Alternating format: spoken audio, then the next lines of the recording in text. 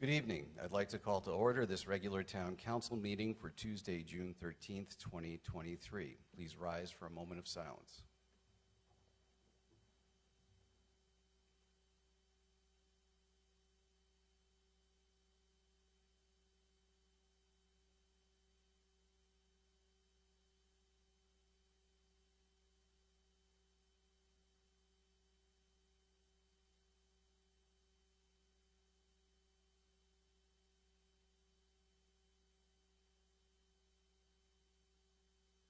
Of the Pledge of Allegiance. I pledge allegiance to the flag of the United States of America and to the republic for which it stands, one nation, under God, indivisible, with liberty and justice for all.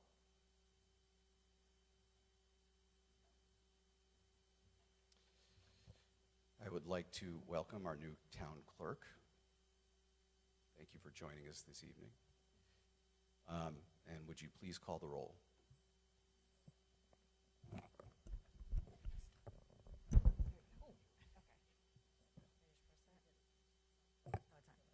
Hello? Okay. I apologize if I mess up anybody's names. Allenson? Here. Carmody? Here. Fishman? Laffin? That was pronounced correctly, by the way, but yes, I'm here. Maroney? Here. Tata? Here.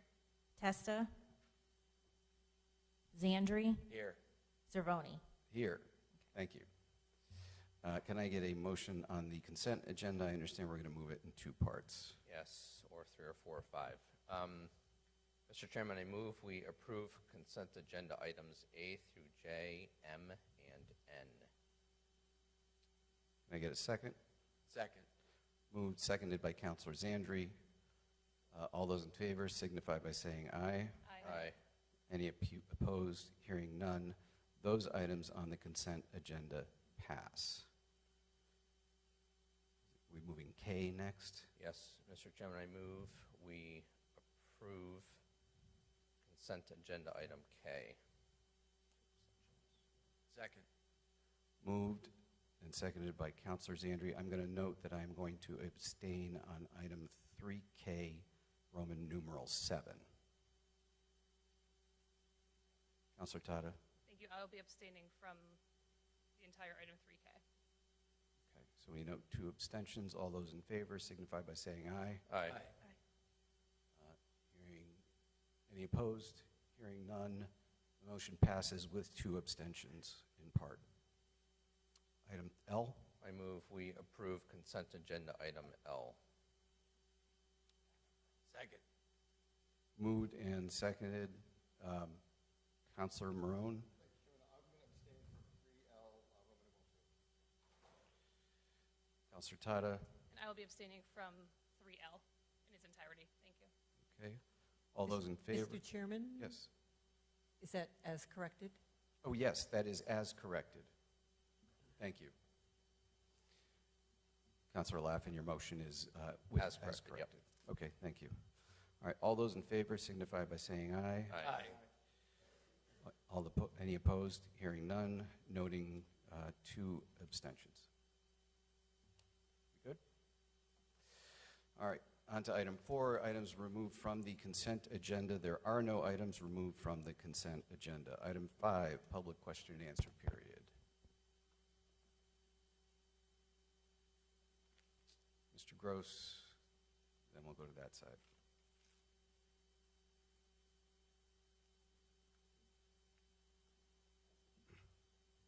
Bob Gross, Long Hill Road. For clarification, what did that mean as amended for 3L? The amount, Oh, it's just that, everything stayed the same? yes, St. Paul's Nursery School was corrected to reflect they were granted $39,000. Okay, so nothing changed. Yep. Couple questions then on ARPA. One through the town chairman to the controller.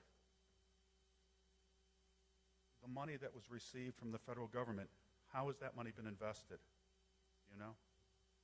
What have we done with that money?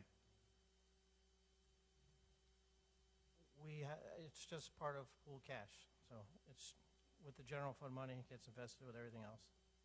Is it interest-bearing? It could be, but we have idle cash that's not invested of less of that amount. So we're covered for where you're going. No, you're not. I don't think so. Because ARPA there was a point of this made in the beginning of the CARES Act, that when the money is received by the towns, they do not require to follow federal guidelines on how money is kept. And it's CFR 200-305, B8 through 9.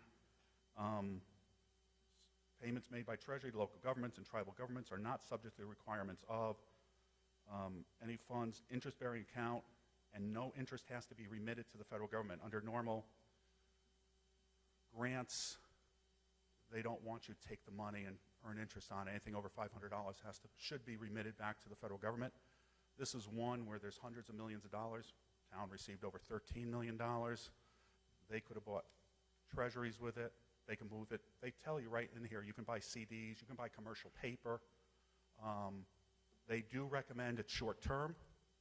They do make a note that it should all be encumbered by 2024, but doesn't have to be spent to 2026. So they know that there could be a 5-year period that this money could be here. And on $13 million, even at a 3 or 4% rate, you're looking at hundreds and hundreds of thousands of dollars that the town could have paid for the consultants without a penny. I'm just surprised, because this came over with the final rule. I'm just surprised our consultants didn't let you know about it, or we didn't know about it. I mean, I knew about it, but I wasn't saying. Not for me, not for my place. But just wondering how we did with that.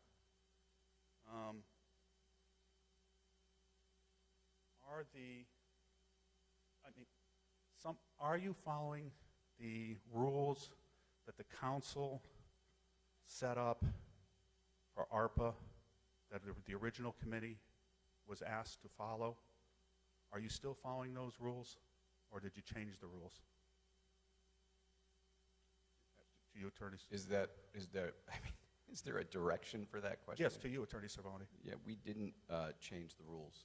All right, then a couple of the ones that passed tonight on the consent agenda don't qualify based on rules that are, I see there's some acknowledgement from some counselors, but they just don't qualify under ARPA. They, not only our rules, so some of them don't qualify, but these are under the federal rules, they don't qualify. And I'm not going to pinpoint who they are, but you have some people out there, agencies, businesses, that didn't fill out applications because they looked at the rules and they said, I don't qualify. I can name one specifically that she's spoken to me on. But then in turn, you're passing some that don't meet town rules or federal guidelines set up by ARPA. So I don't know why these are getting through. Just because the UHY passed them doesn't mean that they pass ARPA regulations. There are a couple, matter of fact, there are some that they didn't pass that for some whatever reason you asked for them and they got put back into the file and the new committee looked at them and then passed them. But where UHY had stopped them originally because they didn't meet ARPA regulations or town regulations, yet you passed them tonight. So I have a feeling none of you look at any of these, and I do this not to the three on the right. They've been against this, Councilor Tata, Fishbein, and Marone. Not against it, but follow the rules. That's all we're asking, and it's not happening. And we'll see what happens later on tonight on following the rules. Thank you. Mr. Michael?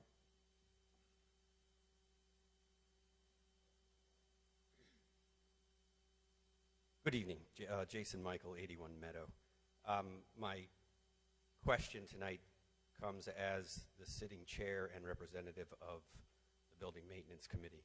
I just wanted to ask if everyone on the dais received the email that was sent yesterday regarding 2 of the 3 properties that we walked through on Friday? I believe the entire council has received it by now. Okay, that's all I wanted. There was a snafu getting it out. It didn't go out till today. I wanted to make sure everybody up there got it, and if any clarification is needed, fire away. We'll be back in touch with you. Very I good. think, Thank you. I think it's probably going to be forwarded to the Director of Public Works. Thanks. Mayor? Yes, an allegation was made. We haven't followed federal rules. Certainly, we've made every effort to do so. I think if there's information of some kind that indicates we haven't followed federal rules, I'd appreciate it if we receive that information, because we take it seriously and have not sloughed in any way our responsibility with regard to applying the federal rules. Thank you, Mayor. Mr. O'Connell.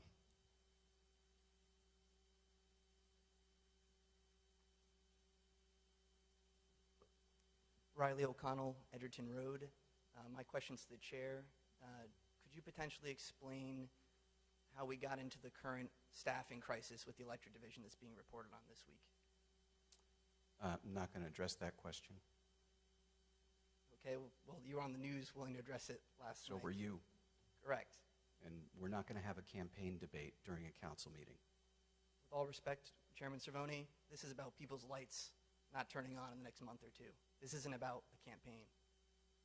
This is about people who, keep in mind, being a lineman is the most dangerous job, not just in this town, but the third most dangerous job in the United States of America. Not being paid a fair wage, not being given a real pension or a traditional pension that they would desire, and not being treated with human dignity. Most of the electric division has not been on an up-to-date contract. They've been on an expired contract since 2020 because, and I realize all the town council isn't aware of this, but because this administration was unwilling to meet with the union officials during COVID over Zoom. Like I said, these employees are already doing one of the most dangerous jobs to not feel like putting themselves at risk for COVID as well.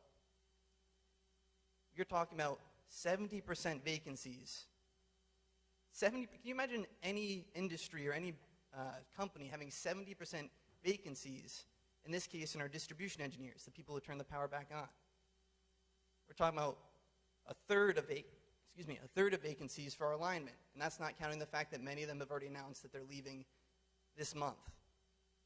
So I really do take issue with brushing over this as a campaign issue, because at best we have one meeting, maybe two, in this town council chamber, before, God forbid, we have a storm and the power will not go back on, because there won't be those people there.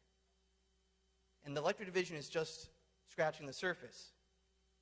We're talking about all of our public utilities. We're talking about many other departments of town employees who care about their departments, who care about this town, which is why they've stayed around this long. That's why they're giving us the warning that they're about to leave well before they're required to.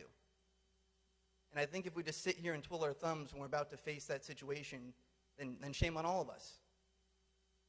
I don't think I need to tell anyone else here in this room or up on the stand there that the electric division is the single greatest asset we have as a town. We've had it for over 100 years. It allows residents and businesses to succeed. And I would have preferred and hoped for, and frankly expected, a better response than I'm not willing to campaign right now. So I hope that someone in the town council at the next meeting will bring this on the agenda, because it's urgent. And it's not getting any less urgent as time goes on. Thank you. How much control of the electric division do you have as the council chair? Very little. Thank you, sir. Thank you, Mr. Marone. Mr. Chairman, I just want to alleviate the issue in this way. Raising all kinds of fears about the collapse of our utilities is just not the case. We have 10 lineman positions, and there are 9 linemen working. I know I saw something about we have 1 lineman. I got a call from the television station. You only have 1 lineman? Yeah, it doesn't do anyone any favors. All the lights are on. We expect they will be staying on. We have staffing issues just like every other department.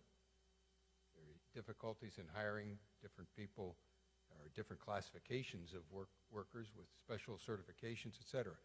But We take it seriously, and we continue to provide service, and will continue to do so. All right, Mr. Gross. Bob Gross, Long Hill Road.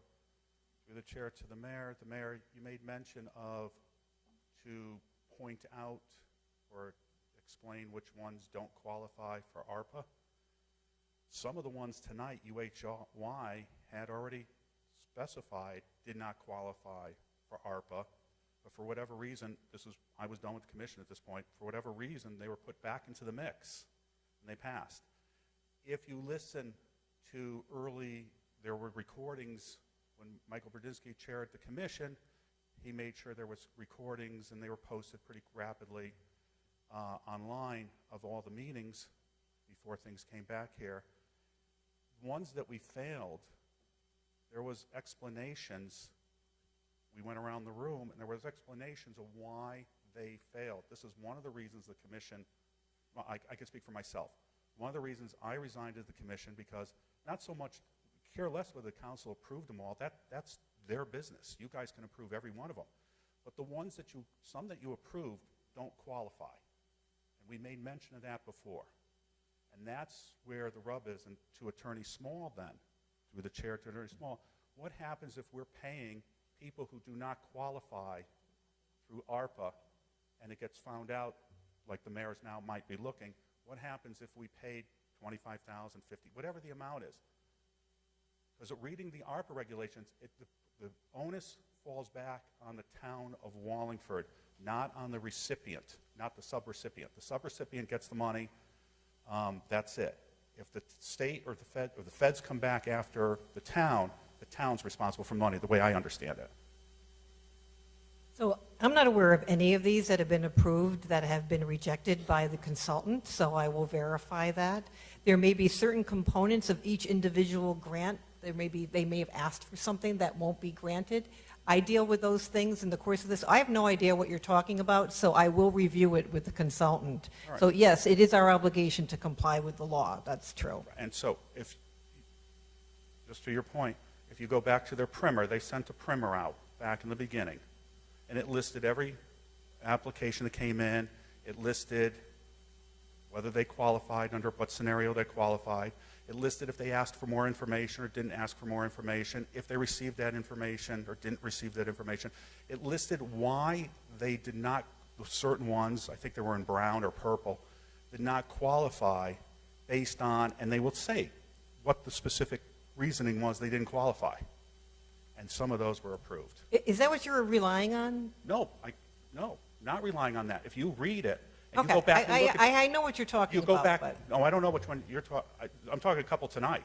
So if you look at a couple of them from tonight, I know there's some earlier on that you might be talking about. And Well, some of the ones that appear on that chart, either as orange or purple or whatever, some of those, if you look further, you'll see that they were corrected. I am understand unaware of that. anything that is in front of, that was just approved by the council that did not clear them. So I will verify that. I won't be spending a dime of that money until it's been verified by the consultant that in fact it's proper. it's the ARPA regulations, that's all I'm saying. Thank you. All right, with that, we will close the public question and answer period, and we will now hold a public hearing to consider an act on the 2023 Neighborhood Assistance Program.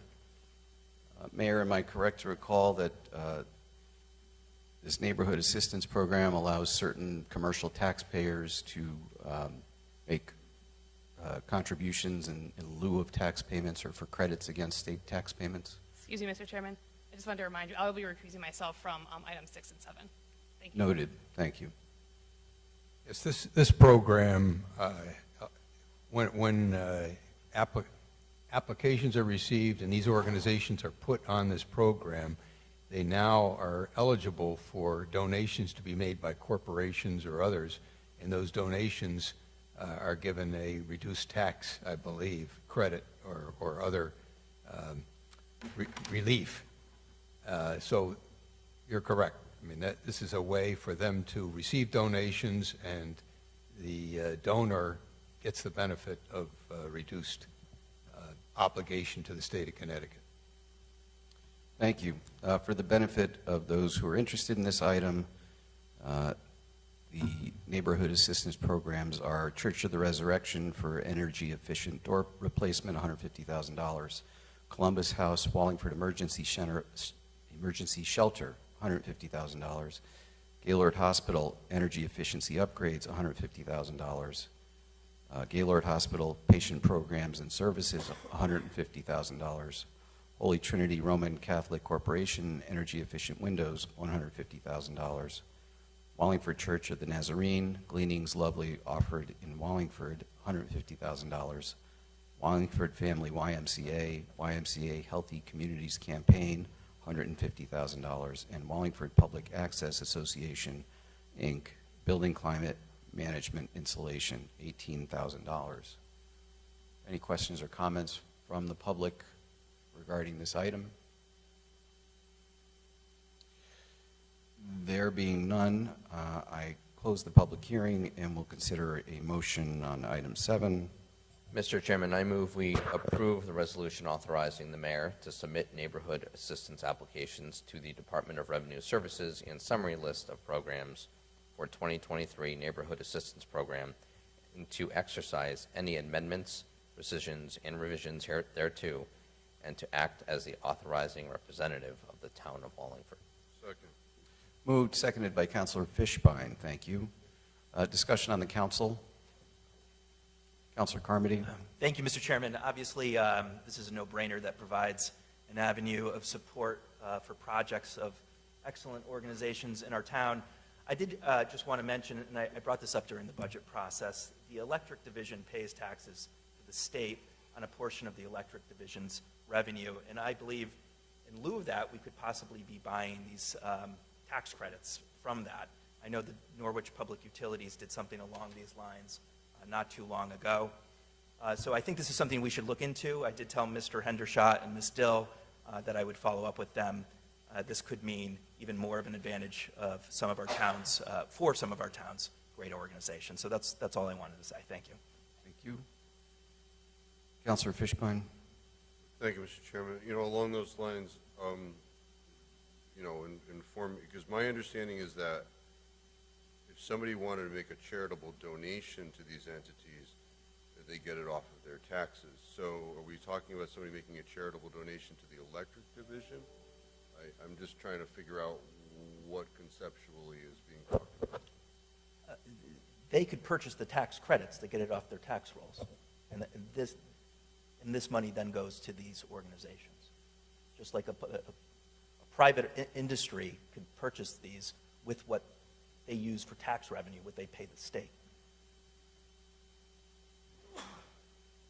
Okay, I'll look further into that. Thanks. Trying to just connect, so thank you. All right. Seeing no further hands on the council, Madam Clerk, would you please call the roll?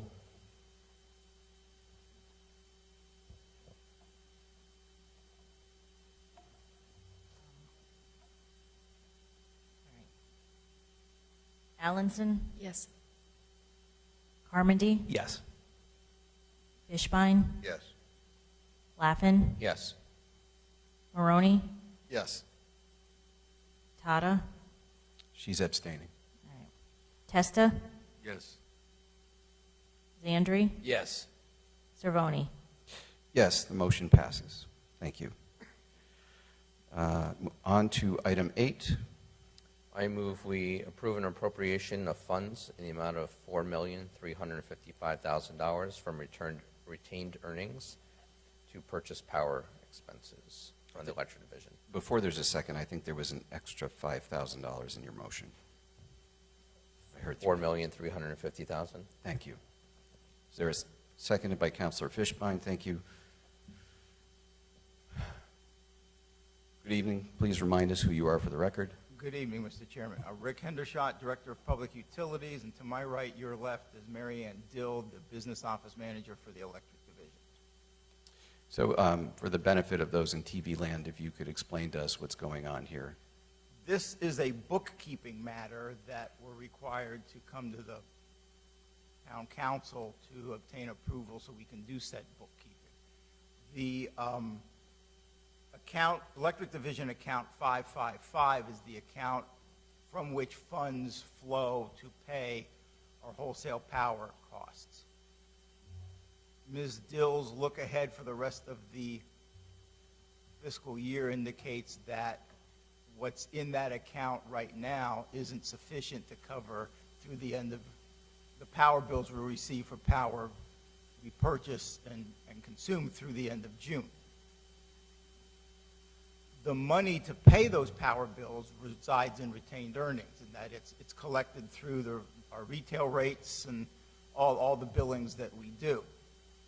But to move the money, to sort of paraphrase and simplify this as best I can, to move the money from the savings account to the checking account, which the PUC has already approved for us to do, we need your approval as well. Thank you. Councilor Fishbein. Thank you, Mr. Chairman. Good evening. Good evening. I've been up here a while, many years. I don't recall ever having to do this before, so why do you agree that this is unusual? I think an amount of this size is unusual. These are unusual times. Earlier in this fiscal year, wholesale power was quite expensive due to costs of natural gas. Now that we've gotten through the winter, that's not so much the case any longer. Also, when the budget for 22-23 was prepared,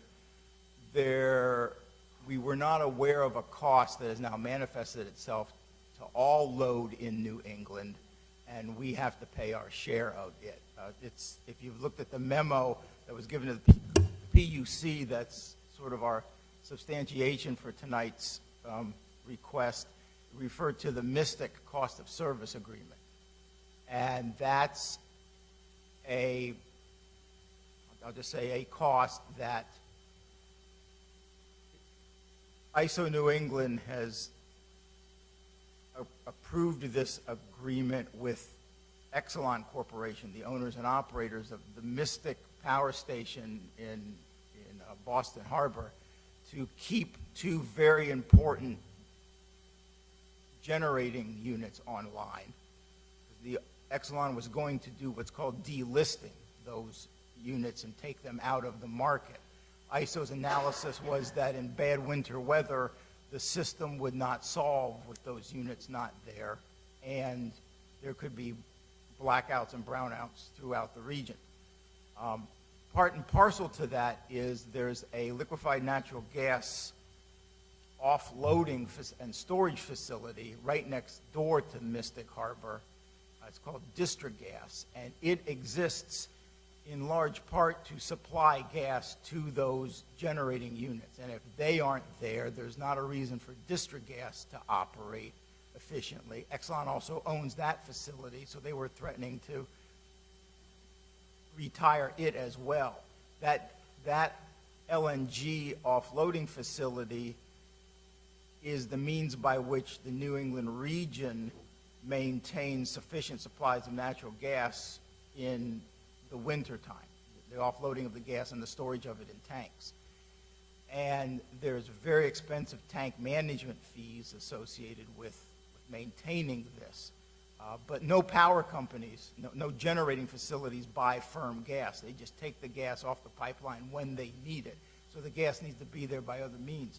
It's the local distribution companies, local gas distribution companies, contract for the gas deliveries. Well, when the LNG ships show up, they have to unload, and if the tanks are already full, gas needs to be burned off.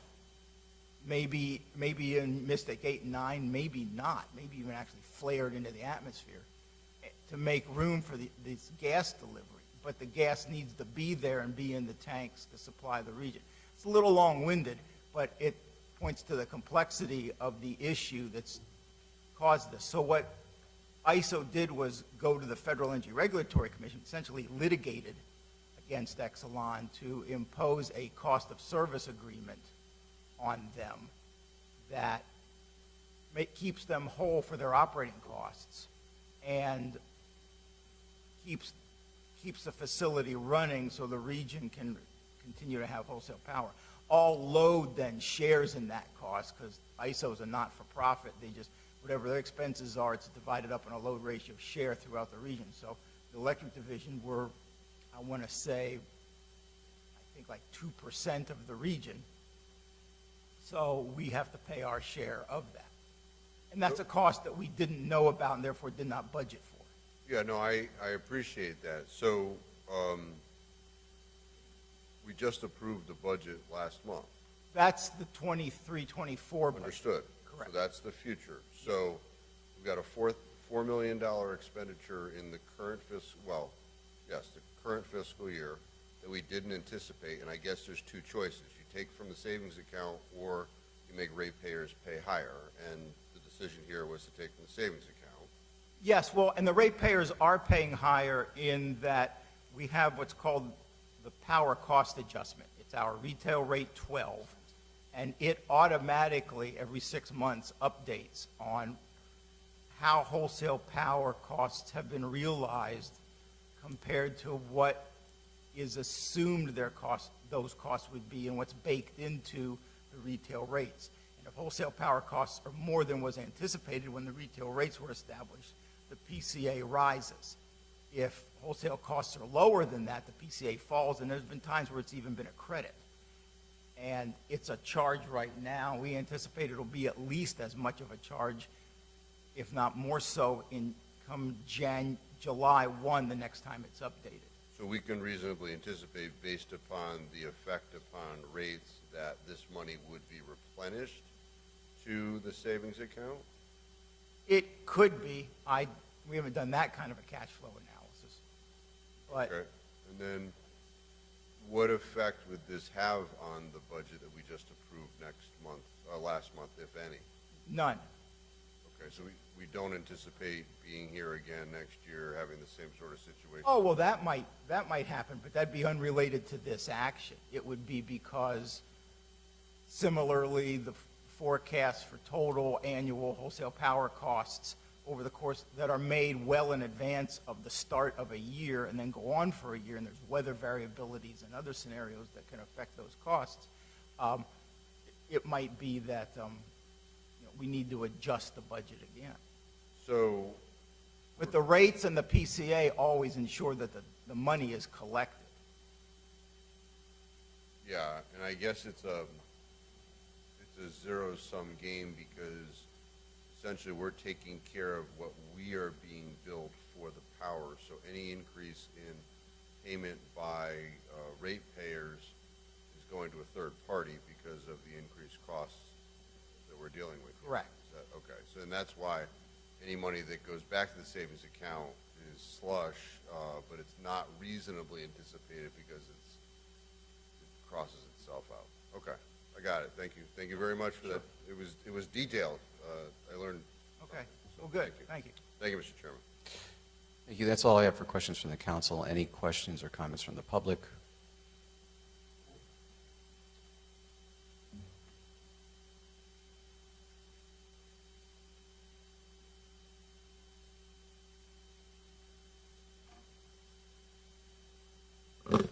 Debbie Gross, Long Hill Road. How does it affect our overall reserves? Because I don't know if I followed everything, I got to be honest with you. So it sounds like we underestimated some expenses, and instead of increasing our rate, we decided to take it out of our reserves. And it's an amount that's very large and something we haven't done in the past. Why did we do it this way this time? Well, it needs to be done this way this time. We need to, for lack of a better way to say it, balance the budget now, and we can't wait to collect the $4.35 million over weeks and months. That the power bills will come due before the end of June and need to be paid, and will exceed the account. Like I said, this is a bookkeeping matter. The money's in the bank, so to speak. We just need to move it from where it is to where it needs to be so we could pay our bills. So is it just a budget versus actual then? And I'm not sure why we're moving it in the reserve. So you have the money there, the cash is there. Yes. Retained earnings is another balance sheet account. So Correct. you could just take it out of cash and pay whatever you need to pay and. Correct, but we it- need council authorization to adjust the budget to do so. Okay, but it sounded like you were taking it out of reserves, of your retained earnings. Well, reserves and retained earnings are almost Right. the same thing, said a different way. Why wouldn't you just, sometimes we all have a budget and we have, income is higher than expected and expenses are higher than expected. We don't necessarily mess on the balance sheet side with retained earnings, we just let it flow through accordingly, and at the end of the year, retained earnings, whatever the net is, gets closed out to. Gets increased or decreased depending on whether you have a surplus at the end of the year or a deficit at the end of the year, and I guess that's where. Well, that's what's going to happen, but to administratively place the dollars in the appropriate account, we need town council authorization. Okay, and that, do you anticipate that you'll have the revenue, or that's going to be, so to speak, a deficit that's going to be sitting in retained earnings at the end of the year? No, the revenue will be there. It's largely already collected, and we'll continue to read meters and issue bills through the end of June. And as those payments are made, that will address it.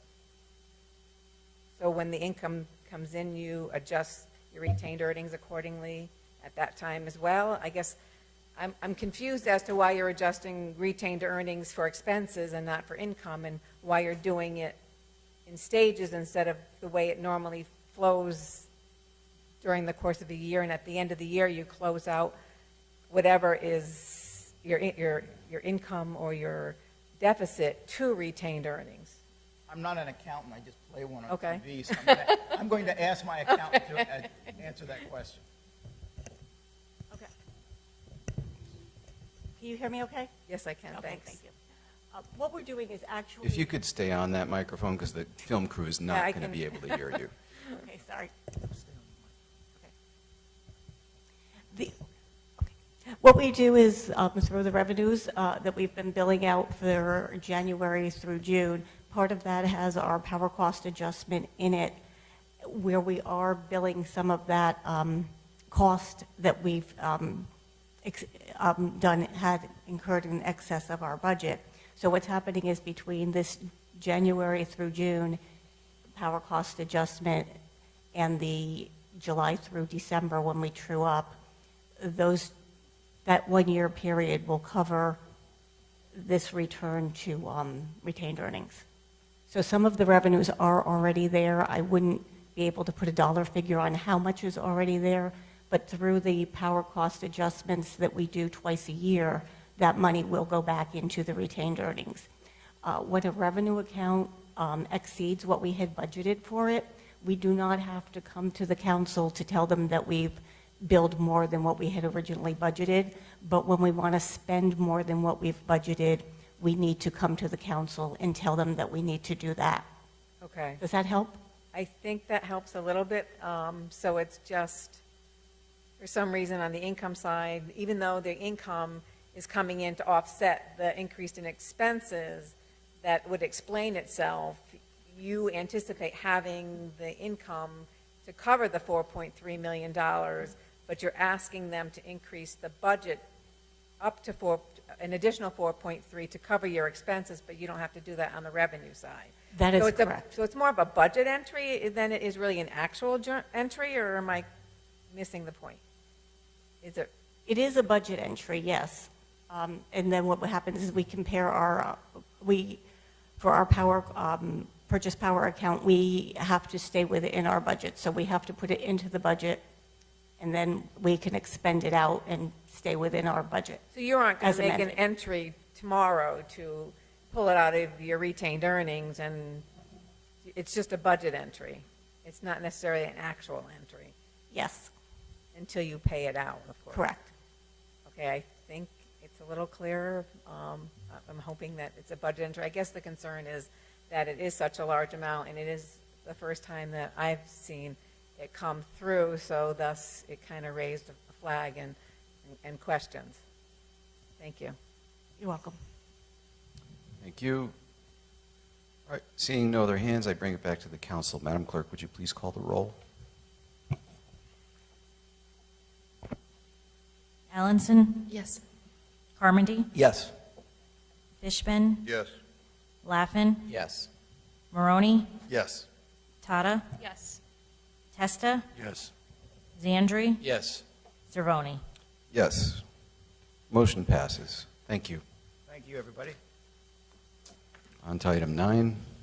Mr. Chairman, I move we authorize the mayor to sign Connecticut Department of Transportation Master Municipal Agreement for Preliminary Engineering Projects, Master Agreement Number 4.25-0523, Core ID Number 23, DOT 0167AA. Is there a second? Is that Councilor Marone? Thank you. Mayor? Yes, as described, this is a master agreement for preliminary engineering where we would hire a subcontractor. We wouldn't be doing the design, the initial engineering. We hire a subcontractor to do it, and you have to follow the dictates in this document. Obviously, it's a very lengthy document. I think you could describe it as a contract of adhesion. That is, we didn't write the terms in order to qualify for funds to help with the expense of a project. We have to follow the dictates of this agreement, or we would not be able to qualify for grant funds. So we really have no choice. If we want to use state funds, we must have this in place. And I suspect between Attorney Small and Ms. Kapuscinski, we are aware of what the adhesion will be.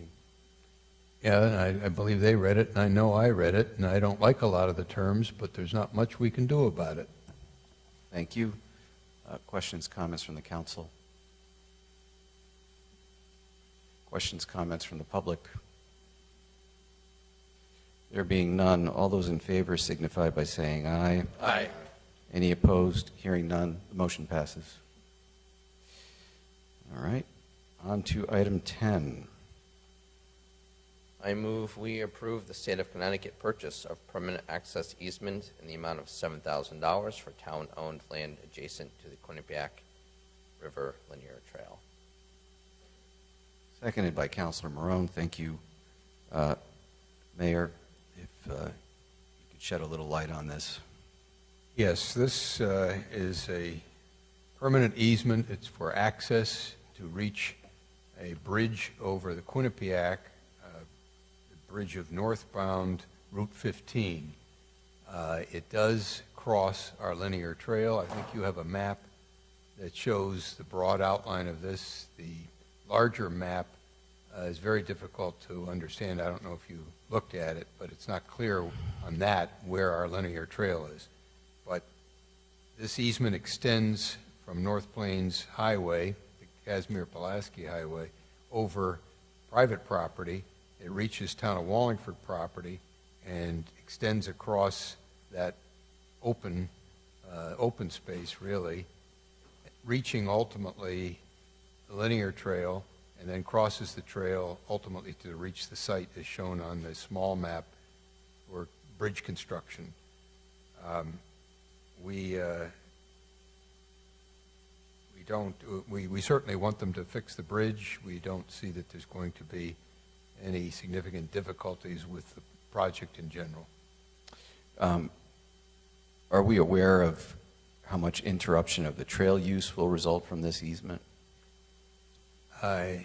Not with any specificity. We would expect that there wouldn't be constant travel back and forth, but we really don't know at this time. And I imagine the purpose of the easement is so that heavy equipment can cross and get to the construction site. That's correct. And so are they, I mean, we have a nice paved trail that people walk on, ride their bicycles on. Are they going to make sure that it is in the same condition at the end of their passing over it? And my understanding is, yes, they're obligated to restore anything to its original condition. Okay. Thank you. Councilor Fishbein. Thank you, Mr. Chairman. So are we dealing with two different things here? We're selling an easement, and we are permitting access over land that we are not giving them an easement to? No, we are granting a permanent easement so that in the future, if the state needs to repair this same site, they will have an ongoing easement. So it's a permanent easement, so that's the reason for the payment of the $7,000. So is there some sort of, we're not retaining any control as far as when they can utilize the easement, notice, or anything like that? No, we don't retain control over the easement. Once granted, they are able to use it for the purposes, again, of the highway construction or reconstruction. They are able to use it when they need to use it. So we would not be able to do anything that would obstruct the state from using that right-of-way, that easement over our property. And that easement includes going across the linear trail? It must cross the linear trail, right? So the easement would extend across the linear trail. So what's to stop them from putting an excavator on the linear trail in the easement and leaving it there? You know, people have been complaining about the construction over by Neil's Donuts, right? It's taking forever, haven't been happy with. What's to prevent that from happening if they've purchased this right? Well, our understanding is that they are going to allow for the continued use of the town property, which would include the trail. This is an easement over the town property. That doesn't mean the town can't use that area. So they would not be able to just wall off the trail and prevent anyone from going along the trail. I mean, there may be temporary periods where the crossing of traffic, they don't want dangerous situations for pedestrians or bicyclists, et cetera. But this doesn't give them a right to prevent the town from use of this area. It's just they have a permanent easement, again, for access purposes. It's not to place anything permanent in the trail. They need to reach their own property where the bridge is. So they can't park a vehicle, it's only for traversing? As far as I know, they are not able to prevent our use of the land in the easement, except where, again, when one of their vehicles is moving along it, we can't prevent that vehicle from moving. Yeah, I didn't see the actual easement document in our packet. Was I missing something?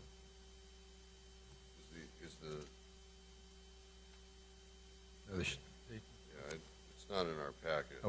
It's a huge, I mean, if you want to take a look, I think I've got it here.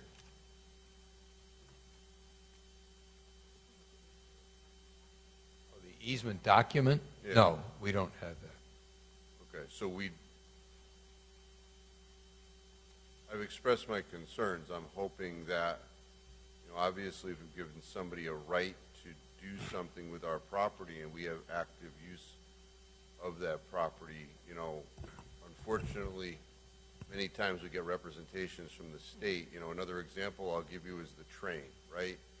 They came to us, they said, we're going to redo the train. You're not going to hear the horn, you know, because they're going to have that horn that's focused on the rails. Remember that whole thing? And now I can hear the train all the way on the other side of town, like almost every day. So I don't believe half of what they tell us. So yeah. No, just to correct, they never told us you'd never hear the horn. The wayside horns are heard by people in the vicinity of them. They're supposed to reduce the amount of noise that gets beyond a certain number of feet from the rail. They never said there'd be no noise from the trains. No, I understand, but I couldn't never hear the train at my house until after they redid it. So that's all I can say. So they're not asking us to sell them anything, to sell this to them. They're going to take the easement whether we want to or not. They want you to accept $7,100 for it. So the challenge would be to the purchase price. So, I mean, we did meet with them, and, you know, Allison does have a relationship with them. I mean, you do, if you look at the map, you'll see that the project is beyond the trail, so one would expect that they're not, in fact, going to be putting equipment on the trail. But obviously, your point is well taken, but, so you would certainly have some, I'm not going to use the word expectation, that there would be some cooperative effort with respect to that. But it becomes permanent because anytime they need to maintain it, they need to use that easement. But it starts on private property and then goes through ours. And there's an existing pathway. That's what they viewed to be the most appropriate place to put it. I think that pathway was probably created when we created the trail for the equipment that went in. So that's the location of it. And the bridge we're talking about is the bridge where the tunnel is. It's the highway. Yeah. The Well, tunnel. no, I don't know. It's the highway itself. It's not, The it's highway- beyond the tunnel. It has nothing to do with our tunnel. It's the highway itself. They have the culverts or whatever underneath. The highway. If you look at When the, you're standing in the tunnel, the Merritt Parkway is going over you. But- So, do you have the map, the drawing? yeah, I do. Okay, so our tunnel is beyond the location of where they're working. I They're understand- working, okay. I understand what the map shows, but I've been there tons of times. And I'll tell you that when you're standing in the tunnel, the Merritt Parkway, the cars are going over your head. I mean, there's an opening in the middle. I mean, I've been there, right? So, I don't know that's not where they're working, though. They're okay, working and that's beyond on- that. Well, but it's the bridge for the Merritt Parkway, right? That's what the representation is. It's not our tunnel. That's not what they're doing. It's Okay, well, beyond that's- that point. It's a bridge over the Quinnipiac River. It's not our tunnel, it's a bridge over the Quinnipiac River. That's what they're working on. Okay, well, I'm looking at the memo, the first paragraph. It says, and its contractors to access the bridge which carries Route 5 over Route 15 over the Quinnipiac River. So it's Route 15. So I'm just trying to figure out, I know when you access the linear trail from the north, there is a bridge that goes over the river there. There is one bridge there. So is that, I mean, that's the northerlymost bridge. Is that the bridge we're talking about? It's a foot. I think when they refer to a bridge, sometimes they call something a bridge. If you're driving over that road, you don't know that even exists, because really, isn't it just a culvert or something? Isn't that what they call those things? So the reason why we asked that this drawing be created was to orient you in terms of the trail. So that's why it shows that the DOT project is below the location of the trail tunnel. They're not the same thing. Those are two different things. If you look on the map, you see the straight line of the Quinnipiac Trail. You see then where the broader impact, where the proposed easement is? To the right. Yes. Yeah. And then follow that, and it curls around and then goes underneath the highway, that same line. That's the linear trail. Yeah. The circle where they're going to work, you can see, is within that whole curve. It's before you would be going through the tunnel. There's a culvert bridge over the Quinnipiac. So they are to the south of the bridge. I mean, the tunnel. The bridge is to the south of the tunnel. Okay. They're two independent features. Going through my memory. So then two other areas of inquiry. That dark area, that is the easement. It's the thicker I don't think, that's not the full, so the easement would keep going onto, through our property onto somebody else's property to the street. Okay, so where it says Paddens Brook, am I to understand that that's onto somebody else's property there? No, I think I'm not going to say for certain, I believe the property extends straight from the, where the easement is. Yeah, because Okay. if you see the North Plain Industrial Highway is here, so this is the extent, where it ends is the extent of the town's property, and then it becomes private property. So so this doesn't show what they're putting on the private property. Yeah, no, I understand. Okay. That was the question. So am I to understand that they have access, or is it our understanding they have access from the private property owner to get to North Plains? They're getting that access. Okay, so then I see a notation on the map of wetlands.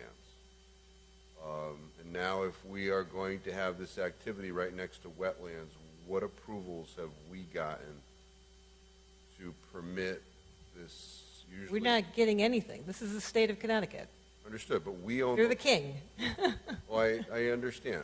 So are we required to get approvals for, they're going to be putting in a temporary road or something, I would think, right next to the wetlands, like, or maybe through the Well, wetlands. this would be the state of Connecticut doing it. So we are not required to No.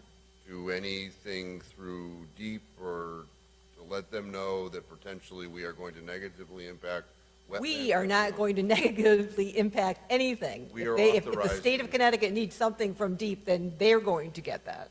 Understood. I don't know that they do have to do that, but if there were such a thing required, that's their obligation. Okay, if that's, because we own the land, so, We own the land, and they are, whether we consent, or they're only asking us to accept the money.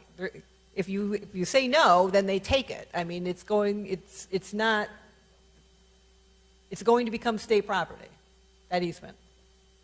I'm asking the questions Okay. because many times, I've been up here a long time. Mhm. Somebody comes back and says, you shouldn't have done this.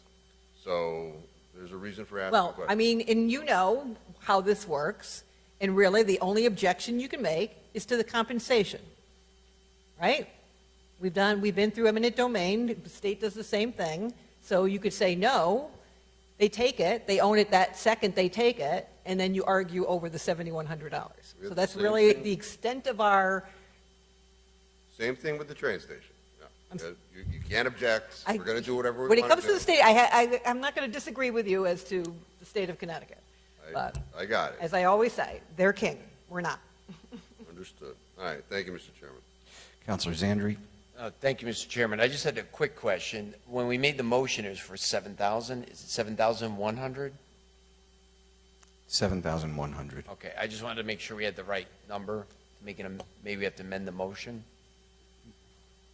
Amend the motion to say 100. Sorry, the agenda said 7,000. And the only other comment that I have is I understand where the area is because there's the pedestrian bridge, you walk over the pedestrian bridge, and on the right-hand side, there's all that flat land where to Attorney Small's point, that's probably where they came in. Just out of curiosity, do we happen to know why they suddenly wanted to do this? I mean, 40 years ago, there was no linear trail there. They would have had to do work over there.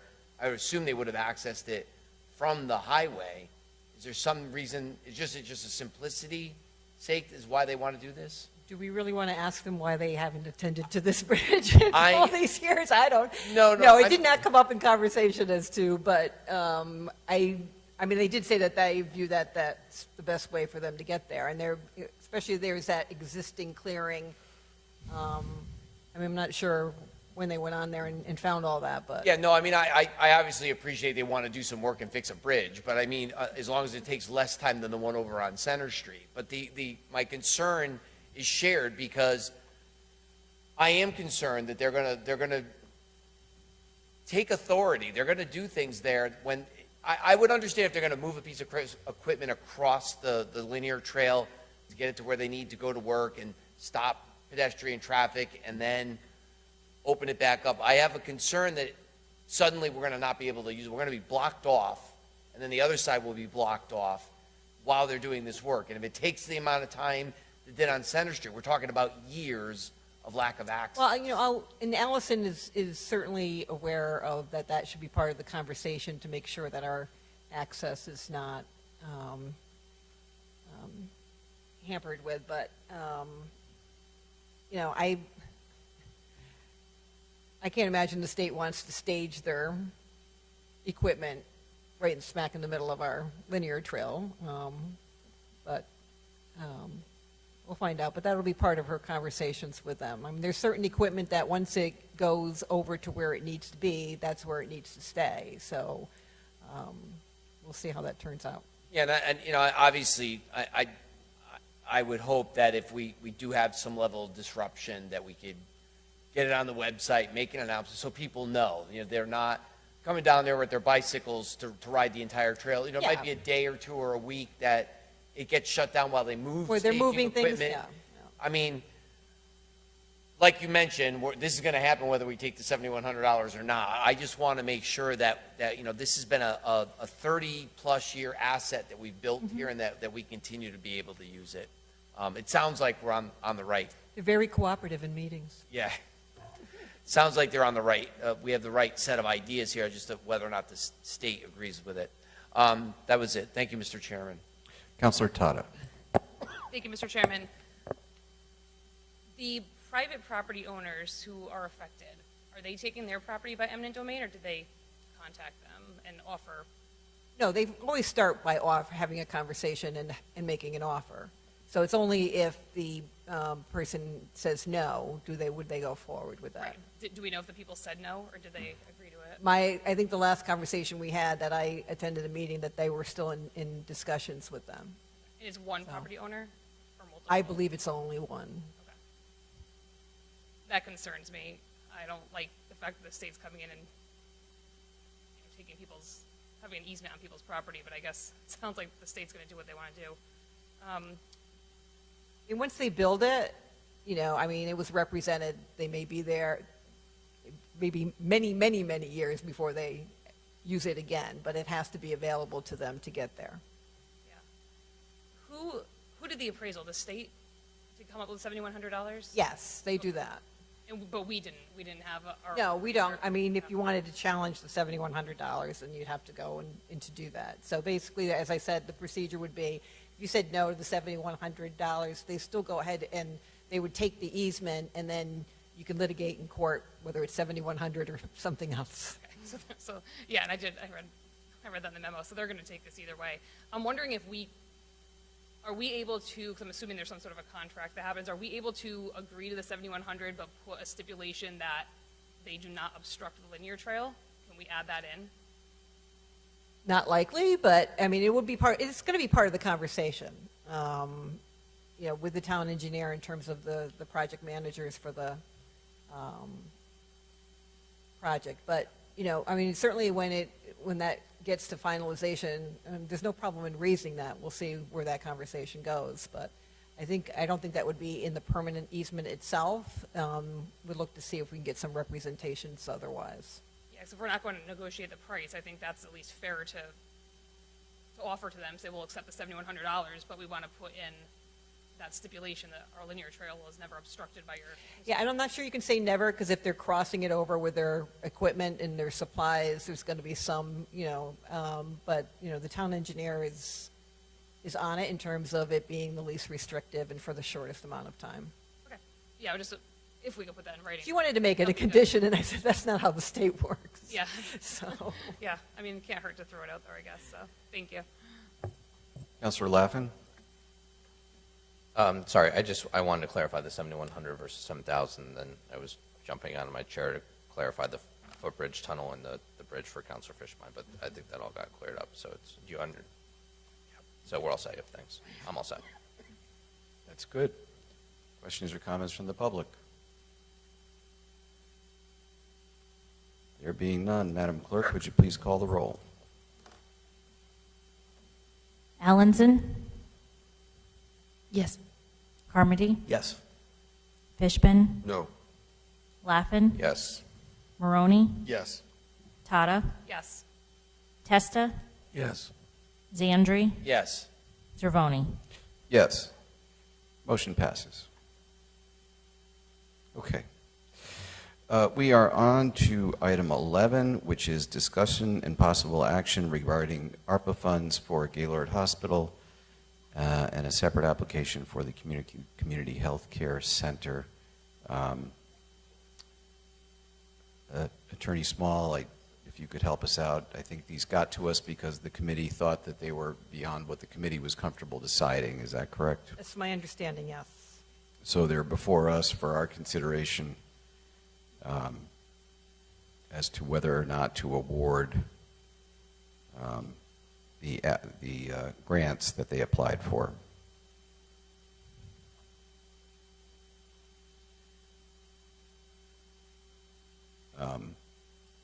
So The process in the committee has been that the committee discusses the details of the grants, and then there's a roundtable discussion. I don't know if the council wants to entertain a similar process. I do see members, representatives from Gaylord here. If we'd like, we can invite them up if we have questions. And the chairman of the committee is here. Mr. Glidden, perhaps you could come up and help us out. Thank you for standing up, getting my attention, and offering. I hope you don't regret it. Thanks for the warning. So I'll just quickly kind of summarize these two applications, why we referred them to you. For the record, Mike Glidden, 29 Palmore Avenue. The first application, Gaylord, we discussed it as a group due to the size of the request, $1 million. And, we had a little debate on whether the issue, is it a entity that provides services to the town of Wallingford? We felt that that was a decision that you needed to make at that size of a request. As for the health clinic, which was a request for $225,000, it's a mobile health clinic. They provide a very needed service. The issue we had with was how do you formulate metrics to assure that all that money is going to a mobile clinic that's based out of Middletown will be spent on activities in Wallingford. And once again, because of the size of these requests, we felt it was more appropriate that this body make that determination rather than us. Early on, when it was the larger group, it would have been nice if a few of us who pushed for having interviews of these applicants at these larger requests, because it may have kind of narrowed down our concerns.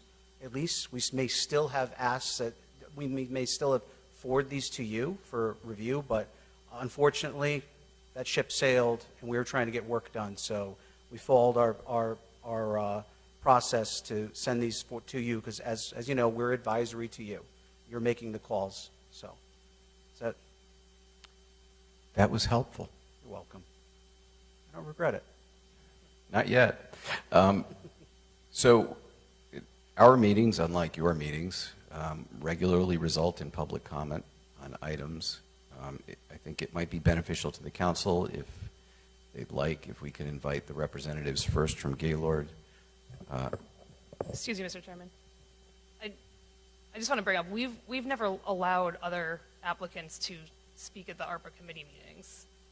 I don't know if that's something we want to do now with specific applicants or not. Mr. Chairman, I can clarify that. Early on in the process, the committee made a determination by a vote, 7 out of 10 members. 3 of us, myself, Amy Walsh, and Mr. Gross, voted in favor of having, especially for the not-for-profits, due to the complexity of their request, we were pushing for in-person interviews for requests that were greater than $200,000. And hence why I said if we had that ability, if we did that way back when, we could have had that. But the members present voted against that.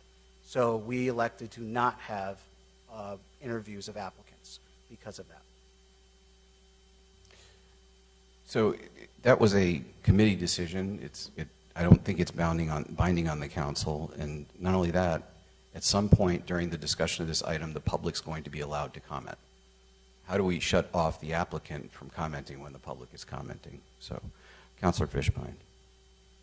Yeah, I don't disagree that the committee at one point made that determination, but since that time, the committee has dramatically changed, and this body itself has been acting on recommendations of, votes, decisions of the body as it presently is. So I don't understand the sort of argument here that the committee itself that created a rule can't change its own rule. I don't know how, we didn't impose that upon them. So I have no objection to us, hearing, but I think what's being presented to us from the chairman of the committee is that they are somehow, their hands are tied to changing their own rules, and I just don't agree with that. So if the committee wants to hear from the applicants, I mean, I would be interested in hearing, you know, we've been at this for a long time, right? But I certainly value what the committee recommends to us. So if the committee wants to hear from the applicants, and then to make a recommendation, and then we deal with it, I don't want to cut off that ability. So Actually, Councilor Fishbein, may I interrupt, because at least since you're commenting on my statements, the nature of these requests, we probably would have still, even with interviewing these applicants, kicked it to the council to say, you really need to make it, especially the one that's $1 million.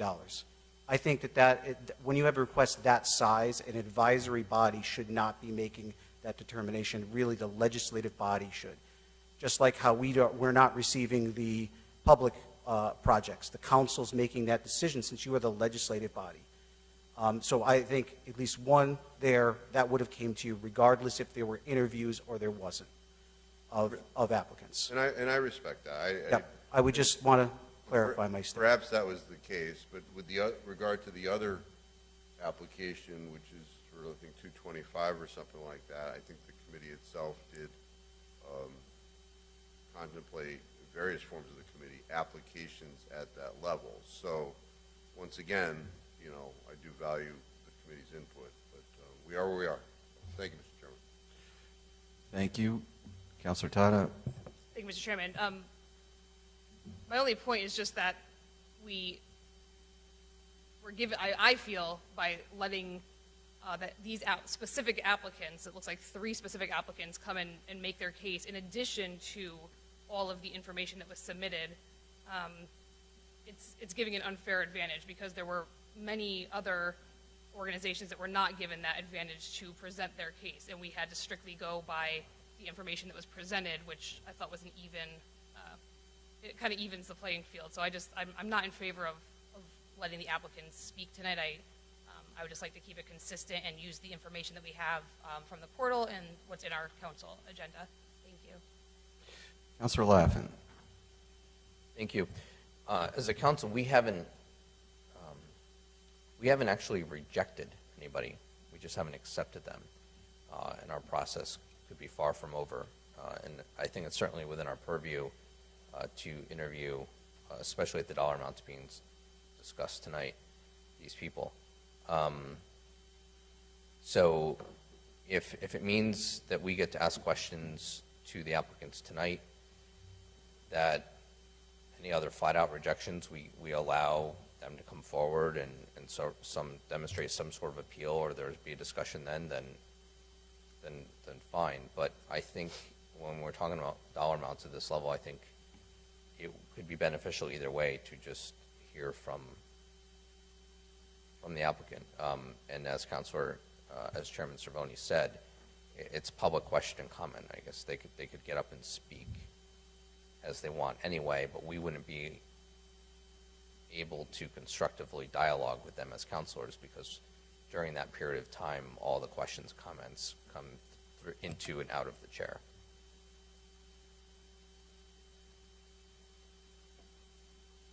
Any other questions or comments from counselors? We don't have a motion on the table, and, you know, absent a motion, I'm not sure what we're going to go forward on if we're not discussing things within the guise of the motion. To me, I think the Gaylord request at $1 million is a substantial amount of money, and I want to understand. I want to understand how that benefits Wallingford. The Wallingford ARPA program is for the residents of Wallingford. And I also want to understand if something less than $1 million is something that would still be beneficial to the applicant with respect to the Gaylord application. Those are questions I have, having reviewed the packet. Councilor Fishbein. You know, one of the things that the committee did with regard to the YMCA application was it was for the Upward Bound program, and it made it contingent that the utilization of those funds, that program would be free to Wallingford residents.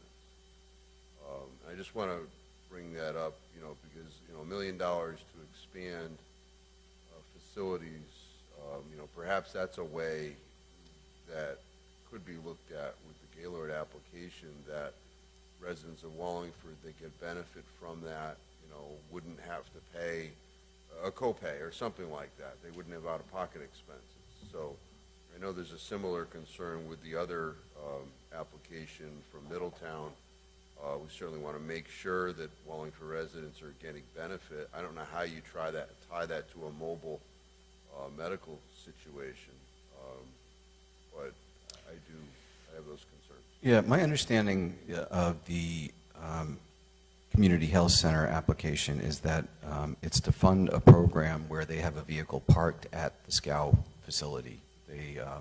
We did receive a memo today from our health director, and I guess Community Health Center is currently performing services like that, or like the services described at Masters Manna. And so, And I guess the concern is that if the patients don't show up to that facility, and it's 10 years from now, let's just say, that infrastructure that we have paid for may be directed to a different location in a different town. So I think we have to assure at least the residents of our town that we're utilizing the money for our residents. I agree that that's a reasonable request. Mr. Chairman. Mayor. It's just with regard to the community health care, both Youth Service Bureau as well as the Health Department were very supportive of this, looking to be able to set times when that can be located. The mobile van could be located at Masters Manor or any other location, have people make appointments, and it would be a real help. I think Vanessa Batista's the director's letter clearly indicates that there's an ability to coordinate this and cooperatively make it a real asset to providing health care in the community. Thank you. Councilor Testa? Thank you. I just want to clarify that early in the process, we were given a summary of the total amount of applications from businesses and the total amount from nonprofits. Can I assume that this application of $1 million was not included in those totals? I believe it was. It was included?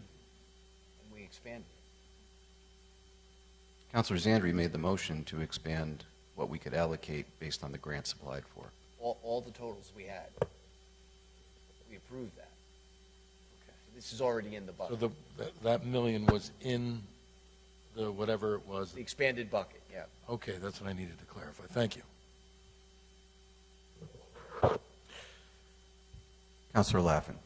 So can we hear from Gaylord and the Community Health Center or no? They're going to be allowed to speak during public comment anyway. I would just as soon have them come up here so that we can ask them questions. So I'm going to ask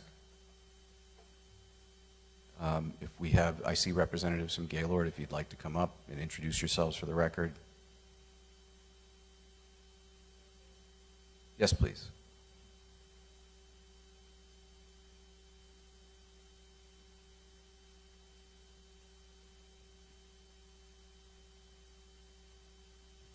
Good evening. I'm Tara Knapp. I'm Vice President for External Affairs at Gaylord Specialty Healthcare.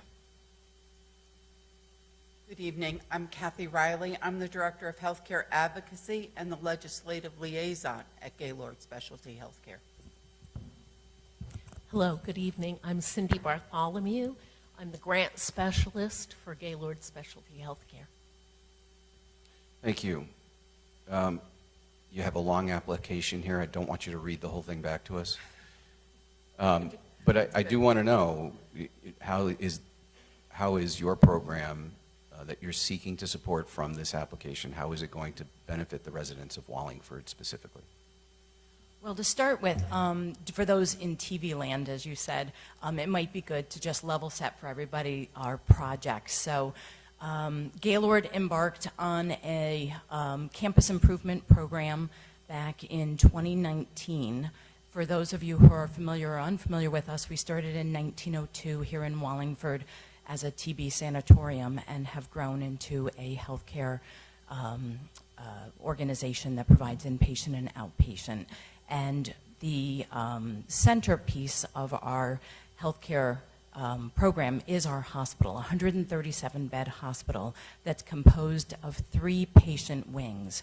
2 of the patient wings are very dated. The Lyman building was created in the late 1950s, and the Hooker building was created in the middle 1970s. And in order to provide first-class health care, we really need first-class facilities for our patients and our staff. These dated facilities really needed to be updated from a technology point of view, from an infrastructure point of view, and the project started with a price point of about $5 million for the 2 buildings, so approximately $2.5 million per building, and that was back in 2019. During COVID, and due to just natural cost increases, we had to stop our construction twice, and those delays not only resulted in extra costs, but during the time we've all seen costs go up, and it has now gotten up to $13 million. We have raised over $10 million. We still have about $2 million to go. So this was an opportunity for us to hopefully find another funding opportunity, because the ARPA funds were to help organizations that were affected during COVID. And as you know, we could never close during COVID, and we had to care for patients, and we had to learn how to provide for everyone that was coming through the door. We did have to close our outpatient clinics and try to repurpose some of our staff during that time. We now find ourselves at a point of, continuing to try and raise money, but the prospects have changed over time. People's incomes, people's ability to give has decreased, costs have gone up, and this application was to see if we could secure funds to help us get over the finish line in completing the what we fondly call the Looker project for Lyman and Hooker. Cindy? The impact on the Wallingford community reaches into all areas of the community.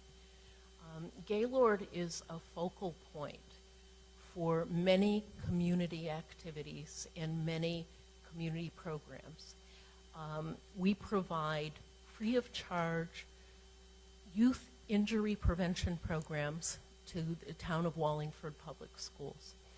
We have more than 200 employees who are Wallingford residents, and nearly 700 patients during the course of last year. These are just last year's numbers.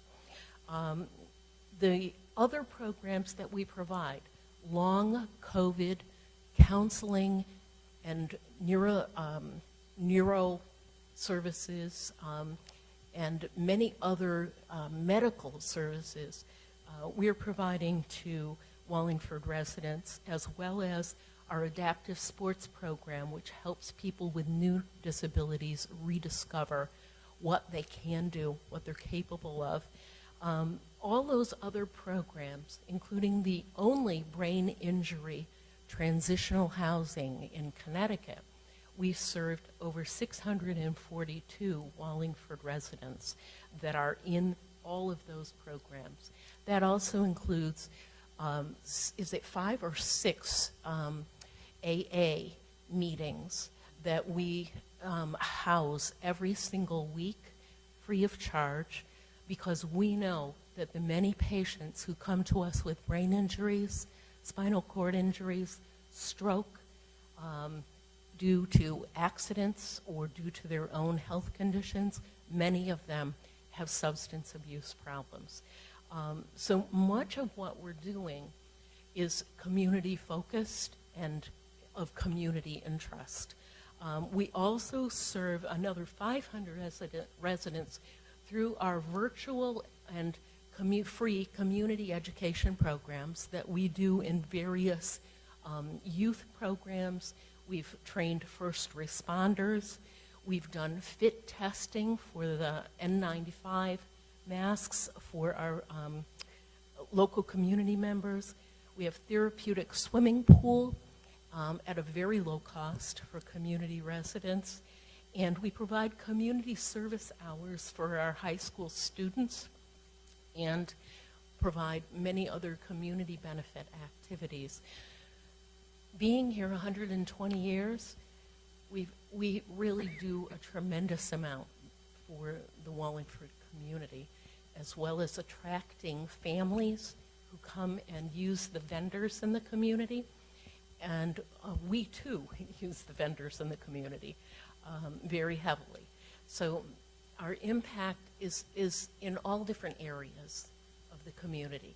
And I'm going to let Kathy speak. You know, we're in this position because we had to shut down during COVID. And we're in this position because of what's happened to the economy after COVID.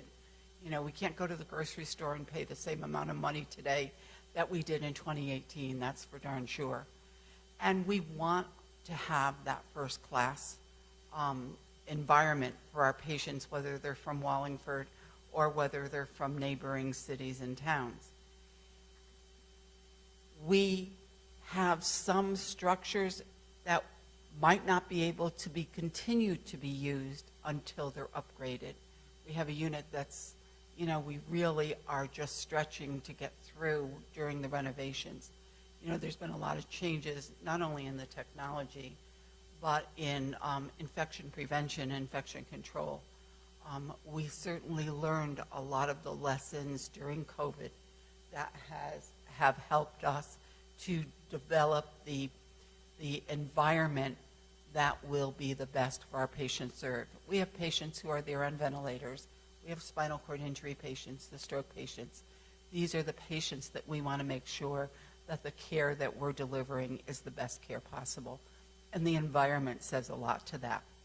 The other piece is, you know, in this day and age with the issue around staffing and jobs and vacancies, we want to make sure that our employees are not only in the safest environment, but environments that allow them to flourish professionally and be the best caregivers they can for our patients. So. Thank you. So, you know, by my rough math, you talked about 1,342 patients over the period between the two programs that you talked about that were Wallingford residents. Do you have any idea in that same period how many patients you serviced from other communities? Let's see. The microphone, please. The total that we serve in inpatients is approximately 1,400 a year. The total that we serve in outpatient is about, what, 5,000? No, I think it's closer to 7,000. Yeah. Yeah. Okay. And now, remember, the type of care in the hospital that we provide is infrequent, right? Most of us are not going to have a spinal cord injury. And so we wouldn't expect high numbers of traumatic brain injuries, amputations, ventilator, spinal cord injury to all come from Wallingford. So the improvements we're focusing on is to the hospital. We certainly serve, you know, a lot of patients from Wallingford in our outpatient clinics, but on inpatient, you know, whether it be from Cheshire or Hartford or any town in Connecticut, there's a small percentage in each town, because luckily, these devastating, life-altering events and illnesses happen infrequently. But when they do, there's Gaylord.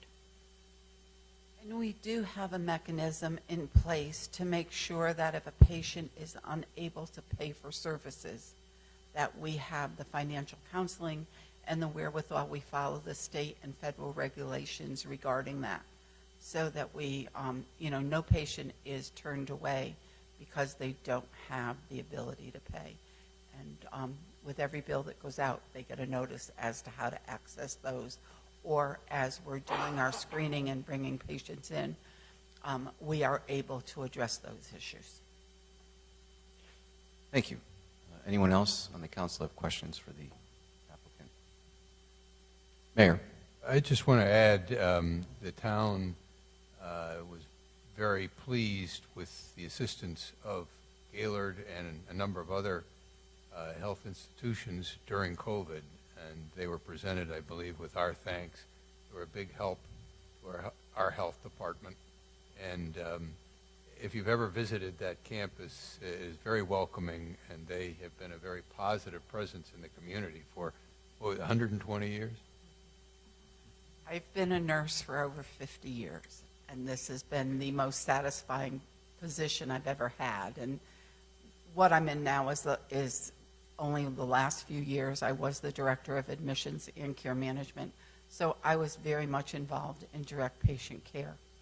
And there's just no way that the hospitals that we helped and the patients throughout the state of Connecticut, and definitely in Wallingford as well, during COVID, for the first 6 months of COVID, we never saw a COVID patient, but we took the patients that allowed the hospitals to treat the COVID patients, and then treated well over 400 of them, many of them coming to us on ventilators, never having been out of bed for weeks or even a couple of months or more at a time.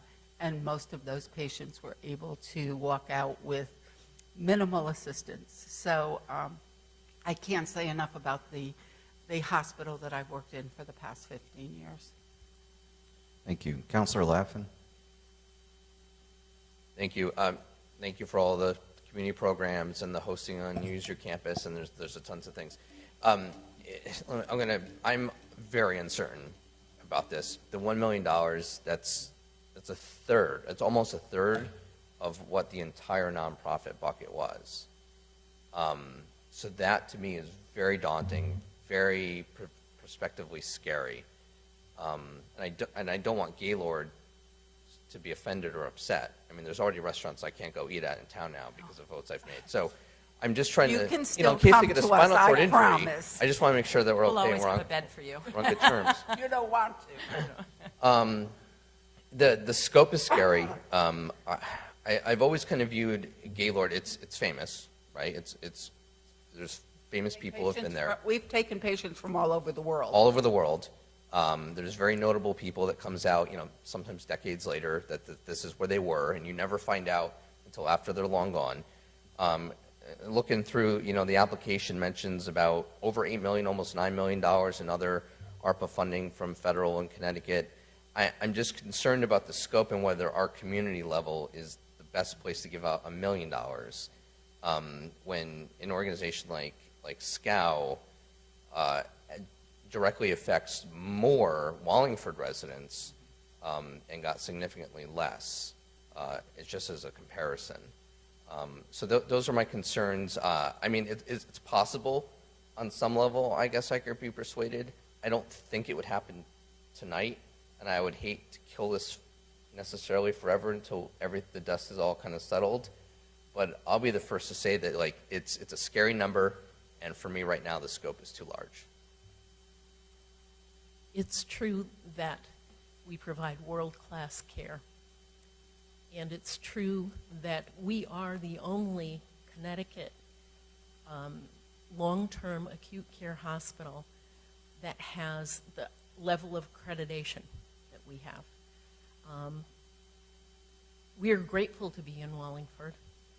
And one of the major pieces about our request was that we have worked so hard since 2018 to raise this money to fix our floors and our ceilings and our walls and our medical equipment for patients.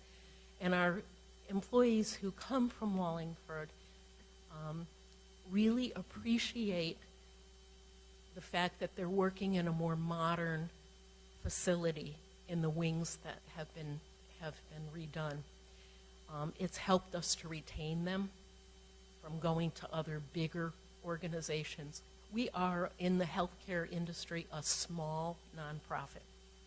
Our budget is much smaller than a Yale or a Hartford, and those entities are swallowing up organizations left and right. We are an independent nonprofit organization. We are cooperative with all of them, but we are independent. And so all of our work to raise that 13 million to finish raising the 13 million has been really difficult. It's been an uphill climb. And ever since we received that ARPA money, there has been a misconception. We are working on, with that ARPA money, we are working on updating our health care information system, which heretofore did not connect with any Gales or Hartfords or any of the other systems. And our doctors were still writing paper prescriptions and are still working on paper files, because we're about to roll out with that money, finally, a system that talks to other systems and provides the highest quality of immediate conversation and communication with other healthcare entities. Yeah. The ARPA funds that we received from the state go directly to our electronic medical record. The federal government gave hospitals money to update their electronic medical records several years ago. Our, I want to say sister facility, our other long-term acute care hospital that's in New Britain, Hospital for Special Care, got a $10 million grant from the state of Connecticut a few years ago, and part of that grant included updating their electronic medical record. I have to tell you, during COVID, I was still acting in my role as the admissions director. I saw the delays and were frustrated, as were my hospital partners, in the delays in accepting patients because we didn't talk to the Epics of the world. And most large hospital systems in Connecticut are Epic. We can't even buy Epic. We're too small. So we do have a product now that once we go live this fall, we'll be able to speak to them. We're not going to have those delays in the future.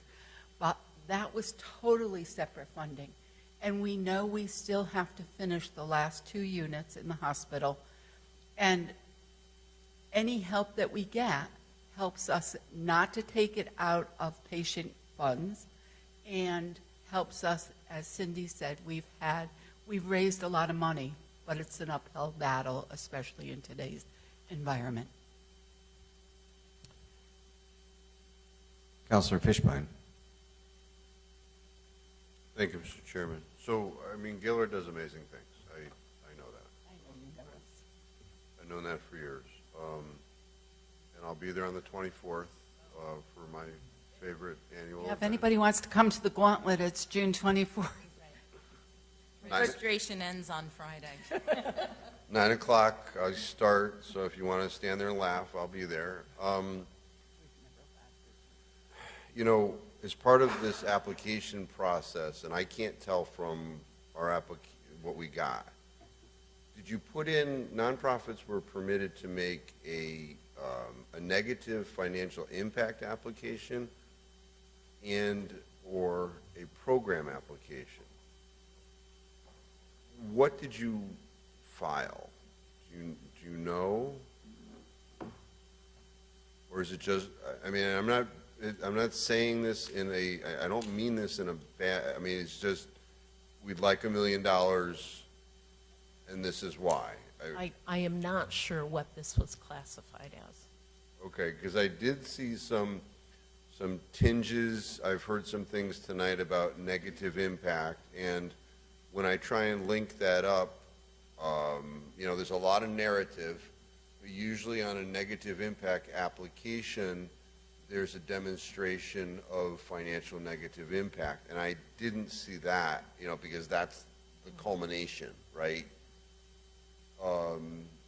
So moving ahead from that, I'm looking at it as a program application, okay? It's, which is another way that we formulated the process that allowed a nonprofit to say, our finances don't matter. We think this is a worthwhile program. So that's sort of the way I'm looking at this, given what's before us. So there's criteria that this body developed and is supposed to score. So the first thing, and it's a big chunk, it's 50 points, right, is the purpose, the program detail, the goals and expected incomes are clearly described, and the program addresses a clearly demonstrated need for those in Wallingford. So I know Chairman Cervoni asked you about Wallingford and benefits. So I'm trying to figure out currently what percentage of your patients, and this is an inpatient situation, right? This is not $1 million for any outpatient programs, right? So I think if I narrow it down and I say, what percentage of your inpatient patients are Wallingford residents today? Do you know? Or over the last year? I'm not looking at pinpoint, right? It does. So over the last 5 years, do you have an average? I would say that about 80 per year for the last 5 years 80%. have been, not 80%. 80 patients. So if we can quantify that as a percentage, because 80 of 20,000 is a small number, right? 80 of 1,200, 1,400 at the most. Yep. Okay, so that's about 6.5%. Okay. And as a result of this project, do you think that percentage will be relatively constant? Absolutely. Okay. Yep, or go up. But we hope Or go that- down. Or go down. Or go Right. down. It Yeah. depends on the critical illness or injury factor of that particular person or family. And the impact is not only just on the patient, but the entire family when something like this happens. So. Oh, no, Yep. I totally got it. I mean, Gaylord is unique. Yeah, renovations to the building won't result in more sick patients in Wallingford, you know?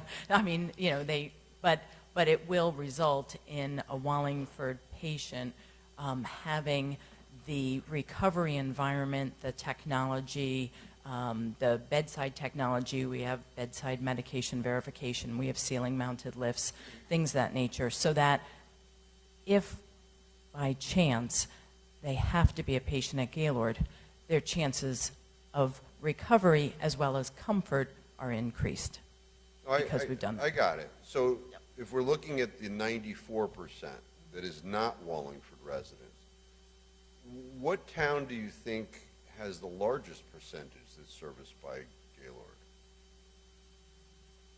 New Haven? I'm going to say roughly the towns around us, so North Haven. North Haven, The mic's not picking you up. North Haven, New Haven County is our New Haven largest. County, So I would say yeah. it's New Haven County, and then it's probably followed by either Waterbury or Hartford County. Okay, but just, I mean, looking at town, I think New Haven probably has a larger percentage of patients at Gaylord because New Haven just naturally has a larger population, right? So it's the sampling of individuals that get into the situation.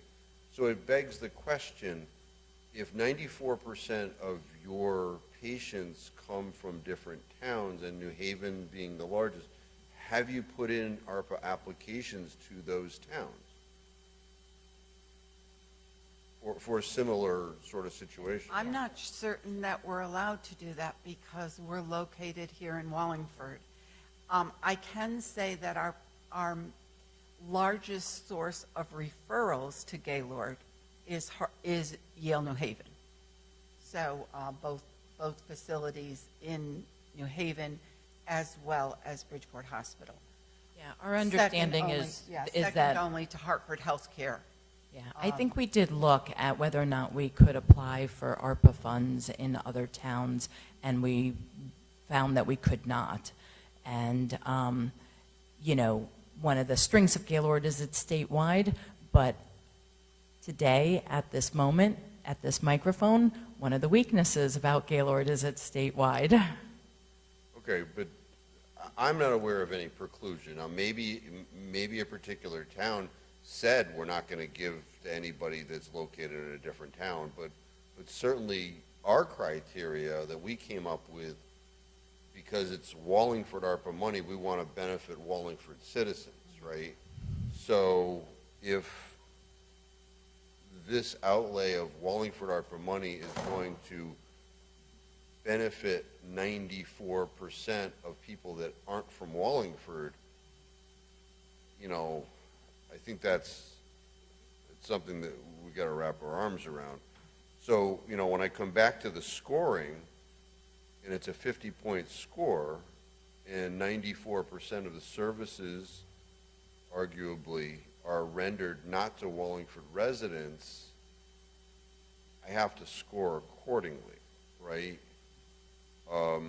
So then we get to, where are you with the fundraising for this project? Like, without the $1 million, let's just say. So we have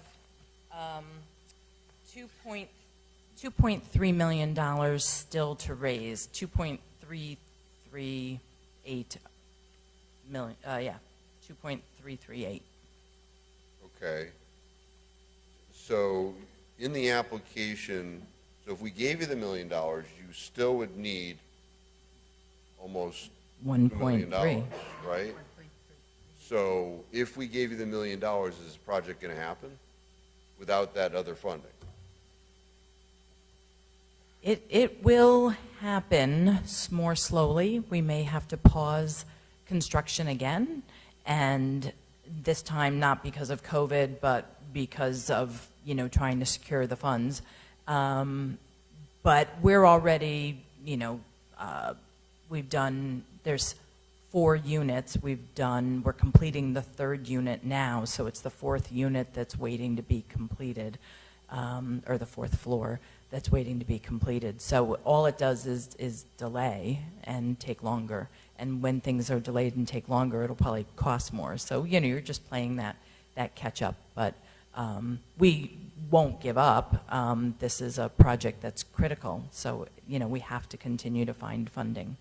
No, I understand, but we are time limited. So in your application, you make the representation that this program will be completed by October of 2024.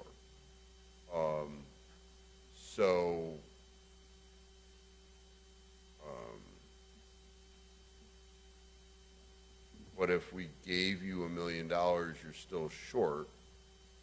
They don't have to finish the program by October 2024. They have to spend the portion of it that the town gives them. I did discuss that with the consultant. I'm just going by the application. The application makes I'm not saying that we are constrained. Okay. But their application makes the representation, because one of the criteria that we're supposed to score, well, the committee was supposed to score, which now has fallen into our laps, is the program ready to implement, and is the proposed budget appropriate for the request? Right. So I'm trying to work through those two things also. I think that's, well, let me ask you this. I mean, basically, I'm not diminishing what you're trying to do here, but it's a lot of money. And it doesn't seem like there's a it isn't like, we have a project that's going to cost $1 million. We'd like you to pay for the project. please, out the door, right? So, you know, if and I'm just throwing it out there, if we said, okay, $500,000 is appropriate,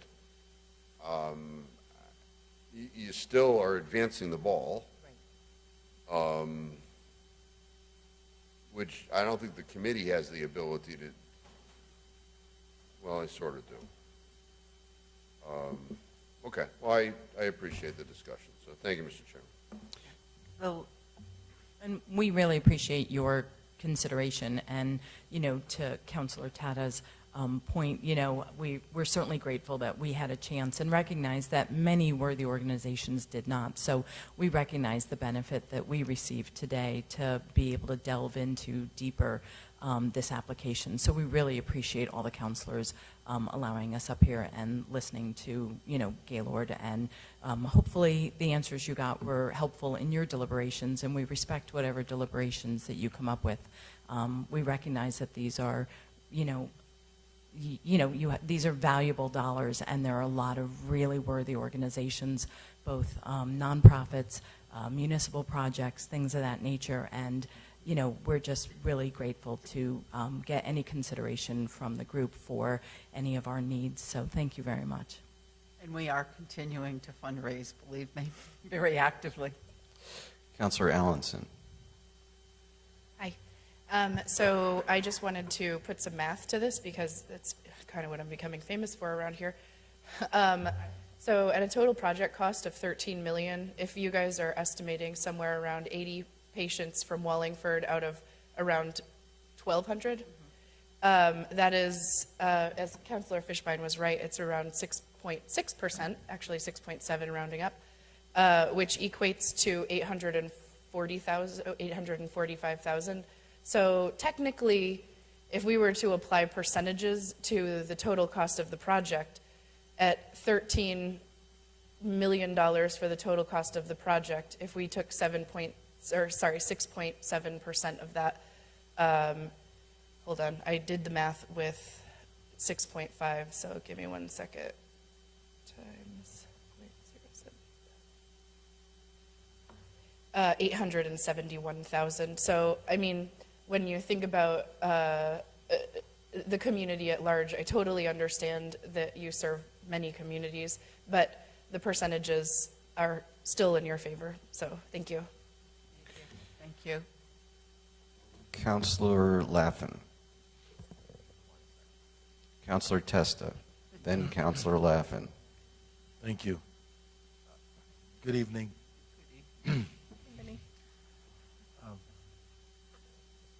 I've totally honest on this. I such mixed feelings. As you know, I was a patient several years ago after a pretty horrible situation, and the care I received was, you know, was phenomenal. And I have returned since to see Dr. Rosenblum, and because I have spinal cord injury, and so I'm finding it very challenging to be, you know, objective. I can. I'm a big boy. But at the same time, I'm, as some of my colleagues have mentioned, I'm a bit challenged by the scope of the $1 million. But at the same time, we did. I forgot, I guess, but I didn't realize that it was always in the original amount that we had factored when we were talking about how much was going to be considered. That takes a little bit of the pressure away.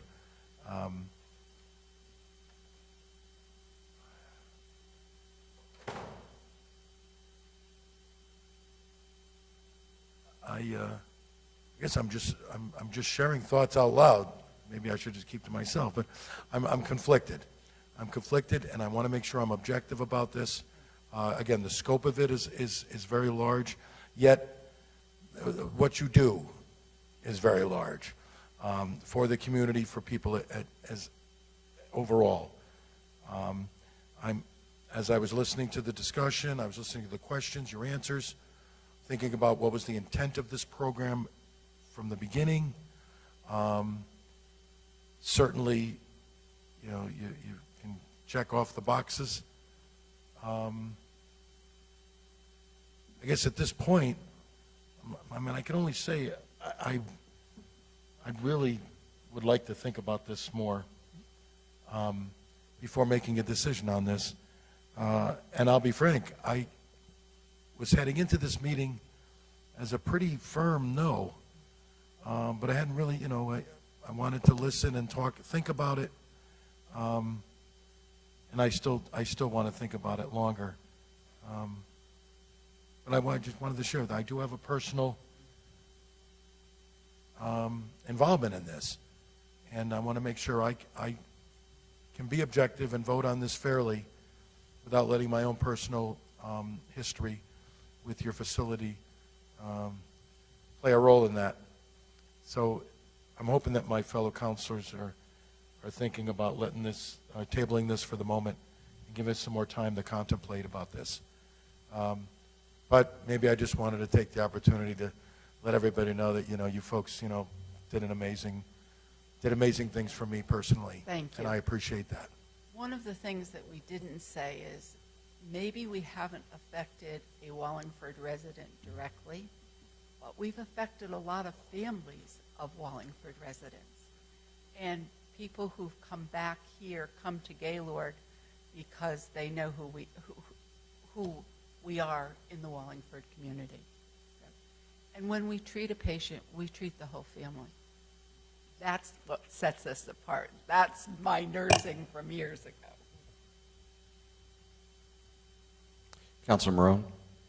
Thank you very much, Mr. Chairman. You know, Gaylord does do great work. I mean, clearly, if you've ever gone there or visited a patient at the facility, I kind of agree with Councilor Allenson. I think the scope of the amount of money they're looking for is a lot in real dollars. However, compared to the magnitude of the whole operation, you know, we've given some pretty substantial sums of money to businesses and not-for-profits that have very little in terms of, like, you can tell where that money's going to end up, right? So in Gaylord, at least I know if we spend $1 million on Gaylord, it's going to end up, you know, going to something that I would feel good about at the end. So, you know, kind of at the beginning of this process, I said, I just kind of want to know where the money's going, right? Where's the accountability? And I kind of feel I don't really have an issue. You know, if someone suggested to reduce the award, I would be okay with that. I'd be okay with the entire award.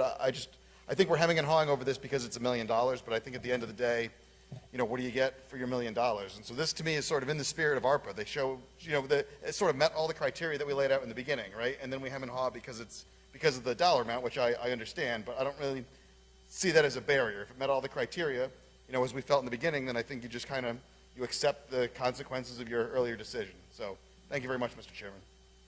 Councilor Laffin. Thank you. Yeah, so kind of more of what everybody has been saying. I came in as a hard no. I tried to say that politely in the beginning. In the more talking and listening, and I think, I mean, I would like if we could do something.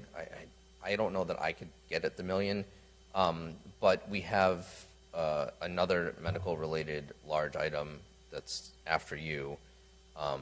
I was wondering if the rest of the council would be okay tabling this, I think because it's a large dollar amount, that I don't mean table it for 5 minutes. I mean table it like to another meeting. So I don't want to reject it, but I'm not ready to make a decision tonight, and I think I'd be more comfortable deciding on another night when more time could be put into this. So I'm going to motion that discussion on possible action regarding ARPA funds for Gaylord Hospital be moved to a future council meeting. Second, if, with one request for a friendly amendment, if it's on the next agenda. Sure. Noted. Thank you, sir. Moved and seconded. Discussion on the motion. Councilor Tata. Thank you. With all due respect, Councilor Vice Chairman Laff, I don't want to table this, especially if it's just going to come back in 2 weeks. I think we should just talk about it tonight and be done with it. But that's usually how I feel with most tabled items. So it's just not. I am going to remember you said that forever. Thank you. next time you want to table something. Any further discussion on the motion? All right, Madam Clerk, roll call, please. Allenson? Yes. Carmody? Yes. Fishbin? Yes. Laffin? Yes. Maroney? No. Tata? No. Testa? Yes. Zandri? Yes. Cervoni? Yes, the motion passes. We will see you again. We will be back. Thank you. Yep. On to item B, which is the Community Health Care Center. We did get a memo from our health director that was supportive of this program. Welcome. If you could please identify yourselves for the record. Good evening. I'm Casey Harding. I'm the director of the Center for Key Populations at Community Health Center. And I'm Chris Farmer, Vice President for Grants Development and Administration at Community Health Center. Thank you. So I want to know, how Wallingford-centric is your program going to be? I mean, I think it's going to be on at least 4 wheels. Yeah. So how do we keep it here? Well, first of all, I don't know if you've ever seen a mobile health unit, but they're pretty incredible. 2 exam rooms, full waiting areas, an awning that comes out so we can put tables to do education and things outside. So my kids kind of joke with me that I didn't cry when they were born, but I cried when I saw a mobile health unit. But I think the most important thing that we've learned through COVID is the systemic barriers that are in place for people to receive care. So when we were analyzing the application and what our program would be, we really wanted to focus on looking at our key stakeholders in Wallingford based on our affiliation with Masters Manna. We've been there for 12 years. We were there when they were on Industrial Plains Road, and then when they moved to the new location. We've been providing comprehensive primary care, behavioral health care. We have this year, or last year, sorry, we saw 596 patients. About 89% of them gave us a Wallingford address as their residence. So just in that one location, we're seeing 89% of our patients are from the Wallingford area. We anticipate that there's many more, and we in fact know that from doing patient focus groups and going out with our community stakeholders, that there is a great need in Wallingford, that if anything, COVID exposed that need, that people were not engaged in healthcare, that, unfortunately different things created priorities that just didn't allow them to access healthcare. Our goal through the mobile health unit is to provide a new access point. So this would be somewhere that could go to any place where we saw a vulnerable population or a need. And one of the things that, was so nice to hear that the health director was supportive, because one of the relationships that would be really key would be the health department in Wallingford, and being able to really identify the places where our support was needed the most. In our current location at Masters Manna, we see patients, we have a full provider team, a nurse, but we also, in addition to doing our primary care and our behavioral health services, we also can do flu clinics. When COVID hit, although it was stressful, getting vaccinations out to the people who were the most vulnerable, so people who have compromised immune systems, people living with HIV, substance users, things like that, was really important to us. And the way we could do that was by going into the community directly through Masters Manna. This gives us even greater access to those vulnerable communities and makes sure that they have access to the services that they need. I think in our application, and I feel bad that we perhaps didn't make this as clear as we wanted to, that, when we looked at the outcome measures that we wanted to be able to measure the success of the program, it was directly related to Wallingford. So we will see 200 patients in the next year on the mobile health unit from the Wallingford community. And we can clearly measure that as we do at our other sites. Our flagship location is in Middletown, but we have a great desire to enhance the services we can offer in Wallingford. And part of that has been us identifying the needs of the Wallingford community. Some of the key groups that stick out are, there's individuals experiencing homelessness. There's also a very large immigrant and refugee population that that have trouble accessing care, and specifically care that's affordable. And, you know, we unfortunately are seeing a lot of adolescents and runaways and sex trafficking and things like that, and we have seen that in our Masters Manna location. And so, you know, again, what the mobile health unit does is creates less barriers for patients to access that care, and care that is excellent. I can tell you, I don't have one provider who isn't an exceptional provider that gives care that is the best quality, but also in an environment that's safe, that has everything you could possibly need. So in addition to primary care, we can do HIV care, we can do Suboxone and substance use care. As I said, we try really hard to look at what the needs are of certain communities. So if it's a flu clinic, if it's you know, a COVID vaccination clinic, we do a lot of overdose prevention education and HIV testing on our mobile health units, and that's another thing that would be offered to the Wallingford residents. And again, I think our primary focus is to create something in this community that enhances the opportunity for people to get health care in a way that's really safe and effective for them. Thank you. So with our cover memo from the law department about your application, some of the conditions that were suggested are requiring the unit be based, possibly stored in Wallingford at least through 2026, serve Wallingford residents as a first priority. I think you kind of addressed that. Require scheduled locations in Wallingford, and salary reimbursements be limited to work performed in Wallingford. Are those parameters you can live with? Yeah, the one thing is the storage of the unit, because security tends to be a little bit of an issue, as well as it needing to be plugged in, and anything like a vaccination has to be refrigerated, so it's very temperature controlled. So there are some pretty specifics around the storage. I can tell you that what we have outlined in here is a certain amount of sessions that we would do, and all of them would be in Wallingford. So we may store it somewhere that is more efficient, but it will be located here at locations, hopefully with the director of the health department really helping us identify those locations. But everything else other than that would. Yeah, storing a vehicle that large requires quite a facility. Yes. I don't doubt. And isn't there a limitation about licensing through DPH? Yes. It has to be at a specific. You have to license it for a specific site. So yeah, oh, that's the other thing. So we license it with the Department of Public Health, and that's just to maintain compliance and make sure everything's in order. And that would give the locations of Wallingford as our sites where we're seen. So we don't necessarily have to give completely specific locations for the DPH license, but they need to know what hours we're open, what general locations we go to, and that all is included in the licensing process. Thank you. Sure. Councilor Laffin. Thank you. The amount. The application that I have in front of me says $317,000. Somebody mentioned $250 earlier. Yeah, I don't.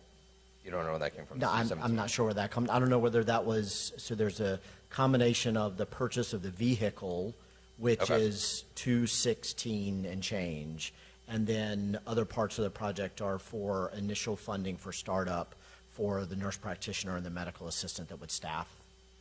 Okay, so it's the 317, 318, whatever. It is, okay. yeah.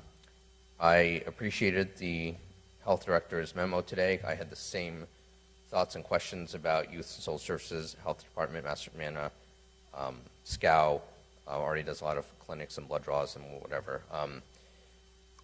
The where, I don't, not looking to have a mandate. Is this something that Mayor, we could store at like Public Works behind the closed gate? Like what's the, or you're like, no way, that's a liability. We want nothing to do with that. It's not liability, but I don't think that would be something that would be workable given the equipment they're moving around and I'm just trying to think of a space behind a gate where they're not driving it on the highway and using all the gas. Well, and if I Keep it could in just Wallingford. mention quickly, part of what we have to do with the mobile health unit that's also a challenge is to make sure equipment is always stocked, vaccinations, which are stored in one of our main locations for the refrigeration. That would be a very hard thing for us to do, in addition to the safety issues and the security issues. The other thing is we will receive a scope we'll put in a scope application, so it falls under our license from our federal funding, and that has to do with liability and all sorts of other things. So we definitely want to maintain the most efficient, and Sure. that one area, it probably makes more sense to go with how we know works and that kind of stuff if we could. So you're going to keep it in Middletown? We would keep it in Middletown and bring it here. Okay. So it's not going to be stored in Wallingford, it's going to be stored in Middletown? It's not that we wouldn't store it in Wallingford, I just don't know that we could come up with a feasible way to do that. Sure. Because all of our supplies and equipment are in, so for instance, we have one that goes to New London. It also gets restocked in Middletown and brought to New London. And does it stay in Middletown and go out to New London every trip? Yes. Or does it get Yes. restocked and then go sit in New London? It goes back to New London and then comes back to Middletown. Every time. Because we have Okay. to, remember, we also have to get waste off of it. Okay. We have to run the water lines, and all of that stuff requires equipment and different things, and Sure. And- So it's going to stay Middletown. Does the New London unit go anywhere else besides just New London?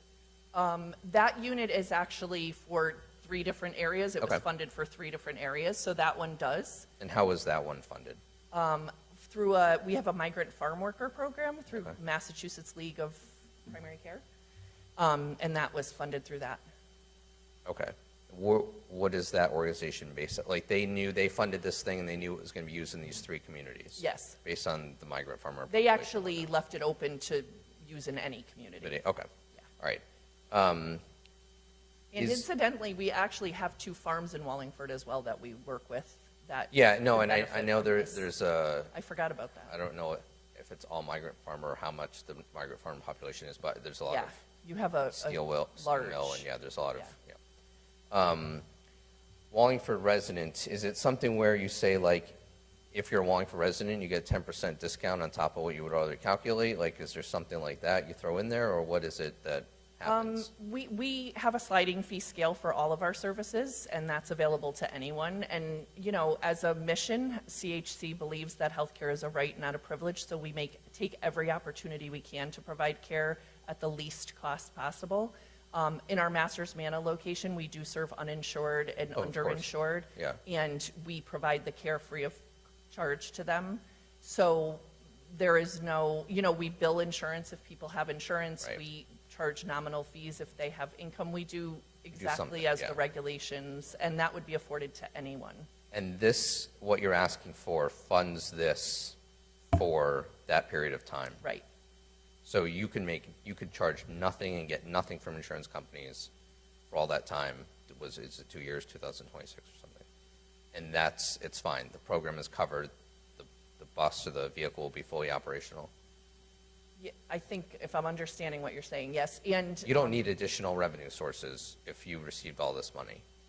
right, for a certain amount of patients. Right. Obviously. Right, so And the- this is so to the fund 200, like a whatever. salary of a nurse practitioner for Yeah. a certain amount of sessions. We would probably, if the need arose, we would add sessions if there were more patients Sure. than we're hoping to see more than 200 patients. Right. That was a figure we wanted to be able to give you as a deliverable. No, and I appreciate that. Yeah. So- And there are other support staff that will, someone who registers patients, and we need to supply the technology. And so there were costs incurred that we obviously would take on to make sure that it was really run efficiently and that kind of thing. But yeah, this is a great opportunity for us to really get into Wallingford, into places that we haven't been able to get before. And I don't think anybody else is, according to the patients we're talking to.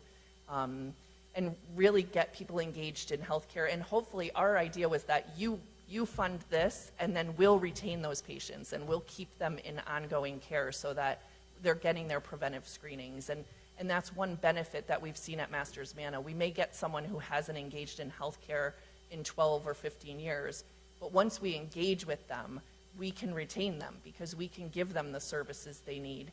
And then they're getting their cancer screenings and their flu shots, and we're starting to see those health outcomes really be impacted, and that's our ultimate goal. A potential acute care issue becomes or evolves into Yes. a preventative. And we become a trusted partner in the Right. community, and people start relying on us, and that's kind of what we're looking for. Okay, and my last question, Sure. especially now that I know you've got this other vehicle, this other mobile unit. based on the numbers that you put in the estimate, the 200 or whatever, what sort of availability or gap does that leave this mobile unit to do other things or go other places? Like, so if if Wallingford's not filling, or let's say you fill the 200 from Wallingford, is that 5 days a week, 3 days a week, 2 days a week, and then you're going to Meriden, Cheshire, North Haven, like, what's... So again, going back to the health director who has graciously agreed to kind of support us in looking for other avenues, one of the things we do at the mobile health unit is, for instance, you're supporting a provider for a certain amount of sessions, basically 2 full days a week. The mobile health unit is great for other things, like a vaccination clinic that can be run by a nurse, or a lot of, with Pride Month, we've done a lot of events where we've gone out and done rapid HIV testing, or offering PrEP, which is pre-exposure prophylaxis for people so they can't transmit HIV. Those are all, overdose prevention is huge, and unfortunately, even in Wallingford, which is kind of small, you do have a significant population that has the issue of needing education, and we hand out Narcan kits to people. So those are all other uses, and that would also benefit the Wallingford community. One of the things we would love to do is to partner in community events, large community events, where we could bring the mobile health unit and provide that kind of outreach or engagement, patient education, those kind of things. So that's another area that we would definitely look at. Okay, I'm all set for now. I would add the Coalition for a Better Wallingford to your organization list that you work perfect. with. They were focused more on drugs and abuse substances and things like Great, that. So thank you. I'm all set for now. Thank you. Councilor Fishbein. Thank you, Mr. Chairman. So why a mobile unit?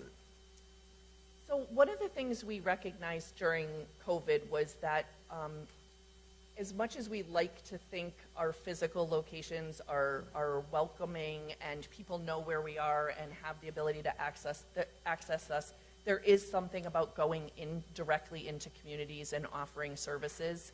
The mobile unit we have now, I'm always amazed, and I tell this little story about going into a Dunkin' Donuts parking lot to get a coffee on the way to a location, and having 12 people come over and talk to us and ask us what we were doing and what we offered and what they needed to do to get services with us. And I think when you go into communities that have been perhaps stigmatized, or a lot of people of color have historic stigma and discrimination that they feel or perceive from the healthcare system, but when you go into those communities and you create a trusted place for care, you tend to get the engagement that you might not get at other places. And so, is it perfect? No.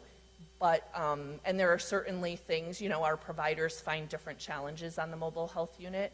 But what I can tell you is that and we're very new to this. I will tell you our other mobile unit was just purchased this year. So we're still new to this. But what we're finding is that it is exponentially easier to engage people when we are directly in their communities, when they can go into their house and grab their mother who hasn't seen a provider and bring her out for care. And we're definitely seeing a lot of success with that. Okay, but there appears to be a disconnect, because I thought the representation was that this was going to be primarily located at the SCOW building.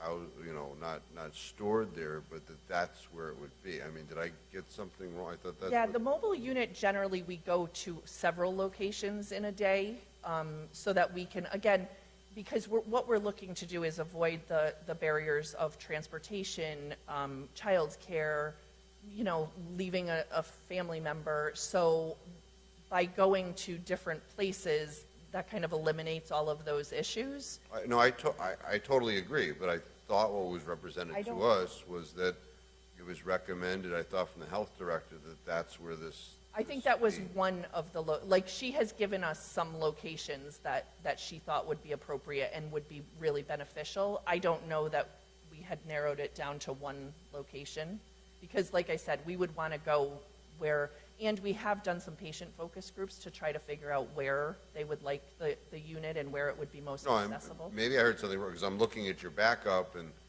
what you said appears to align with your backup, but then got from somewhere that it was being recommended it was at there. And then I think early on you were asked about percentage of service of Wallingford residents.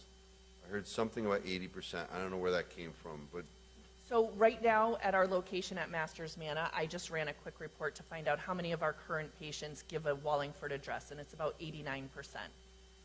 Our goal, though, because we're going into communities, would be that the 200 patients that is our measurable outcome or our deliverable, we would hope that just about 100% of them would be in Wallingford, because we're really just going into those neighborhoods. Obviously, there's family who might have a different address or whatever, but that would be our goal. and would we be able to have access to that information as to Absolutely. what towns? Yeah, I mean, Yeah. we wouldn't want names because, you know, there's issues with that, but No, but we have an electronic health record, and so we're able to keep really accurate data. And like in our Masters Manna location, I could tell you what the top 10 diagnoses are. I can give you aggregate data that kind of tells you what the needs are. How long, one of my favorite data points is how long it's been since people have access to health care, because often it's years and years. now, in your backup, and I'm just going by what you submitted to us, you said that your patients are best served in a language other than English. So,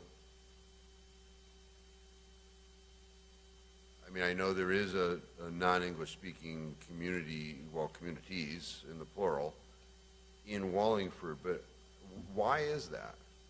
So we see about 45% at this Wallingford location that we have now, about 45% who speak or who are more comfortable speaking a language other than English. And that generally means that they're, you know, either, I'll be honest, in the last year, and this is just strictly anecdotal, a lot of immigrants and refugees have been coming to that location. And so that's what we're seeing. And it's not always, we have a very high percentage of bilingual Spanish, but oftentimes we also have to use our language line, which allows us to just dial in and get a medical translator on the phone, because there's a lot of other languages that are being spoken as well. No, I know, and I'm just trying to get to, you said that your patients are best served in a language other than English. So what impediment do you recognize to English-speaking individuals in getting services from mobiles? There wouldn't be any. And that's why I'm just asking. I'm in the first paragraph in the middle. It's the third line down. The sentence starts with "our patients" and it ends with "are best served in a language other than English." I think that what we were maybe trying to say is that we have accommodations if patients are best served in a language other than English. Okay. So we make sure that when you come in, we ask you what language you're most comfortable receiving your information in, to make sure that we aren't assuming that perhaps if someone can speak English but they're not most comfortable receiving information that way, we want to make sure they get what they need. As drafted, I just want to make sure that I somebody apologize if- goes to a mobile van and they can speak English and there's nobody there who can speak English. I mean, Oh, no. I mean, that's, yeah. because you say best served if they don't speak English. Yeah, so I'm going to say I believe that may have been a poor choice of words, or not quite exactly what we're trying to convey. I think what we're trying to convey is that if they speak a language other than English as a primary language, it is best that we serve them in that other language. I think that's what we're trying to say there, but I agree, it kind of is not quite clear in that component. And then there's a reference of the 50 individuals. It says, will work on reconnecting with patients who may have had care in the past but have found it difficult to re-engage after COVID. Are those Wallingford residents?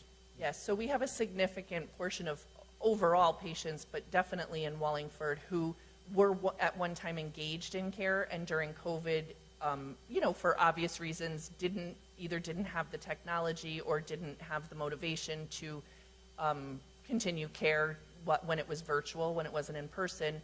and that we've had trouble re-engaging, and that's one of our principal goals, is to make sure that we find those people as well. So not just people who haven't engaged in care at all, but people who were engaged previously, and by using the mobile health unit, we might be able to make that a little bit more appealing or a little bit more convenient for them.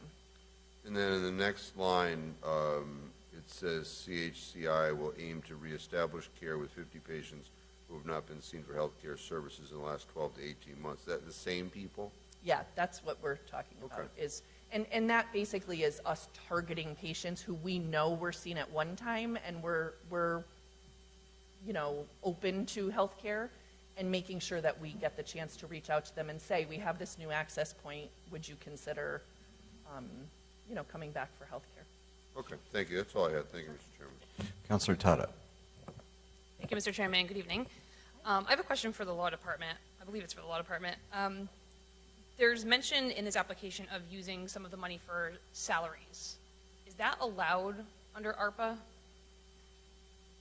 Yes, that's one of the primary things that the ARPA grant's been paying for a variety of these programs. Okay. And my other question, well, I guess in relation to that, so if we're using it to pay for salaries, how do we know what percentage of those salaries are being used to serve Wallingford as opposed to the other locations where you might? We would require that documentation. So they would be required to show us the payroll specifically allocated for any salary that's paid with ARPA funds. So we would require documentation of that. Okay, all right, thank you. But the only other thing I wanted to bring up was that looking at the financial statements in the portal that we all have access to, I know a lot of the discussion with ARPA has been centered around the need, and the administration's brought it up multiple times, and you know, making sure that we get the money to who needs it. And I'm looking at the cash flow statement for 2021 and 2022. It looks like this organization's cash and cash equivalents at the beginning of 2021, so during, I mean, it was still COVID going on. Cash and cash equivalents, $15,523,559, and then finished out 2022 with cash and cash equivalents of $33,639,134. So I just wanted to bring that to everyone's attention. Thank you. So just to clear, they're proposing a program. So that's what they're doing. So they're not saying replenish monies that we suffered. They're saying we're here to provide the town of Wallingford with a program. Well, I understand. I just, Okay. we were very focused on the need and making sure that applicants had a need to receive money. So I just wanted to make sure everyone saw the cash and cash equivalents on hand. Thank you. Councilor Fishbein. Yeah, just along those lines, I mean, the application starts in the negative impact area, so once again, as with the last one, I can't really tell. I do recognize the ability to file a program, but if there is a recognized need, and it appears that there are monies available for this program in existing funds based upon the representations, the backup, why isn't this program doesn't already exist? So we have an obligation as a part of our being a federally qualified health center to serve those patients within our current scope, and so we do that. So what we're proposing with Wallingford is to have this mobile unit, which is not currently part of within the scope of our FQHC. I'm not sure if that's a great explanation. I wasn't quite prepared to answer that question. You know, we have 15 sites scattered throughout the state, over 200 school-based health clinics that are all established with physical sites. And what we're proposing is to expand our work here in Wallingford. And in order to do that, we are proposing a mobile unit to help us reach these patients. Now, we expect to be seeing, you know, patients that are uninsured and underinsured.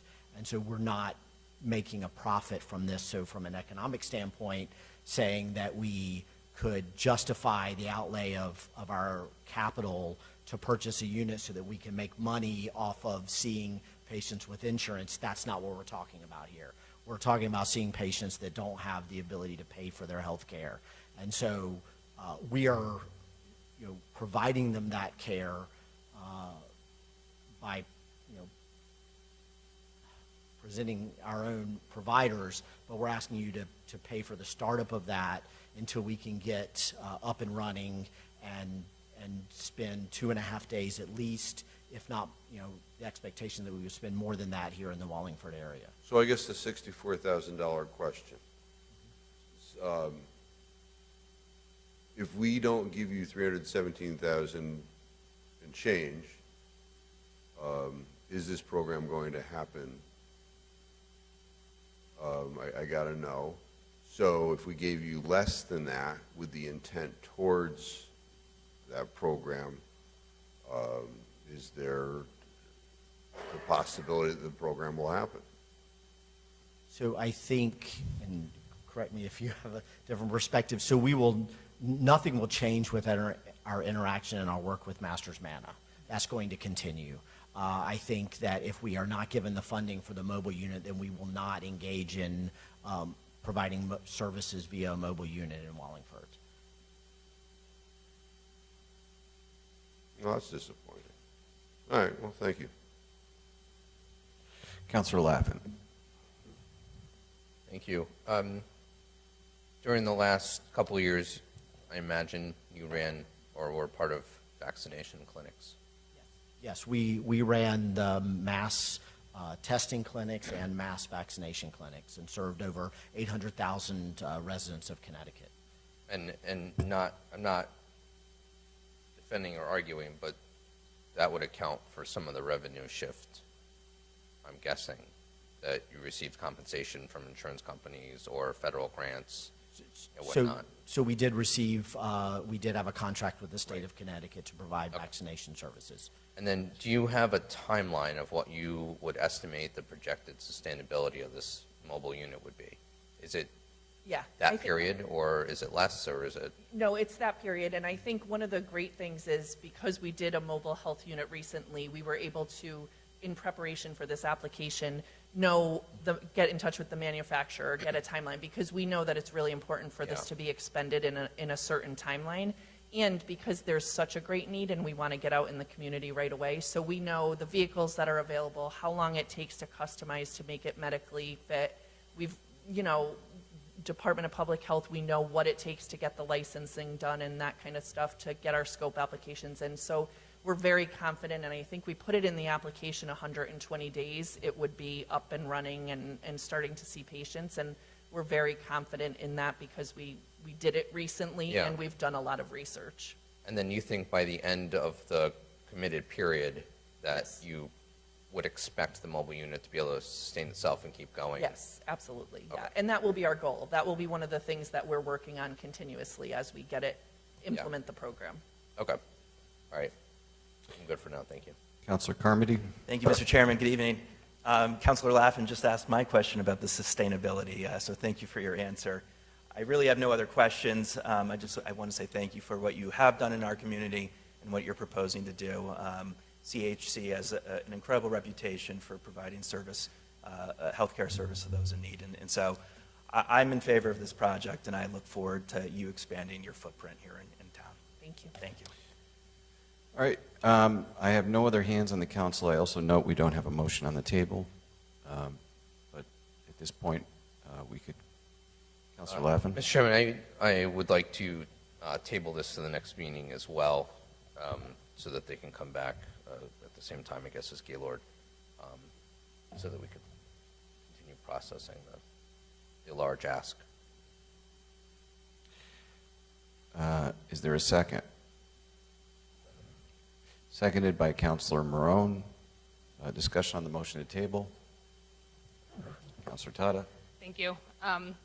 Same thing for this one. I'm not really sure why we're tabling, because then we're going to rehash this entire conversation that we just spent 45 minutes about on You don't live for these discussions? Well, anyway, so I'm not in favor of tabling. I think we've discussed this fully, and I'm prepared to vote on this tonight, and I hope everyone else is too. I hate to make people keep having to sit through these meetings to discuss the same things over and over again. Thank you. Thank you. Councilor Zandri. Thank you, Mr. Chairman. On the last item, I voted in support to table because it was very large. There was a lot to digest. This one I think is a little bit easier, and I would like us to consider tonight for many of the reasons that Councilor Tata just kind of outlined. You know, what would we bring them back to ask next time? I mean, if there's something, why not ask them now? It's this amount is easier to digest. Plus, it fits hand in glove with the criteria of a project for the support and benefit of 80% of the people that they support are in Wallingford. So I think this one has less controversy to move it forward and discuss it again. I do feel like if we were to put it on the next agenda, we would just repeat everything. I would kind of like to see a motion tonight to up or down this rather than table this particular one. So I'll be voting no on this. Thank you, Mr. Chairman. Councilor Morone. So, thank you, Mr. Chairman. I feel kind of about this one the same way I felt about the last application, and that is that they've demonstrated a need. They explained, what the ramifications were. They explained where the money's going to go. Like, at the end of the day, I'll see this mobile unit, and I'll know exactly where, how the money was spent and so on, and it's a good cause. So, I don't necessarily agree that kicking it to the next meeting makes a difference, but I'm not, based on the conversation, I'm not sure that the votes exist tonight to move it forward. So if moving it to the next meeting means that it's going to get moved forward, then I'm for moving it to the next meeting, if that makes sense. So I guess what I'm seeing is I see a reluctance on the part of the council. Like, I would vote yes on it today, right? But I'm going to vote, I'm seeing head shake, so maybe I'm wrong about my observation. So, but I'm willing to vote to table if that's going to, add comfort, I guess, to people. Vinny's saying no. Vinny's saying just let it fly. So, all right, thank you, Mr. Testa. Yeah, no, I was coming at it from the same place that Councilor Morone was. I guess from the lack of comment from everybody, I was guessing that people were not ready or quite yet in favor, so I didn't want to kill it. Then, you know what, then I'll withdraw the motion and move that we use $317,272.94 from the ARPA revenue account for the purposes of a mobile unit to CHCI. Before I get a second on this motion, I think Councilor Morone, you seconded the motion to table. Do you withdraw your second? Yes, Mr. Chairman. Okay. Can I get a second on Councilor Laffin's motion? Second. Okay. Further discussion on the council? Any discussion from, Councilor Fishbein, I'm sorry. I would be a lot more comfortable with this if it wasn't a full max out pay for the whole thing. I just want to say that. I would just be a lot more comfortable if we weren't paying a whole boat, understanding that we do have a requirement. I'm concerned about, it seems like a decent project with we don't know what the service level is going to be. So that's just my concern. But thank you, Mr. Chairman. Comments from the public? Ms. Gross?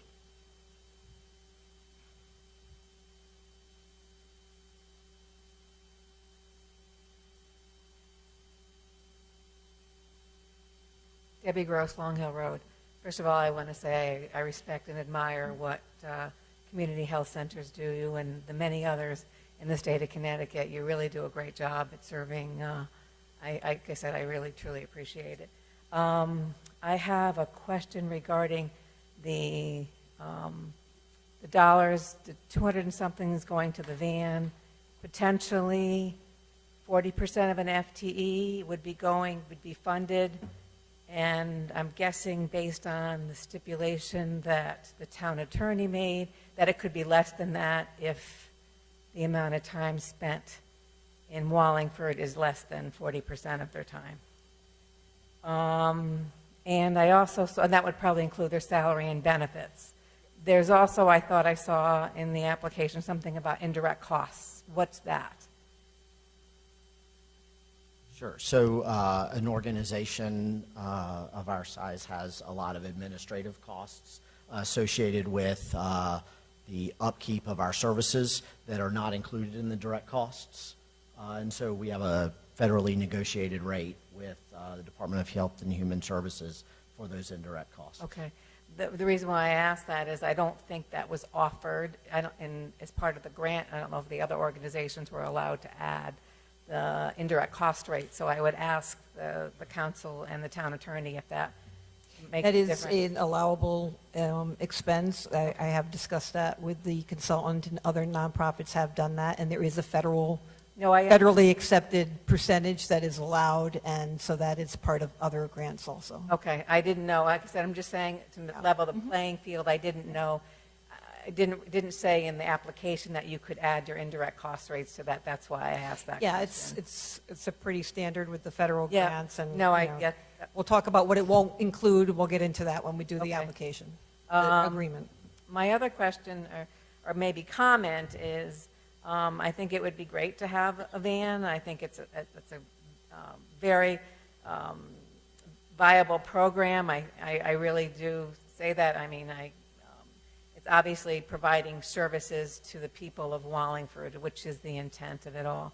I think I'd like to see, and I don't know, it's a suggestion, if the van can go to like the senior center, the homeless shelters, town hall, SCOW. I mean, if this is a van that we are funding as a town, I'd like to see it utilized 100% in the town of Wallingford. I do have a little bit of reservation about serving other areas, and I don't know what percent of time the van will be in Wallingford, serving Wallingford folks versus going to other towns. I don't know if you have a plan of that and if that would be included in any of this. That's just my thing. And again, I appreciate and I respect, so I'm not, don't take what I'm saying wrong. It's just as a citizen of the town of Wallingford, and if the intent was to serve the town of Wallingford, that's where I'm coming from. Do you know off the top of your head what percent of your clients come from Wallingford that are seen in wherever in Middletown or wherever? Well, I can only tell you, I apologize, I could probably tell you other locations, but I only pulled the numbers for our Masters Manor location, and it's 89%. Right, but I'm saying if you were to look at how many people actually go to Middletown for services that come from Wallingford, what percent of your patients that in your database are Wallingford residents is what I'm trying to. We would have to look that up. Okay, that's what I was curious to know, because again, I'd like to see the van here in Wallingford as much as possible, because I think it's a valid service to the town. Regarding, so the van will be available to anybody in the town of Wallingford, or anybody who comes to the van. Obviously, if somebody from North Haven comes to Wallingford in the van, you're going to see that person. God, I lost my train of thought. So you will be billing, so if they can't, they don't have the ability to pay, you're going to, obviously based on a sliding scale or whatever, you're going to be charging them something based on your sliding fee schedule. Will you be sharing that schedule with us so we know what? Yes, we have, again, that's something that as a federally qualified health center, I'm sorry, I'm not looking. No, you don't have to. As a That's federally okay. qualified health center, we have rules and regulations around that. And as I said, we also do have resources for people who are uninsured or underinsured as well, and so that they can receive care. So we have pretty much the whole gamut covered. So you will also be billing for Medicare, Medicaid, Yep. and private insurance Yes. as well? Yes. So will that be considered, because this is being funded through a federal program, will that be considered program income? And if so, how are we going to track and monitor for program income? Because I think that has to be, and I don't understand, but that has to be used in a certain way, if I'm not mistaken. Yeah, that's actually how we would sustain the program, is when, and that's how most federally qualified health centers work, that for the billing that you do, that's how you sustain the support that you need to give to people who don't have the ability to bill an insurance. So do you have to put that in a separate fund and account for it? Because I think it has to be accounted for differently. It is. So yes, as a part of our large, what's called the Fed 330 program that we report to the government about our services, we have to outline all of the program income from all sources. I'm asking this, does that need to be reported as part of anything that we need to do as a town? It'll be discussed with the Okay, consultant. I I mean, guess- it seems to be controlled by the federal No, regulations. Right, but no, I no, understand that. No, I'm yes. just asking these questions because they're coming to mind. Again, I do like admire and respect everything that you do, so I'm just asking questions as I see them. I think that is all I have one more. So you currently have only one mobile unit, is that correct? And that one mobile unit goes to how many different towns? It varies because, as I said, with that funding, it was a little bit broader in that we could go anywhere, but we generally use it for our migrant farms. And so we do go around to the different locations where the farms are. We go to park in some of the homeless shelters that we don't have a site in. And then we do, as you said, you brought up, wanting to go to senior housing. We do have a few locations in Middletown and different towns that we go to senior housing or public housing. That's often a common area that we can get a lot of engagement, so. Okay. Again, I'd like to see that. It don't have to be written into the agreement or not, but I'd like to see that maybe a schedule where, like I said, it does go to the senior center, it does go to those places, because I'll bet that you can draw a lot more folks than we anticipated. So again, thank you. And I do want to say it is definitely our expectation that we spend most of the time with the mobile unit in Wallingford. We're not saying, hey, please buy this unit and then we're going to use it all throughout the state. Right? It is our expectation, and certainly the 50% initially for the providers will dictate that we will spend at least 50% of the time here, and we have no plans to use it in other areas right now.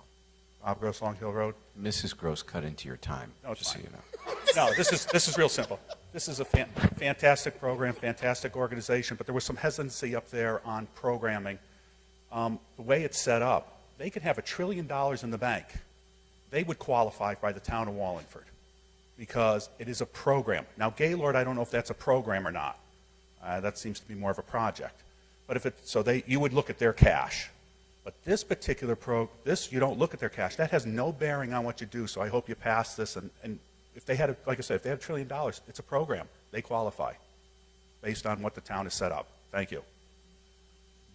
Thank you. I don't see any other hands, and I bring it back to the council for a roll call vote, please. Allenson, Yes. Carmody, Yes. Fishman, Yes. Laffin. Yes. Marone, Yes. Tata, No. Testa, Yes. Zandri, Yes. Cervoni. Yes, the motion passes.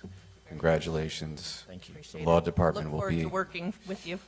and before that, the law department will be sending you a contract. Yes. Great. Thank you very much. Thank you.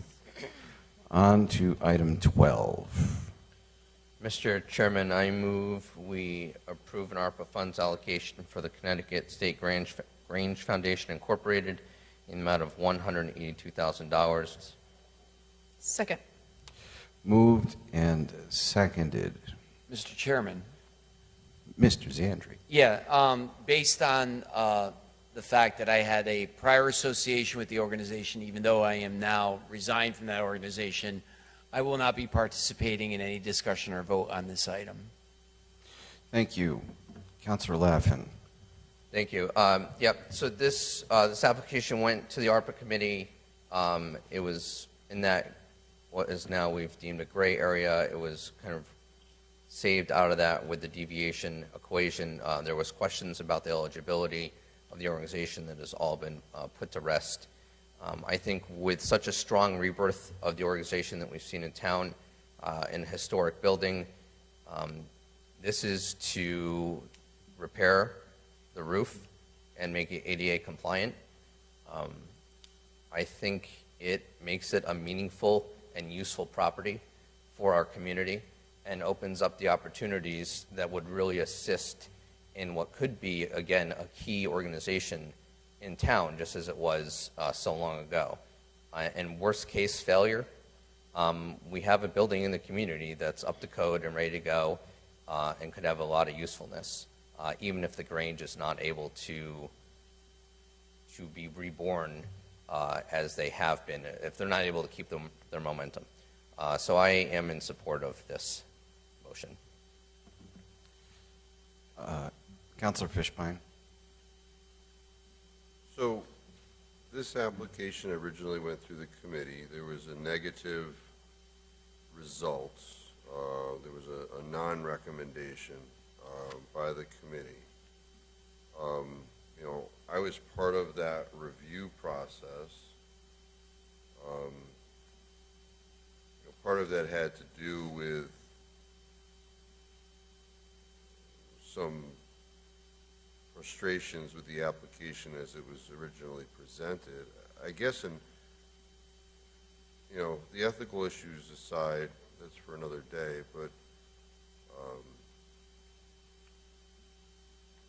I guess a concern is, and it was sort of alluded to, an entity that didn't have a lot of footprint in the town over the last, we'll say, 5 years. It's a significant amount of money. What's to prevent whomever from benefiting from our largesse and then selling this property? Is there I mean, basically, the representation is to rehab the facility, the building. There is no representation as to, you know, membership increase, what goals are. I mean, how do we hold to a standard? I see Janice ready to. Well, I thought you were looking at me. Well, no, I'm looking in that general direction, so I don't know. I mean, with a lot Well, of I do know that they don't have the authority to sell the property without the approval of the state Grange. But, you know, it certainly could be a requirement of the agreement that it hold title for a period of time. I mean, in businesses where we have a tenant who's making improvements to the property, you know, I've required to see the lease to make sure that there is a sufficient number of years where they're getting the value, the tenant is getting the value of the ARPA grant. So it would be similar along those lines in So I'm terms just of looking, ownership. You know, with a lot of these applications, like, you know, we just heard with the health one, you know, we're saying, we want to make sure that you are servicing Wallingford Correct, people, right? right.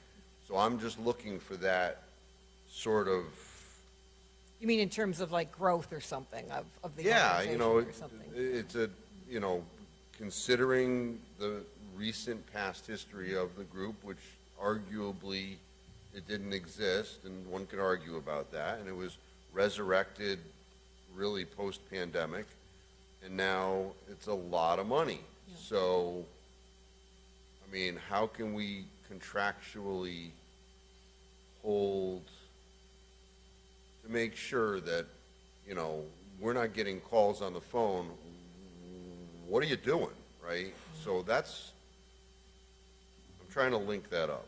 Okay. So I'm thinking out loud, but I defer. So thank you, Mr. Chairman. Councilor Allenson. I also support this application. Of course, I did use the standard deviation applied to it when the original application did go through, and we have, in all precedent, processed those applications accordingly with approvals. So can I just ask, what was the hesitancy? Was it because the state had to file it versus the local? So, you know, as I've told you before, that a 501c 5 and 8s are not permitted to apply for it. So it was an unusual application. So when the issue was raised, well, can they do this? Can the foundation do it for them? Because the foundation is a 501c3. So essentially I consulted with the our consultant, I kind of push back against them and say, are you sure this can be done this way? This is not, in terms of federal grants, this is done. This organization, the foundation, serves that purpose for local Granges throughout the state. They've done it for other types of grants. So I said, well, you need to tell me that in writing, confirm that you believe this is compliant with the rules. And then I actually spent some time looking for, is there a negative answer out there anyway, you know, just to make sure, and I did not find that. So based upon that is why, that was the reason I delayed it in giving it back to you, to the council, and that's why it's here now. Thank you. So just one more comment. You know, I realize that, you know, this is it seems like a large ask for for an organization that was completely shut down by COVID, essentially, because they literally could not do anything. I do see a lot of passion behind the organization from many members of the public. I know that they're getting their feet under them and basically running. It looks almost like the Flintstones car with the feet going. And I am, you know, really happy with what I've seen even before the award has, before we have considered the award in this forum. So I do, again, fully support this. And I also just wanted to point out that there are many different uses for this building. We have a lot of civic organizations and a lot of, sorry, I had comments prepared, but my computer died. It's a new computer, I'm not used to it yet. So there are a lot of different functions for this building that have been prepared so that the community at large can use it on a more regular basis. But before any of that can be done, we of course need to make sure that it's safe. And we want to make sure that the buildings in our town that the public wants to go to are safe and compliant from an ADA perspective. And this is exactly what they're trying to do. There's no, we win either way, and we can put a period of time for title holding or whatever. It's fine with me, but either way, another organization or another, if the State Grange did decide to sell this building, this is a fully compliant use and of the building, and I do think that I think that we're kind of putting the cart before the horse, because we do have a very active membership at this point for the Grange. So let's give them a chance to do what they want to do. And this helps everybody. This could help in the summer with cooling centers, winter with warming centers. These are just some of their ideas, but at the same time, and of course not a guaranteed use, but at the same time we can't have people going into a building that's not up to code. So thank you for indulging my long-winded comments, and thank you, Mr. Chairman.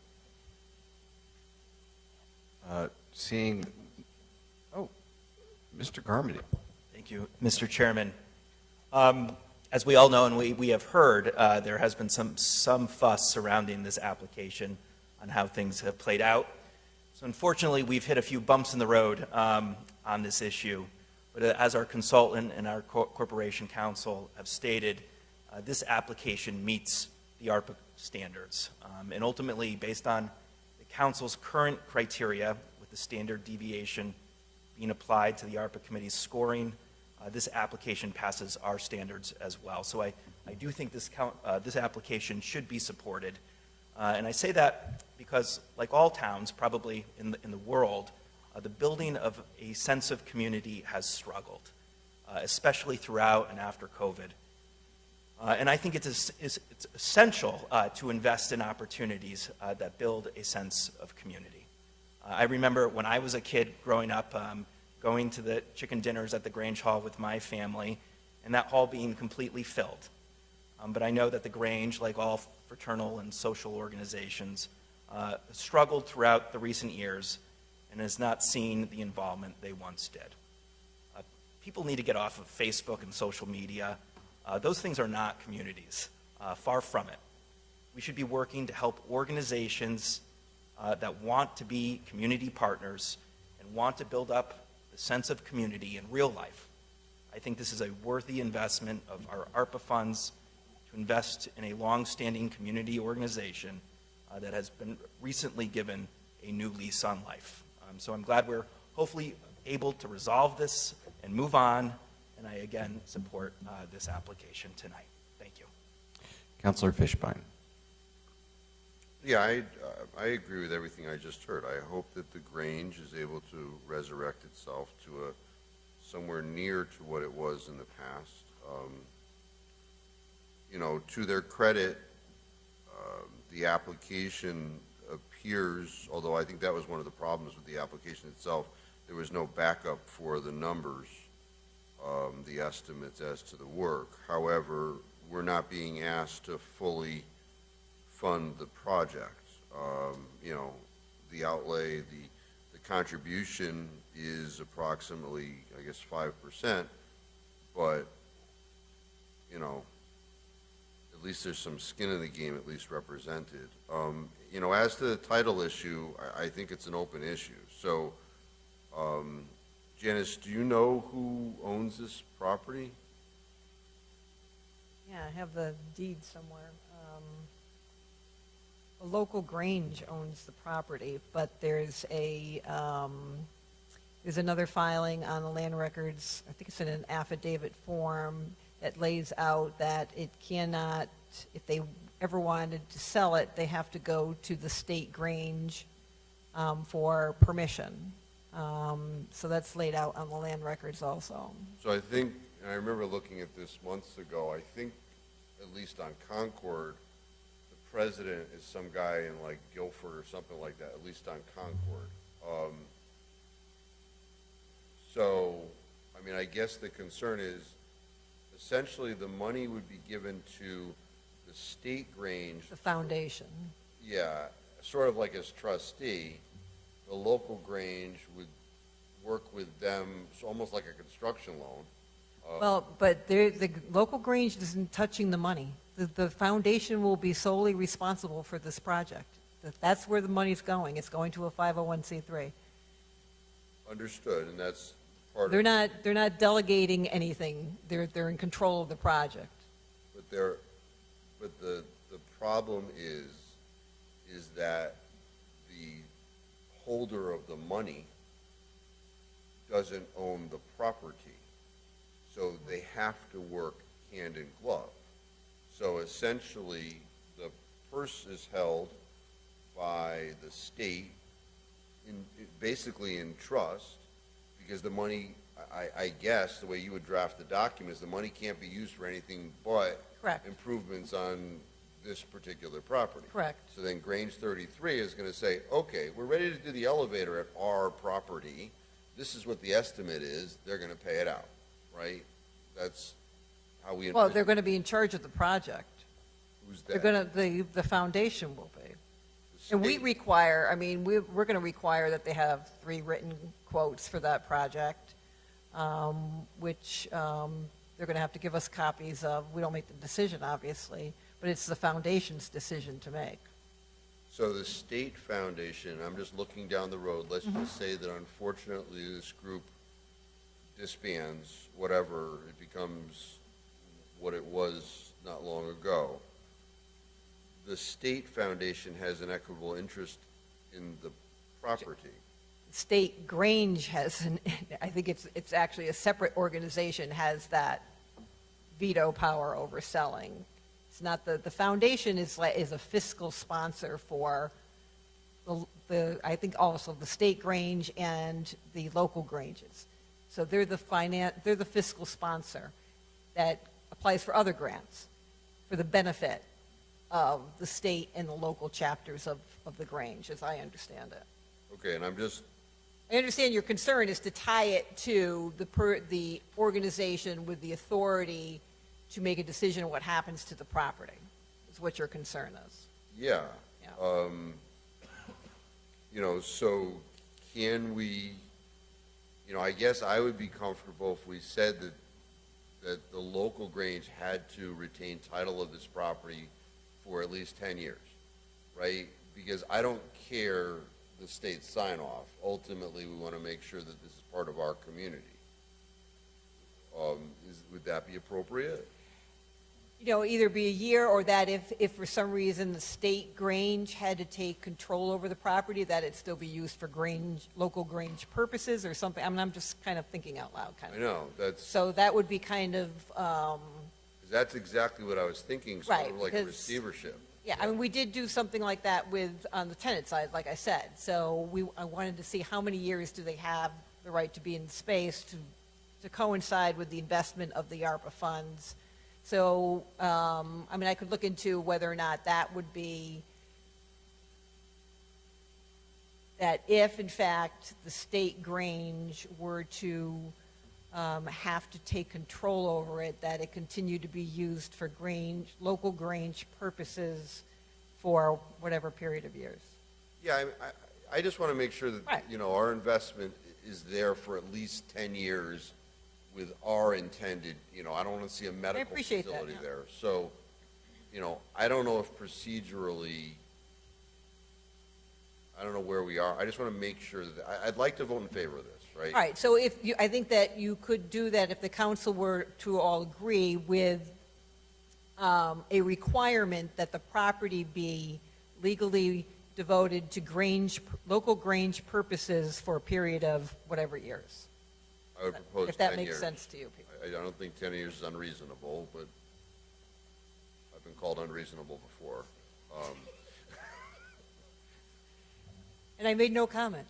And I defer. I've said my piece. I'd like to resolve that issue. So is the remedy, if it's sold within 10 years, that we get some of the money back? Is that what? Yeah, it's a clawback, yeah. Okay. Well, I mean, what I'm doing on the business side, so if somebody's investing, several of them are investing in their landlord's property, so we're making a judgment as we want it to go at least to 2026, because that's the ARPA grant period. But if it's, if it were something that contributes for, a number of years, we want to see, well, how long do you have available to you, the legal right to be there, this kind of thing. Councilor Tata? Thank you, Mr. Chairman. I just want to clarify, because I've heard rumblings, and I don't know what's accurate and what's not. Was this organization in existence before COVID, the local Grange? Because I'm hearing that they weren't. I don't know who would answer that, but maybe. I think we're going to hear from people.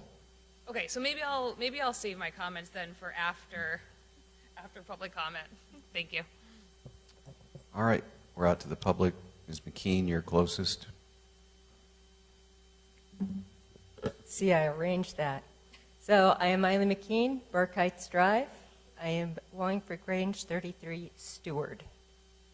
So a few of these things to clear up.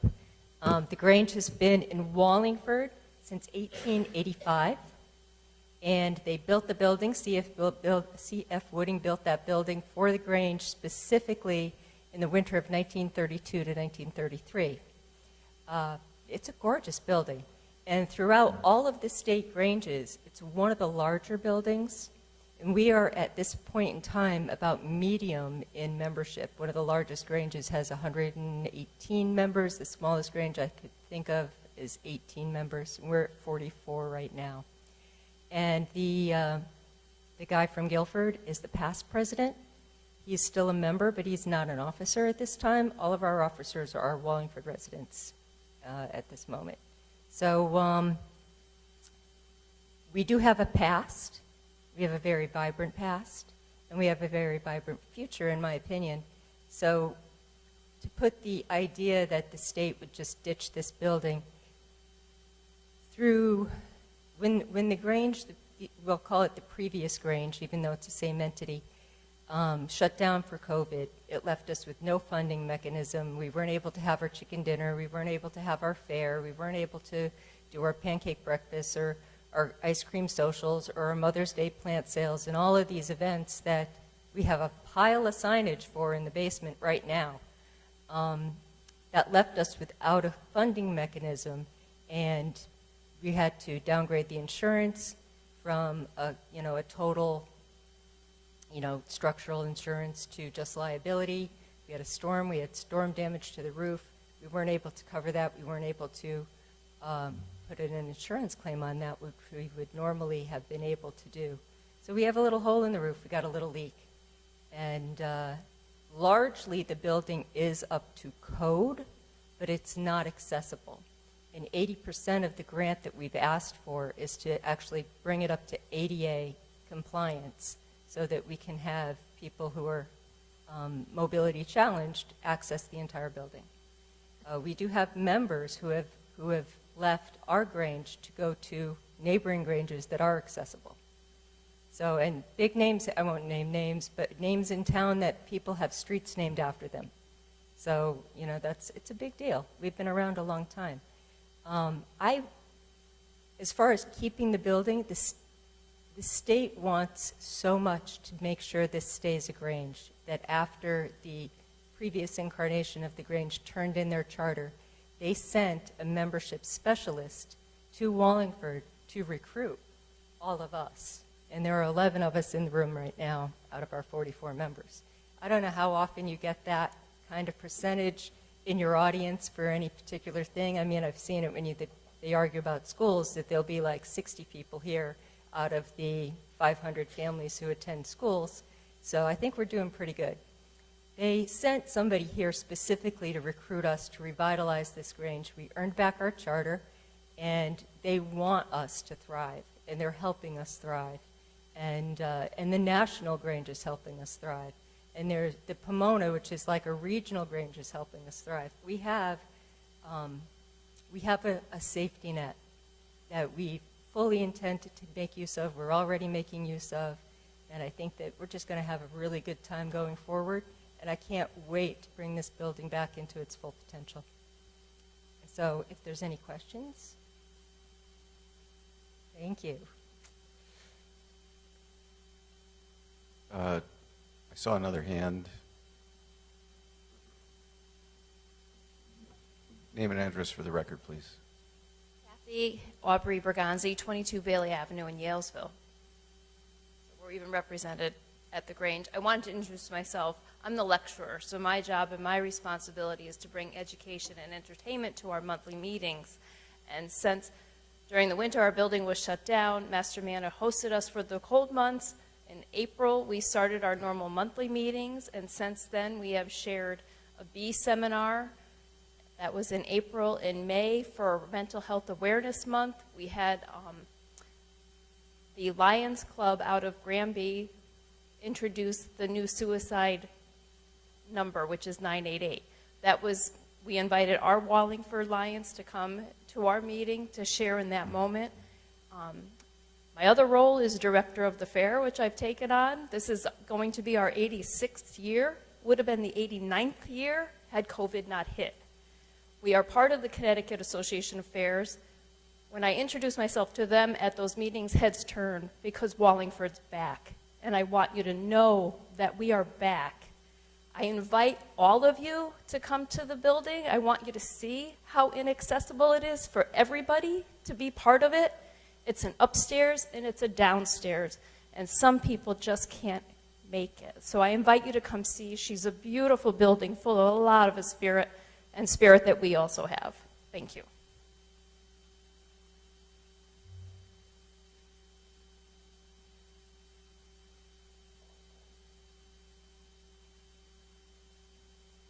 Robin Hetrick, Williams Road. I am the president of the current Wallingford Grange.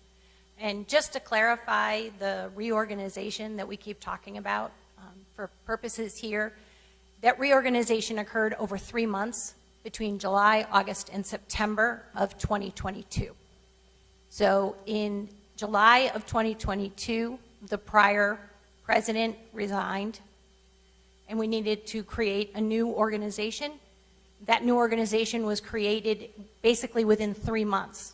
And so we have never actually ceased from an operations perspective. We had some slight changeover. Additionally, as far as a membership perspective goes, we've been gaining members every year. We had 8 new members recognized from the national level between 21 and 22. We technically had 32 in 22 to 23, and we've already, for the 23 to 24 year, already have 4 more. So from a percentage growth, we are over 100%. I think somebody said it was 238%, but I didn't confirm that. So we have been a going concern. We will continue to be a going concern. We have a lot of great plans for this historic building that was the center of our community for a really long time, and our goal is to bring that back. We're just asking for a little help. Thanks. Thank you. Mr. Gross?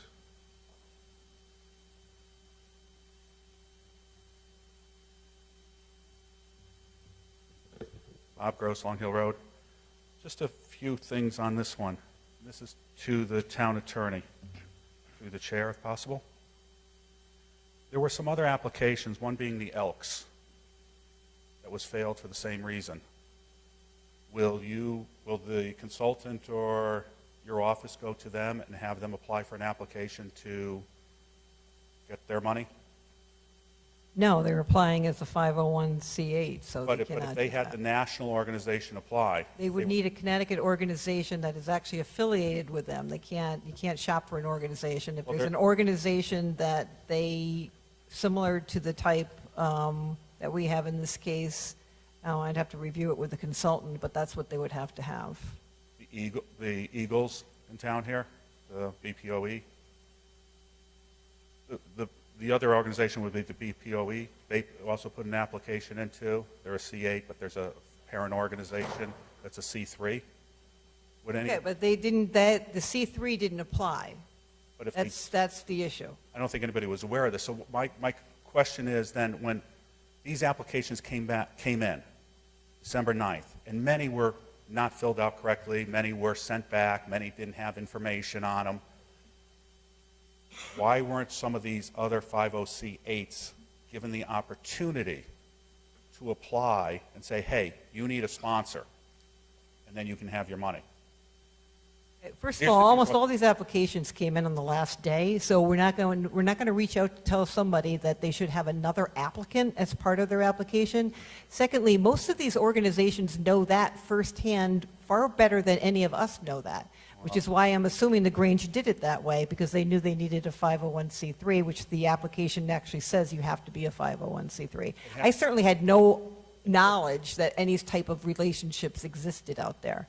And it's a very unique relationship. There's a lot of fraternal organizations that have, Okay, but they because- generally know that, and they would know to apply with a 5, or in place of a 501c3 would have been a participant in the application. I'm not looking to get in an argument with you. I'm just saying that there's a lot of them that do this because it's how you can fundraise and it's how you can be political.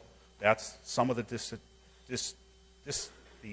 distinct differences between C3s and C8s. It's how you can fundraise and how you can be political in your C3s really can't be political.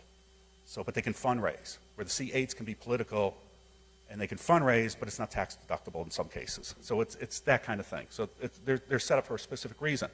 But if you're saying that is the case, then there's some applications, this being one, and I know you're going to pass it tonight, and I'm not passing anything, they didn't pass in everything that they were supposed to pass in. You know it, I know it. I mean, they didn't pass in any financials. And all others, and being a project, they needed to pass in financials. If it was a program, yes, you asked for the financials. That's why you got it from that community health center, because they were a program. You got it from Gaylord because they're a project. And I'm just using those two because they were here tonight. This one you didn't get anything from.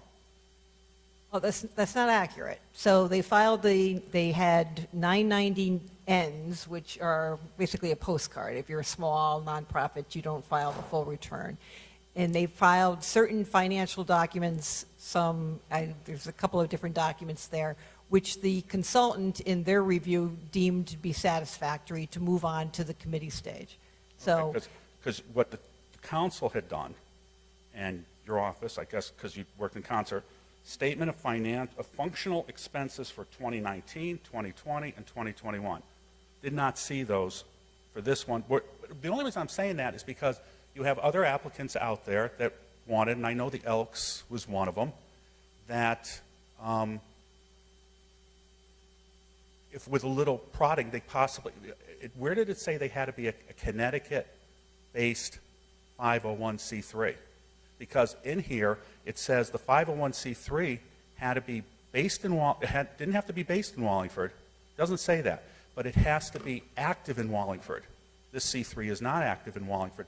The parent company is not active in Wallingford. I mean, you're going to pass it, and I'm not saying that, but I'm sticking up for the ones that did not pass, that if you're going to pass this one, then you really should give time of day to some of these other 501c8s that do good for the community, just as this organization does, but like the Elks or the BPOE or PNA, which is a Polish group, they put in applications.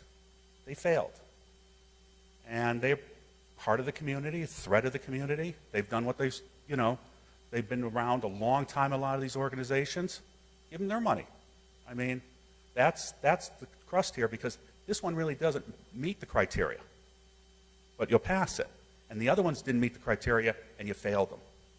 What's the difference? Why shouldn't they passed also?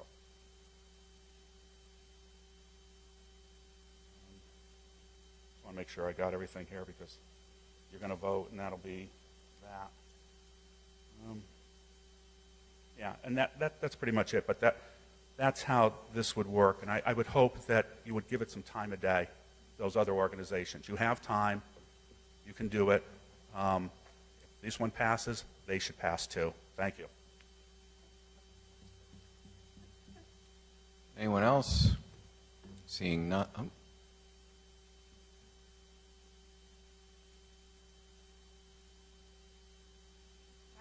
Robin Hetrick, Williams Road. Just to mention for what Bob Gross said, only I can speak on behalf of the Elks, because I actually filed the grant for the Elks as well. The Elks is a 501c8, and so we actually applied as a business. We did not follow the 501c3 like the Grange did, because the Elks does not have a 501c3 organization that would meet the structure that was required for this. So I researched that, and if I could have done that, I would have. And we did exhaust all opportunities for the Elks, as I know Ms. Small can attest, to try and get those granted. But we do appreciate your consideration for the Grange. Thank you.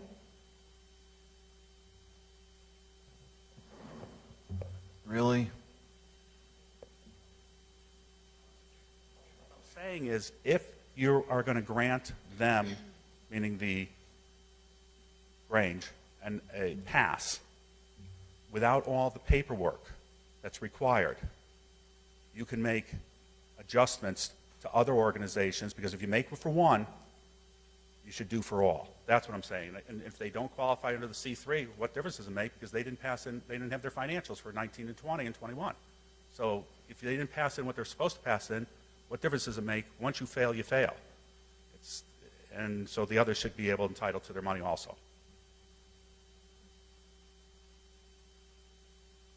All right, back to the council. Councilor Fishbein. Thank you, Mr. Chairman. My family comes from farming. My house is on the old Gerke, it's the old Gerke farmhouse. Our farm was right across the street, basically. So I cherish the Grange, and I hope that the Grange flourishes into the future. We did hear representations here tonight as to who the membership, or who the leadership of this group is. I poke and prod that you should get your paperwork up to snuff, because the Secretary of State's office shows, and I looked it up while I was here, Daniel Lautenbach being the president of Guilford. I mean, somebody said I was wrong. That's what the Secretary of State's office shows. A Vernon Grant being a director, a Jane Maxwell of Meriden being the secretary, and Daniel Lautenbach being the registered agent. I heard that Daniel he resigned. So my understanding is, based upon what the Secretary of State's office is showing and what was represented here tonight, that they don't have a registered agent. So I just hope that going forward, this stuff, you know, that we have a profitable and vibrant community Grange. I still have the open question about how do you want to deal with this tying to the land? You know, is there appetite to have Janice work on something and then come back at the next meeting, or, You mean for the 10-year? Yeah. We can just make that part of the motion. So I don't know how you want to formulate it. I have no problem going forward on this with that understanding that we have something that assures basically what we were talking about. Janice, do you have a suggestion, or? Well, if you want to make a, so it really would be an agreement of the local and the state Grange to commit the property to local Grange use for at least 10 years, something to that effect. I'm good. So, Counselor Laffin, would you accept that as a friendly amendment? I would. I will support it, but I would rather go to a vote just for the purpose of the council. Oh, okay. Is there a second to Counselor Fishbein's proposed amendment? I'll second it. Okay. Counselor Tata? Thank you, Mr. Chairman. I think a lot of my questions were answered during public comment, but I love the idea of what you're doing. I think it's great, and I'm glad to see the building, you know, going to be vibrant again. But I have not voted to approve any applications that didn't meet our original rules, and this application passed due to the standard deviation rule, which I was against. And had that not been put into place, we wouldn't be discussing this. So if I am to vote no, I just want to make it clear, it's certainly nothing against the Grange or the work you're doing. I'm excited to see it come back to life. But I just kind of keeping consistent with that, with the way I voted for other applications. So just wanted to make that clear. Thank you. Counselor Testa? Thank you. Regarding this 10-year thing, I mean, we're effectively talking about just putting a lien on this, right? I mean, in practice, it's like when somebody gets a tax deferral and you say, well, when you sell the house, you have to pay us back. So you're basically saying if something happens with this building within 10 years, they have to give the money back? In principle, I don't really have a problem with it. They're not going anywhere. But are we putting similar types of restrictions on everybody? And why is this one different? We are. Janice said that she is doing that. I'm just clarifying that. So on, like, businesses where a tenant is making improvements to a landlord's property, I am asking for a copy of the lease and putting in, you know, confirming that they have the lease long enough for what we would consider at least through 2026, and maybe a little bit longer if it's more significant improvement. So we're not making it a condition of the agreement that the landlord commit for them to stay there, but we are in our due diligence, we're confirming that they have a legal right to be there for a period of time we think is acceptable, is what I've been doing as part of the business applications. So I look for landlord consent and make sure, like, if they were on a verbal month to month, and to give them $25,000 to improve a property that could be gone the next month doesn't seem to be a prudent thing to do. So that's what I'm doing. So I'm not putting it in the agreement that they have to be there for that period of time, but before I sign off on it, I confirm that they have the legal right to be there for that period of time. You're saying through 2026, though? So at least 2026. I have looked, I kind of think I looked at one of them to be a little bit longer than that, but that would be, yeah, on the business side, those are a maximum of $25,000 grant. So that's why I'm looking at that. Not necessarily all of it was for improvements. So So that's the kind of thing here. I mean, here you have the state organization, which basically has the right to say, you're not going to, you're not allowed to sell it, and it does seem to be from testimony that, the Grange, the Connecticut Grange is very much committed to keeping it going, so it's up to you how you want to handle that. I'm in favor of this. I just want to make sure I'm understanding all the things that pop up during the discussions. Okay, thank you. All right. Madam Clerk, could you first call the roll on the amendment, Councilor Fishbein's amendment? Allenson? No. Carmody? Yes. Fishbein? Yes. Laffin? Yes. Marone? Yes. Tata? It's on the motion? This is on the amendment. No. Testa? No. Zandri? Abstain. Cervoni? I vote yes, but the motion failed to get 5 votes. Just for the 10 years. The amendment failed to get 5 votes. So this is on the motion, but did I miscount? Yeah, Oh, I'm sorry. you were 5. You were the fifth. The motion got 5 votes because I didn't count my own vote. So the motion is amended. No, the motion is amended. So please call the roll on the motion as amended. Allison? Yes. Carmody? Yes. Fishbein? Yes. Laffin? Yes. Marone? Yes. Tata? No. Testa? Yes. Zandri? Abstain. Cervoni? Yes, motion passes. All right, on to item 13, where we have Councilor Tada's proposal for municipal projects and the mayor's proposal for municipal projects. Am I correct to understand that the only difference between the two proposals is the ATVs? I think there are 2 ATVs that were removed by the mayor's proposal? That's No? incorrect. Okay. Then if you would enlighten me further, please. Sure. So just to introduce the items that, where I believe the differences are. So the police department ATV gets removed because they already have that. They found other funding for that. So I believe the remaining items that are not on the mayor's list but were on our list are the fire department gear extractor washer with base at $9,300, the fire department 2-set gear dryer at $1,900, the fire department UTV with commercial insert at $33,000, and the fire department accelerant and hydrocarbon detector at $1,828. So, and what is that add up to? 46,000? $46,028. Okay.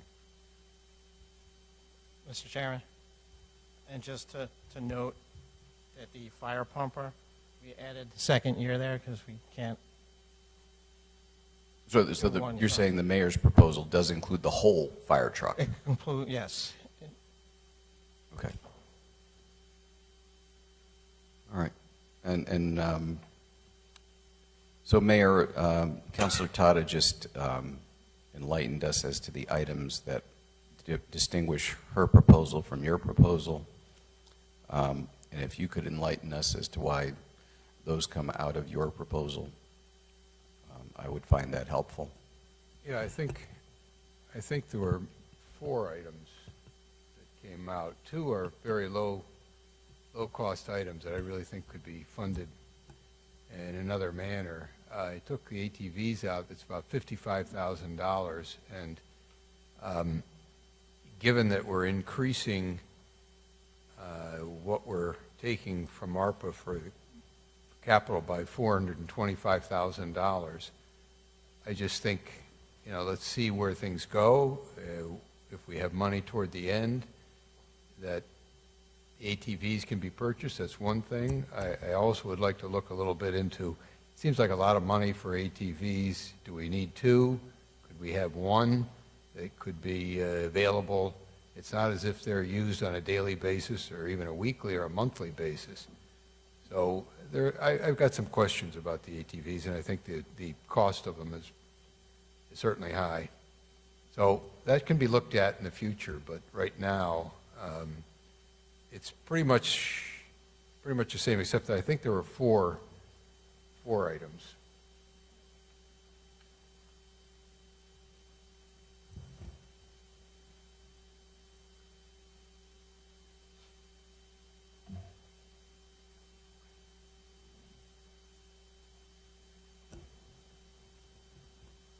Yeah, there was an indication, I think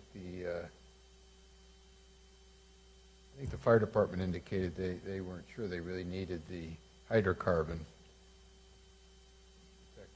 detector. But yeah, the others are fairly low cost, and again, I think we could find other ways. If the money is still available at a future time, then I'm certainly open to that. But again, my main concern was increasing this by the $425,000 for the full funding of the pumper.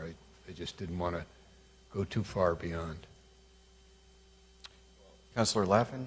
So my question then is, these items that were not included, Mayor, and you added some other ones, but the items that were not included from Councilor Tata's original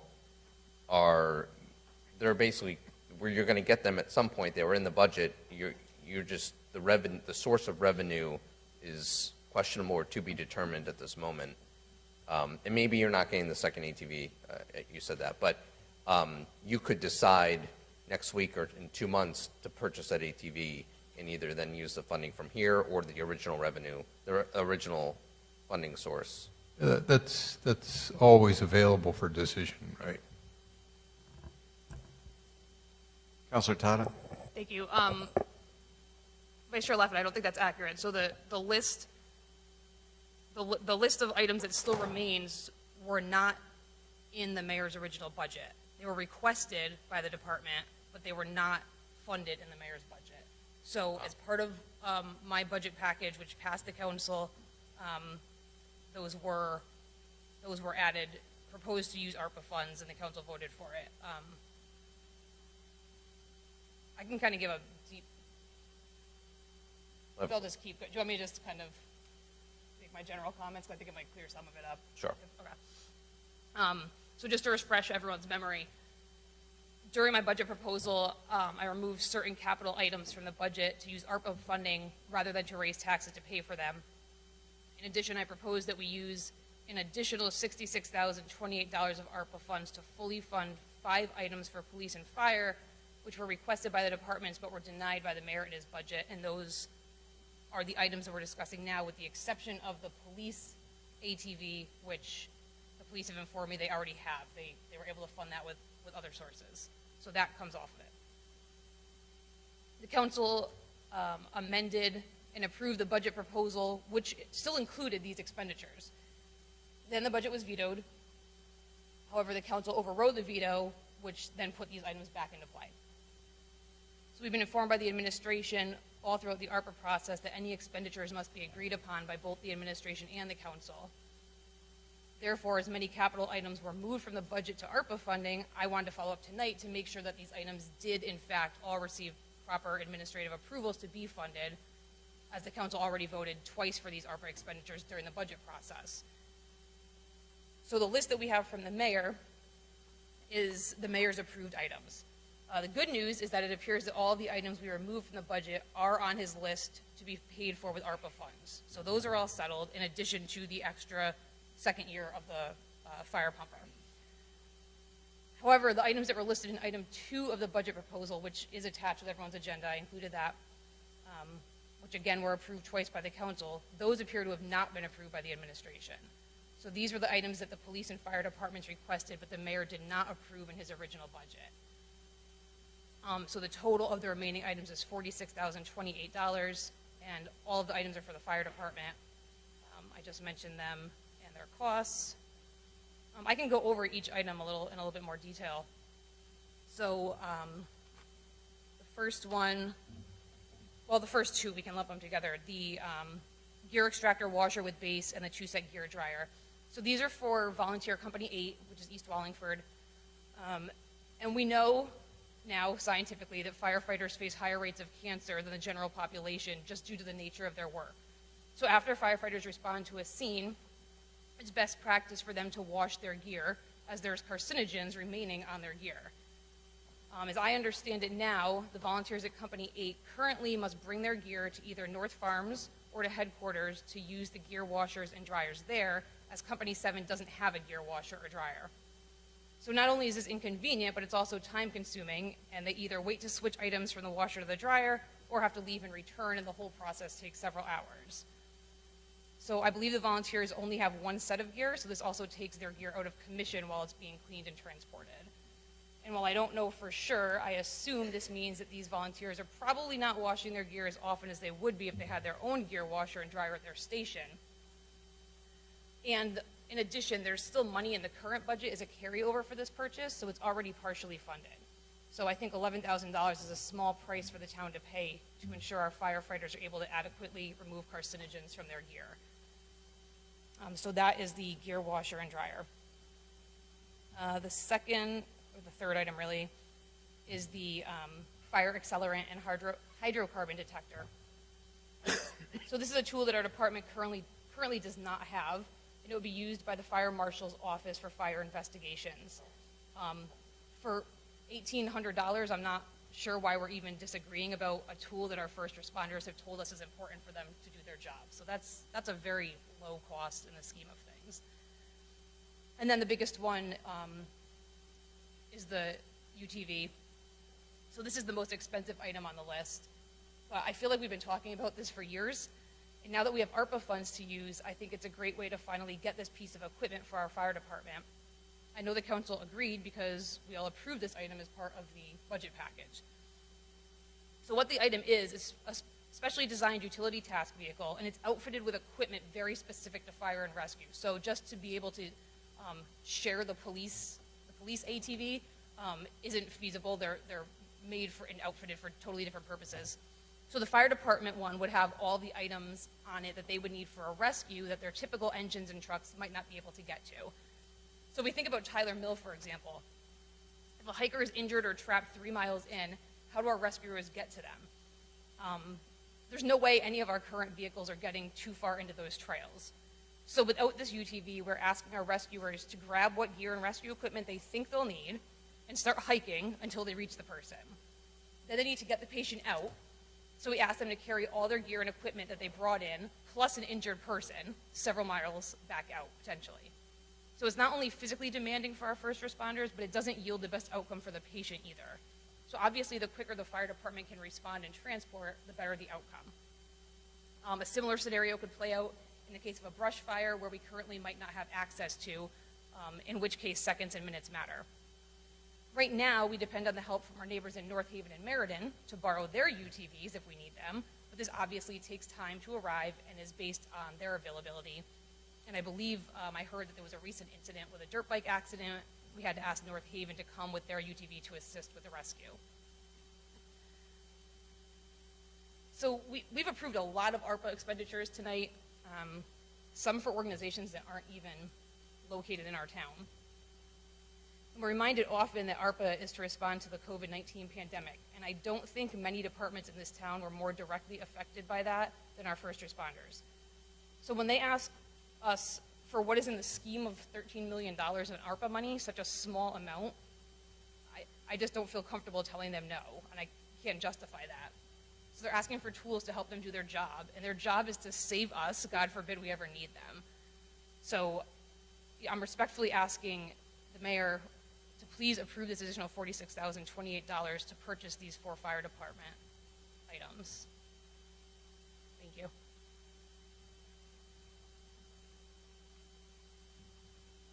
Councilor Testa. Thank you. I just want to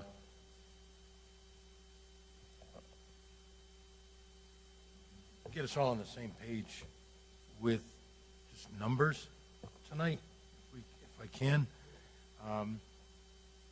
First of all, I'm in total support of all these expenditures for the fire department. No question. I've always supported their needs, and I will continue to do so. I actually have had my life saved by them, so yeah. I'm not a theoretical. But just again, so I understand, because a lot of your backup, you got to realize, was a copy of what you proposed during the budget.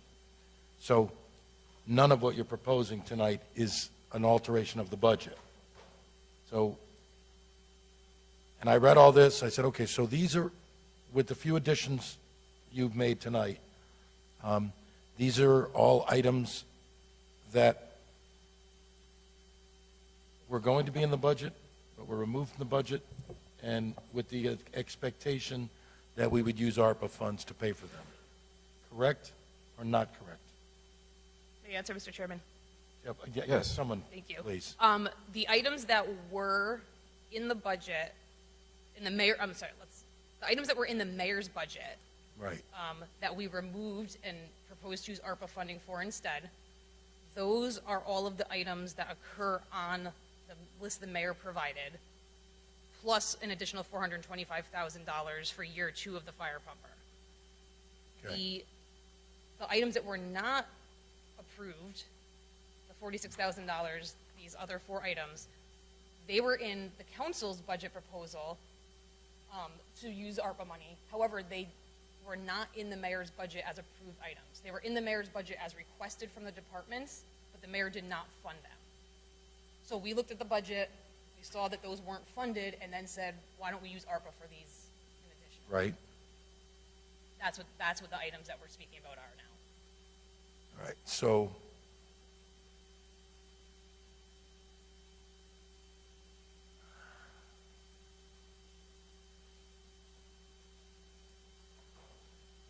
I just want to go back to the beginning. And again, I support these expenditures. I did have a wish that we would be handling government expenditures a certain way. I've been saying that for a year and a half. And it seems like every time I turn around, someone is proposing and approving more expenditures, government expenditures with ARPA money. And we're never talking about all the things we said we were going to talk about as a group. But hopefully we'll still get to that if we don't run out of money. So whoever has the math, I'd love, maybe you can help me. Just $13 million. Okay, I'm looking at Zandria. 13.1. Right, Zandria always says this, all right? The money that was identified, I printed it out and then it didn't print properly, so I don't have it off the top of my head. The nonprofit and the business application totals were about what? 5 and 6? They were, yeah, I'd have to get, but we adjusted them, so I'd have Right, to. so roughly. So they were originally, I want to say 3.25, 3.25, and then 6.5, roughly. The businesses, the nonprofits, and then what we left for the town. No, just give me business and nonprofits. So that would be. They were about half of the 13. They were about half. So Right, it would be, so about it would 6 round million. out about 6. I think we ultimately moved those to 7 million. Okay? And then at one time, we were all talking, and we voted to set aside $5 million for the pool. That was part of the town side, yep. I'm just saying. So, I mean, and then Mayor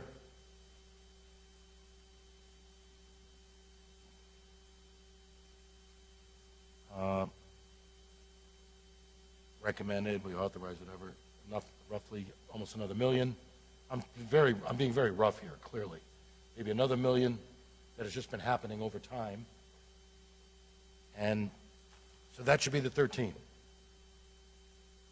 Okay?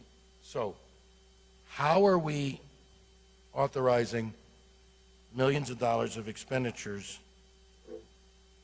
when we already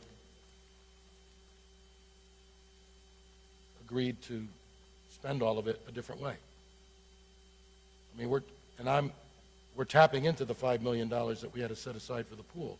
So I actually did save the numbers from the night of the Right. meeting. So right now, the nonprofits were 3.9, the businesses were 3.4. The total of those two was 7.384. That left 5.7. The mayor utilized 2.8, and that left 2.8. In ARPA, we proposed 1.1, and that left about 1.6. The 1.1 is when and what?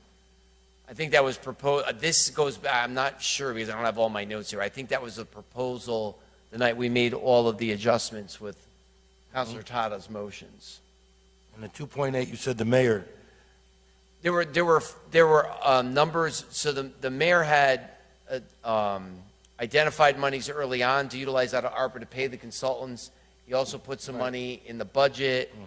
So the number that I have, subject to being, a better review of it, the total number that I have of everything he utilized, including what he put into the budget, was 2.8. Okay. Left about 2.8. Left about 2.8. We proposed 1.1, and I believe that's what we passed, right? That was all your items originally? I think it was 1.1. It leaves about 1.6. The list we're talking about tonight. We already voted on that. We voted on it. I'm just saying. Yeah. Is that? That's out of my number, that's my 1.1. Right, that's not the 2.8 you just assigned, said the mayor. No. That was already done. Yeah. Right. So out of 2.8 roughly left over, we're now taking out 1.1, roughly, right? So about $1.5 million left? I have 1.692. So. I'm just saying roughly. So the pool's out, obviously. Yeah, the pool's been out for a while. I'm just wondering, how could we be voting to authorize, and I'm okay with that too, because I've said all along, I've been the primary proponent of doing the pool, and I've said all along, we have to bond it, but I liked the fact that we set aside $5 million because it was more of a gesture, but I knew it wasn't going to happen out of ARPA. It can't happen out of ARPA. But when did we vote against our vote? What did I miss? When did we vote to rescind the decision to commit $5 million to the pool? Or was it just... Probably each time we made an Each time we amendment. did it, we just made believe we weren't doing it. I mean,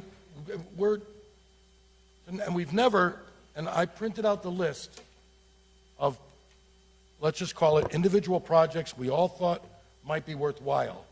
And I've been anxiously awaiting the day to discuss that as a group. But it seems like every couple of months, people get all antsy, and we got to make a decision. We start making decisions on spending more money before it runs out, or before the government takes it away now. We're worried about that. And we've never talked about municipal projects in the spirit that we said we were going to. And I will lower my voice, probably. So if I'm correct, and we go along with everything that's proposed tonight, which, again, I would not disagree with any one of them. Although I will say this, they should be funded in the government budget.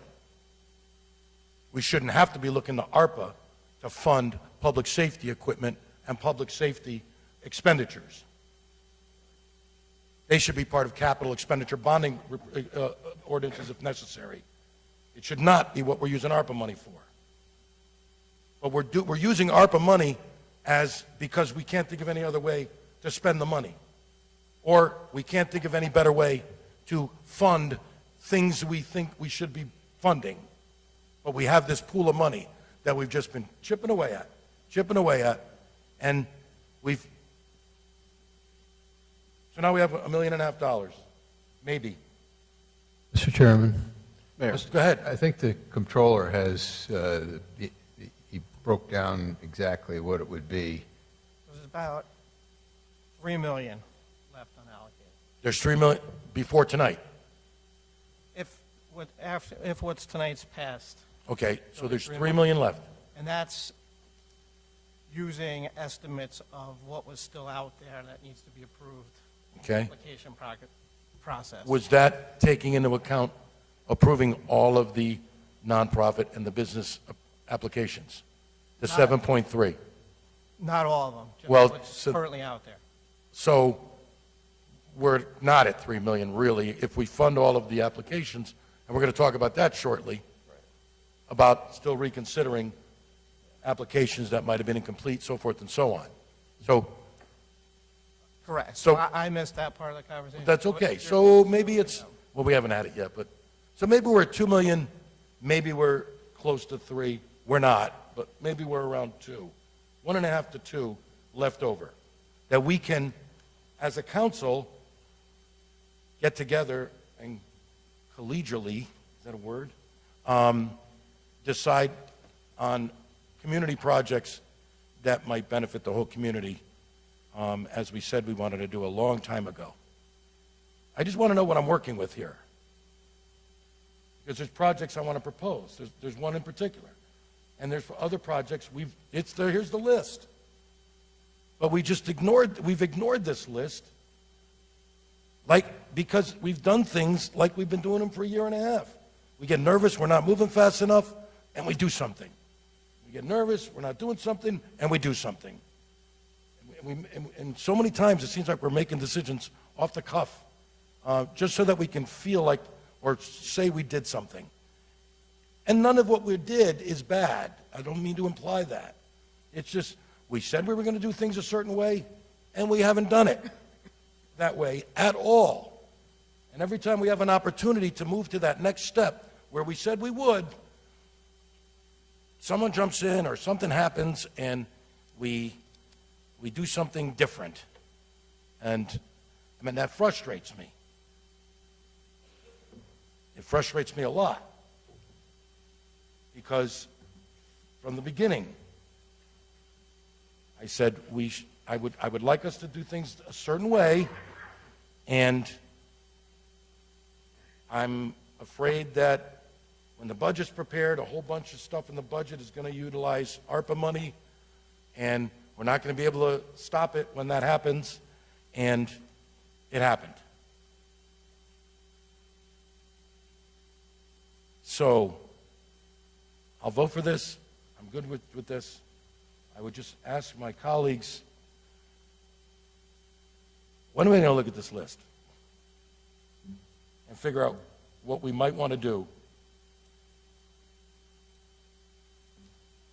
with what will probably be $1.5 million? Maybe. When are we going to do that?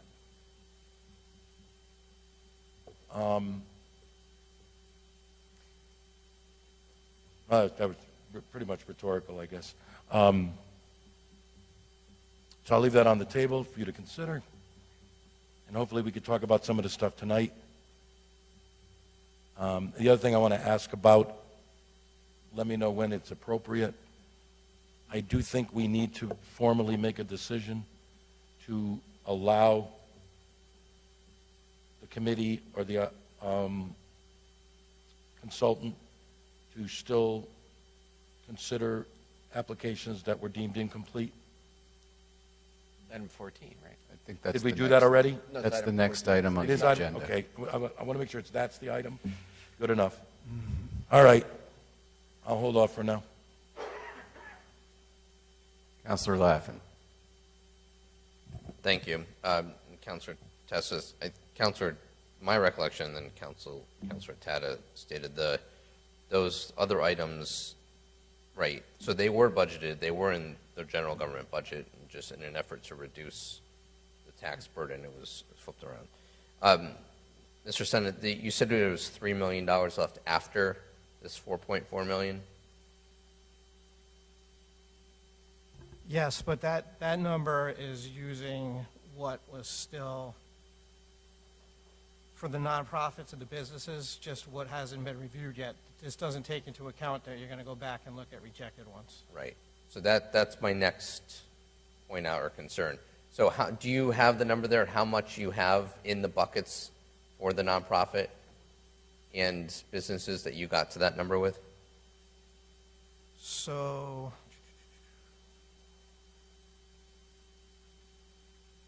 local businesses, the total right now would be $1,335,736.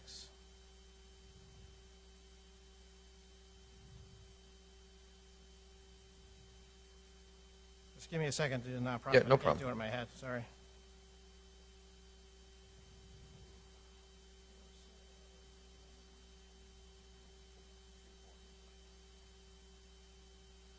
So the nonprofits would be $3,697,792.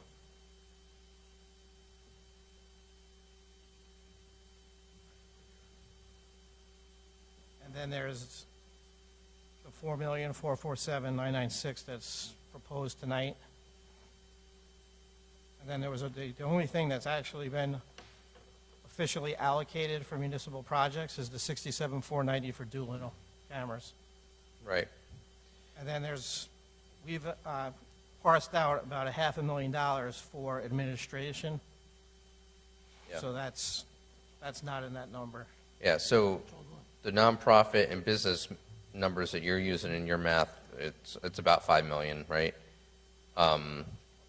When we originally bucketed out almost 7.4 million. So there's 2.4 million that has been eroded or washed away out of its bucket, right? Yes. Yeah, okay. So, that being said, I think administratively, or somebody correct me if I'm wrong, to vote on this tonight, is it necessary that we're lining up these accounts right now, or is this is just going to happen in the budget, we've got time? No, so in the budget process, and sorry, Yeah. I didn't mean to interrupt, but in No, the please. budget process, we were to make it that no one could, that the administration couldn't do something with ARPA, that the Yeah. council couldn't do something with ARPA. It was recommendations. Right now, what we're asking for, and there's an appropriation sheet, is to actually have you guys approve these projects, and we can start doing them. And we really, I think you should, I would recommend doing them all, but the big ticket items, we need to get going. 6/30/24 is coming right around the corner. It's got to be committed by then. It's got to be spent by 2026. That ladder truck's going to take 2.5 years to build. So if we support all the money tonight, the 4.4 million, and then we've got 5 million already going out to the businesses and nonprofits, that's kind of committed. You're saying that leaves $3 million, really 2 point something of it, though, is supposed to be part of those other buckets. Yes. Okay. So we can't do anything with these other applications if we just keep spending all this money. Right? Okay. Just try to get, yeah. It's just the critical items right now, and I think Tim represented them as big ticket. Well, it's the $1.8 million on a ladder and the $850,000 for a pumper. We really need to move that because it's going to take time period for that, first to order it and then for them to build it. So a lot of the others are not as time sensitive as that, but they are time sensitive, given the 2024 date. Right. And I totally understand that. I think my larger point is that we've spent outside the original buckets, which was probably intentional on some levels. And I just want to be sure that we don't, before we make all of our decisions, that we don't put our back up against the wall and that we actually can't, or that's what's going to decide, that we're not going to go back to any of those applications because we spent all the money in the government bucket more than we actually said we wanted to. So we've got $3 million to finish out, possibly nonprofits, businesses, and we haven't even looked at the list that Councilor Testa keeps holding up. So, okay. Councilor Marone? Thank you, Mr. Chairman. So this is exactly where we didn't want to be in the beginning, right? We've changed more courses on ARPA than a drunken boat captain, right? Because we started out, we had the committee, right? We had to talk to the consultant. We talked to the consultant. Then we had to get the committee. So we gave the committee instructions. And we didn't like what the committee did, so we turned that around. It's like at every turn, we keep changing things. So when we talk about the buckets, we've had like 17 votes on the buckets and various components of this. There really isn't a plan. There hasn't been a plan, right? It's just sort of ad hoc, like people come at us with ideas and then we pass them. And so I think I like Councilor Tata's ideas. I agree, Mr. Testa, that most of these should have been funded in the regular municipal government budget, especially considering that we have so much money left over in the salary lines of, there's like 7 vacant positions at the fire department, 6 at the police department, 10 at public works, yada, yada, yada. So, that's where all this money for a lot of these items could come from. But at some point, if there's ideas that need to come forward of projects, the pool, skate parks, whatever, I think we need to talk about those soon because I think we're in the spending the money phase at this point.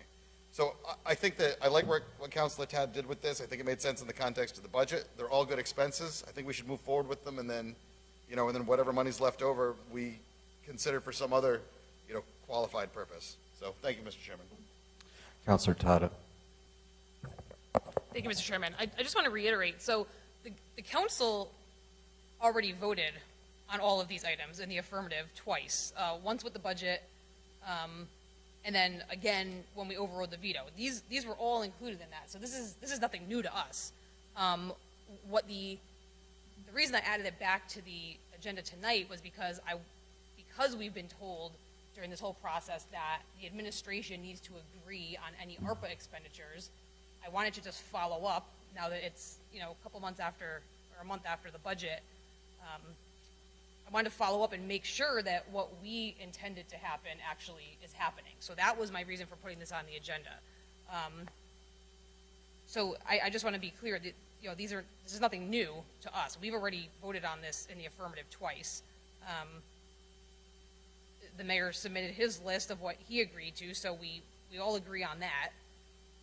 So the remaining items is that $46,000 that we all agreed on, but the administration has not agreed on to this point. So I don't necessarily feel like a motion's in order because I feel like we already voted on this twice. So I guess my question then just is for the mayor: Are you going to fund these $46,000 in ARPA funds for these items? As I indicated, there are some questions I have on the ATVs. I really, that's a lot of money that I just don't see it getting the kind of use that perhaps a lot of other things get. I'm not totally opposed to it, but given the amount of money we're appropriating for things we're all in agreement are needed, we'll take a look. Some of these may be able to come out of accounts at the end of this year, and at the next council meeting, and be able to fund out of other accounts. I mean, what was a couple of $1,800 or something like that. So I'm not opposed to it, but I do have some concerns about the ATVs. So I need further time to look at that. But otherwise, like I say, if there isn't a concern that coming from ARPA, I'd like to take as much as we can out of regular budget. But if everyone is absolutely committed to the ATVs, I certainly will keep an open mind and see what we can do on that, and that could come out of a subsequent issue regarding ARPA. So it's just the one, it's the UTV for the fire department, because the police inform me they already have theirs. So it's just the one at $33,000 for fire. Well, I'm not going to sit here right now and say which one of the two. I'll hear an argument from the police how they need theirs. They have theirs. I spoke with them this week. They have theirs. So they must have funded that from another source. So it's just, the only one that's still on the table tonight is the fire department. I will have to check with the police, because they certainly didn't inform me they already had one, and they submitted a request for another one, if it's another Okay. one. Well, if it's another one, it's not, I mean, it's certainly not on this list. It wasn't on the, so that's not here tonight. I'm just, I'm not really sure where to go from here. 'Cause obviously, you know, to use ARPA money without the administration, we can't do anything. And I'm hearing the mayor saying he'll keep an open mind, but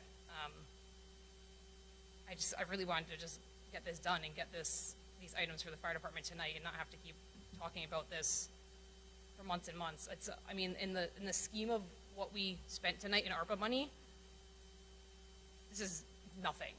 I mean, I won't put everyone through it, but I kind of want to go through the list of all of the organizations that we gave money to tonight. That, well, let's look at a few. So just tonight, we gave $25,000 to the Collaboration of Minority Women, $7,500 to literacy volunteers, $76,000 to Wallingford Meriden Chrysalis, $23,000 to St. Paul's Nursery School, $102,000 to the Sisters Project, $15,000 to Wallingford Historic Preservation Trust. We gave $25,000 to Plunski's Garage, $23,500 to Fancy Nails, $25,000 to Fusion Fitness and Dance, $15,000 to Joe Lee Foot Reflexology, $24,625 to Lenny's Cafe. I can keep going on and on and on. The point, I'm not saying anything bad about any of those. All I'm saying is that our fire department is asking us for $46,000 worth of items, and we're arguing about that. And I'm just baffled by this. I'm just trying to think now how we just get these items funded if it's not ARPA, if ARPA is what the issue is. So, did we have did the council have a staff person funded in our budget in the current year that we did not hire? Is that money still sitting in our budget? So there was a staff position that was in this year's council budget.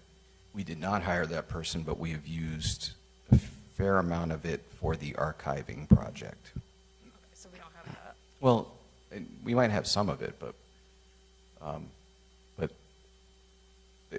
there's a fair amount of it that was used for the minute and agenda archiving project. Mr. Senna, do you happen to know what's left in that account? No. I can go up and check. I'm just trying to think where we can find, I mean, Well, but we can't do that tonight anyway. And then the issue you're going to have is if you appropriate the money on June 20, the last meeting of the year, the stuff has to be ordered by June 30th, or else the money lapses unless you're going to carry it forward. right, so I'm trying to get it done tonight. It's kind of late in the year to be doing that. Well, that's the point of trying to get it done tonight, so that we're not running into the next fiscal year. Well, the only way you can get it done tonight is if the mayor proposes it.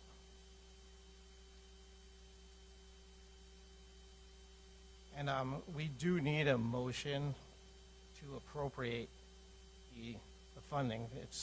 We've never actually appropriated the money. That's why it's before you tonight. Right, the amount, I mean, well, I would raise the amount by the $46,028, but if the administration's not going to agree to that, then I think I don't think the motion works, correct? Right.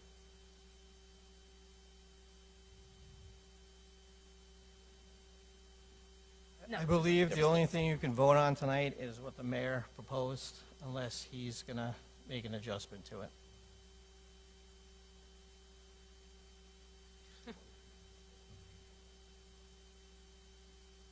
I mean, I don't want to vote no on the other items. I'm certainly in favor of all of those items.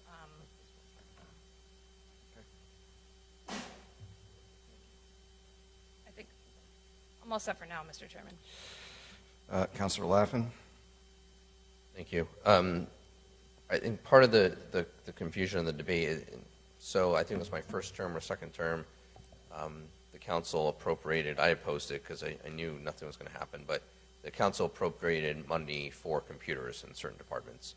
And eventually that got budgeted and it was put into lineup, but it wasn't spent because you need the mayor to execute. So that's the only time that we could have put money into an account. But he doesn't have to actually spend it. So that's why the extra money, extra $40,000 items that you're talking about, that will be pulled out from no budget, from not being in the budget. That's that gray area that I think we're dancing in. Mr. Senum, what does this motion need to say then? Like, do you need a specific account? You just need this dollar amount? If I say what I had written down earlier as my best guess, approve expenditures from the ARPA revenue federal grant account of $4,447,996 to the respective expenditure accounts. Do you need the list read? Just that. All right, well, I'm going to start with that, and then if people are going to debate or add or amend. I move that we approve expenditures from the ARPA revenue federal grant account of $4,447,996 to the respective expenditure accounts as submitted by the mayor. Second. Moved and seconded. Councilor Zandri. Yeah, the only comment that I wanted to make was on the earlier conversation. To Councilor Tada's points, I mean, we can't compel the mayor to do anything. If we make adjustments to this, he won't have to do it. I mean, quite frankly, if we want to make an honest argument about it, and you brought the point up already, there's a ton of positions we haven't filled. $46,000 could come out of just one of them. This really ends up going down to the will of the mayor. And I just to the same point you already made, I fully support this. I don't even care where it comes from anymore, just to get it done.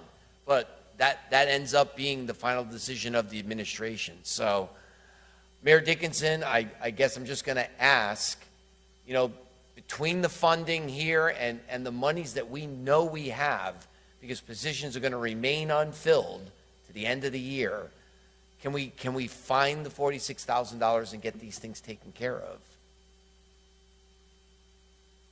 As I indicated, we will look at what is available and look to fund. As I stated also, I do have some significant issues with regard to the ATVs, but you know, I will get more information from the departments. Well, I appreciate that. I'd like to add the additional sentiment to the comment that was already made. You know, Tyler Mill Preserve is a great example where if we have problems in the middle of the preserve, someone breaks an ankle, something worse, the ATVs are going to be able to get out there to get these people, or to at least get them immediate medical attention until we can find another way to transport them out. So while you consider it, I hope you add that to your consideration to possibly get this through. Thank you. Thank you, Mr. Chairman. Sure. Questions and comments from the public? Name and address for the record, please. Even though we all know who you are. Bill Salata, Sorrento Road. As the chief of Company 8, I am looking at the gear extractor and the dryer. Got to understand that my members go to fires. We get dirty. We get stuff on us. The White Way laundry fire was a perfect example. We got back to the firehouse at 2:30 in the morning. I don't have time to run all the way to North Farms to put my gear in the one extractor that's up there, because you also have all those guys up there that need to wash their gear. And then when I wash it, it takes an hour or so. I either have to sit there or leave and then go back and put it on a drying rack. And while I'm doing this, I have no gear to proceed to go to calls because I only have that one set. Secondly, I have to put that dirty gear in my car to take it up to North Farms, where if I get back to the firehouse, the washer and dryer are right there. I could put it in the washer, go home, stop by in the morning before I go to work, and put on the drying racks. And I'm not competing with two departments, because Company 7 has, the career side of it and the volunteer side of it up there. So it's not just, we're looking at our welfare and trying to get our gear cleaned up. Now, we have the trash plants. They've been burning probably once a month on weekends. And we go in there to advance hose lines, but it's all that stuff that's coming home with us. And I don't have time. If I have to go to work tomorrow morning, which I do still work sometimes, but if I have to go to work and the rest of the guys have to go to work, we don't have time to run all the way to North Farms and hope that nobody's using it, or somebody else already has. So I'm thinking that, if we're looking at rough numbers, we're looking at about, what, 22,000 for the 1,800 for the dryer and 19 change for the gear extractor. Now, like Christine said, we have money in this current budget to be added to that number because of the cost. And I believe that they've already asked to carry that money over so that we don't lose it. So, I'm very interested in, seeing if we could get that approved and, so we can get it installed and get it so that these guys, we can keep our gear clean. And then, hopefully go from there. All right, I appreciate your consideration, Mayor. Thank you.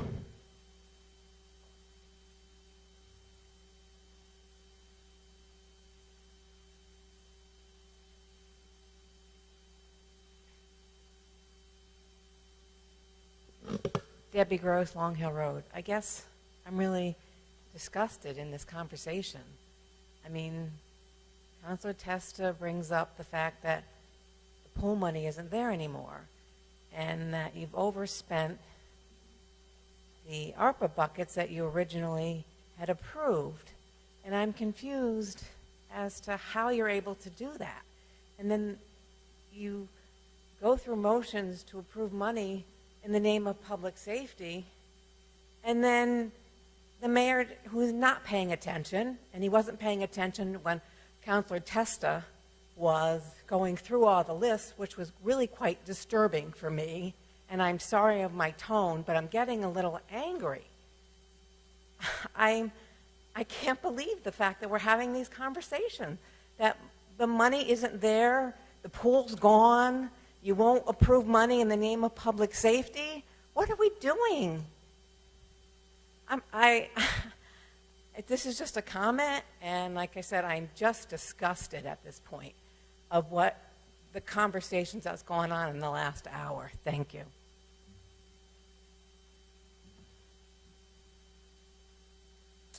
All right. There being no further comment, I bring it back to the council for a roll call. Mr. Chairman? Councilor Tata.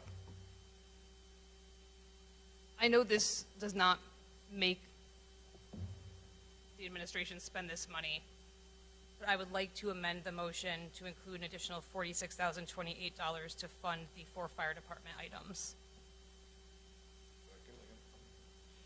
Moved and seconded. You can pick whether it was Marone or Fishbein. All right, well then, first we'll have the roll call on the amendment.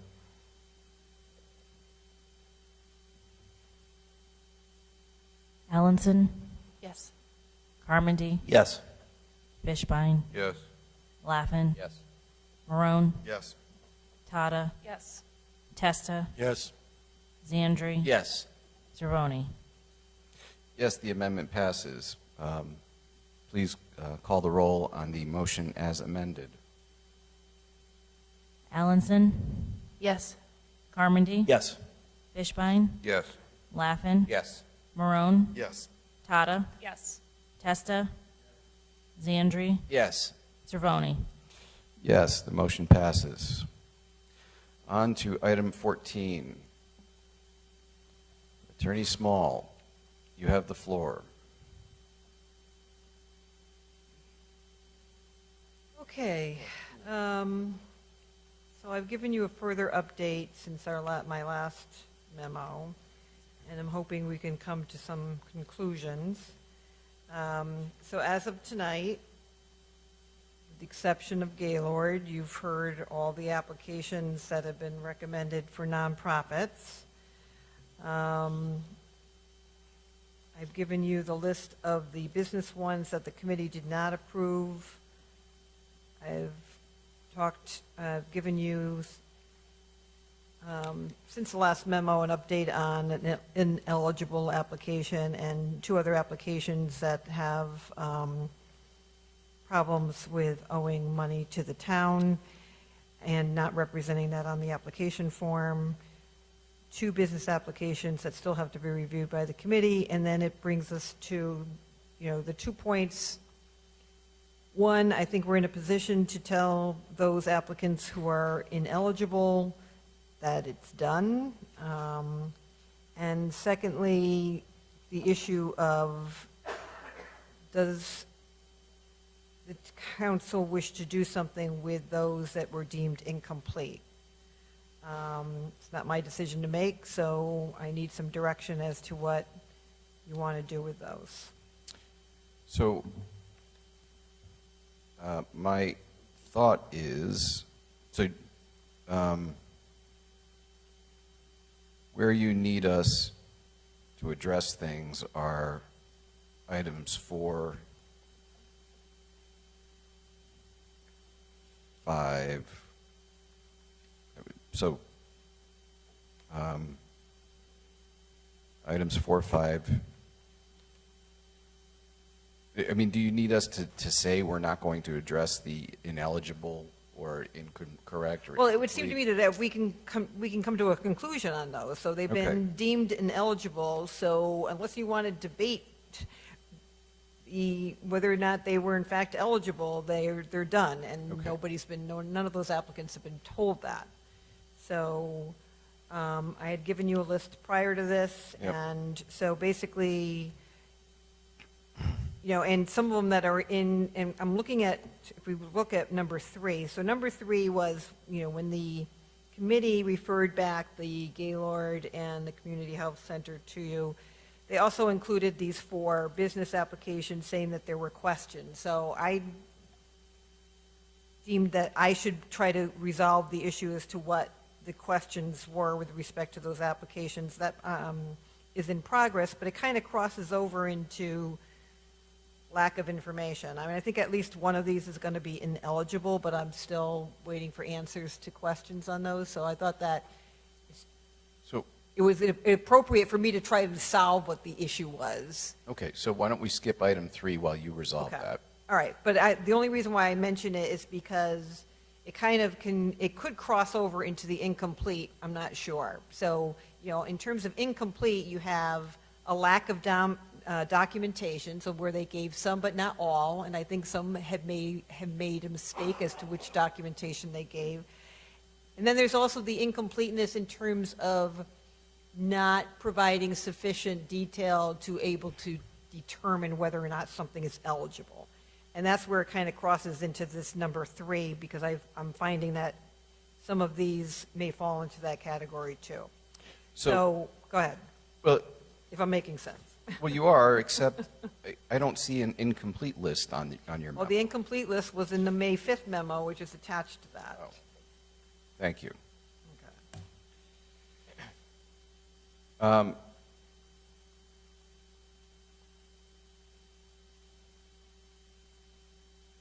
All right, so those are, on your May 5th, those are incomplete applications, item B, basically.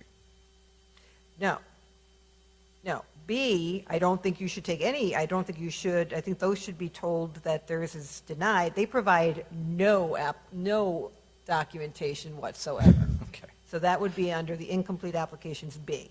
So C are ones where they did provide some. They did not provide all of them, or they made them, like, for example, the first one, it appears that that company made an honest mistake. They gave a Secretary of State letter. They were supposed to give a DRS letter. So We're not talking about the same thing, I'm sorry. okay, all right. So are you in my May 5th memo? I have it. Okay. So you're in the business I should have numbered them, sorry. Okay, I was on the first page where you start with incomplete applications. Okay, that's nonprofits.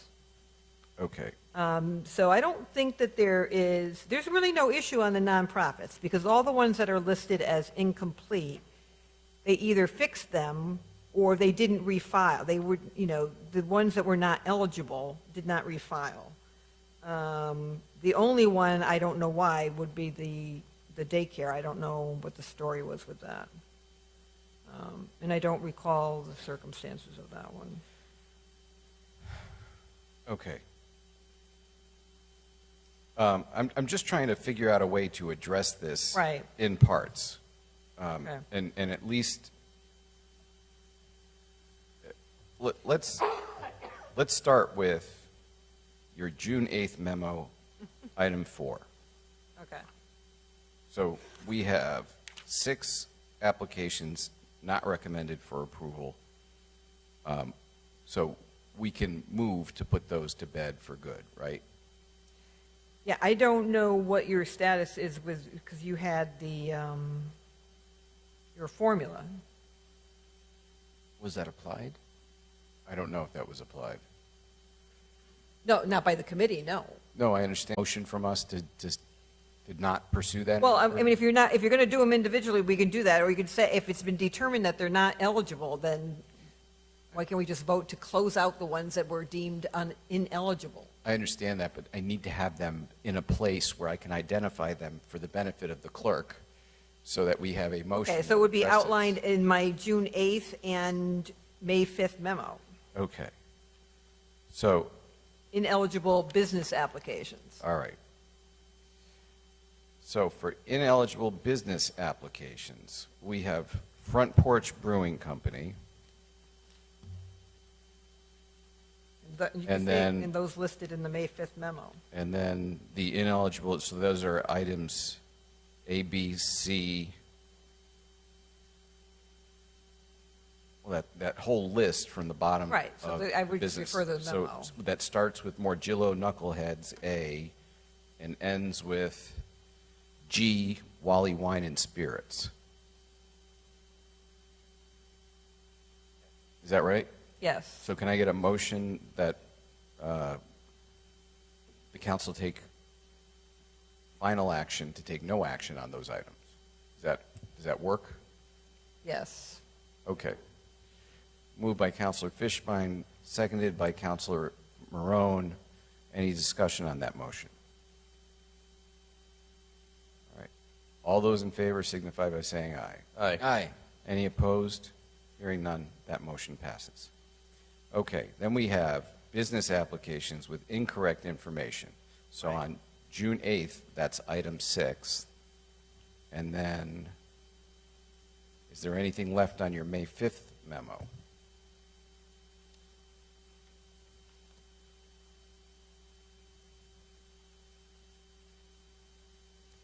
So I would want ineligible nonprofits to also be, I'm talking about your June 8th memo, Okay. item 6. item 6, so Mascara those and two, Portos. yeah, they should not qualify for Okay, grant. we get that. Should we group anything else in that? I'm thinking. in front of me, but I heard some sort of category, incorrect information. Is that what you're talking about? Those Yes, two? it's the June 8th memo, Yeah, item 6. I'm being polite. So those applications one failed to disclose delinquent taxes owed to the town. And when I confirmed that with the owner, they wanted to use the grant to pay them, and I said, that's not eligible, you can't do that. The other one is a blight lien, which has been on the property. The owner didn't disclose that, did deny knowing about it, but we do have documentation in our office that in fact they were told, and the matter has been cleaned up. They do wish to dispute the amount, but it's our position that it's owed. Okay. That's information is helpful, so thank you. Okay. So we have those two items we have Lascara Restaurant and Porto Sitco. Do we have anything else that falls into that category?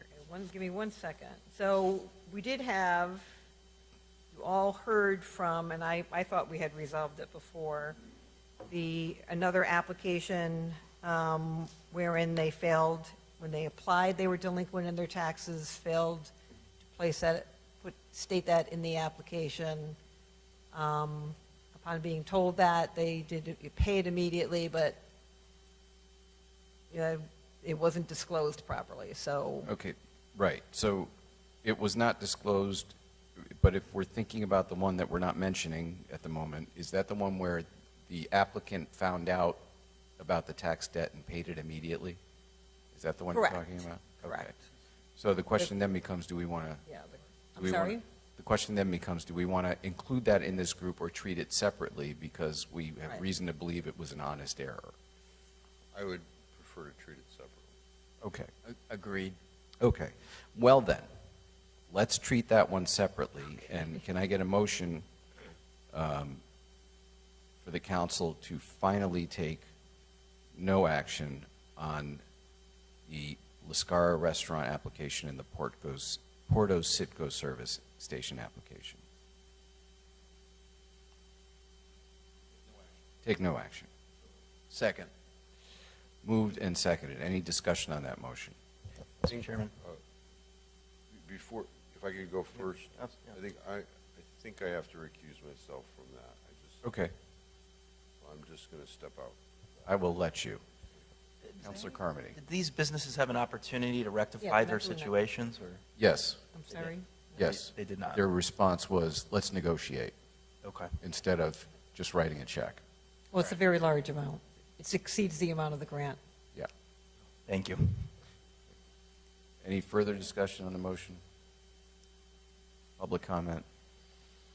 Oh, good grief. Oh, come on. Simple question. You're excluding ones because they failed to provide something on the documentation. You had some applicants that passed in applications to the committee, and I remember some of these, that did not put down that they received grants. Okay. Some of them were to the six figures. That's what, these two are not that. But it's the same idea. They Okay, what we'll you're address that. No, and because We'll address that separately. Attorney Small said that two owed taxes to the town and failed to put it down. Well, I can tell you of some grants that failed to put down, some of them over $100,000 in And that grant money. applicant was told that that application's not been approved. I think everything should be fair, that's all I'm saying. It seems to be picking winners and losers here, because some applicants don't pass in all the information, you're failing some because they don't pass in some information tonight. You passed one that didn't pass in all the information, it's just winners and losers. Thank you. Duly noted. All right. With Councilor Fishbein recusing himself, all those in favor signify by saying aye. Aye. Any opposed? Hearing none, that motion passes. Okay.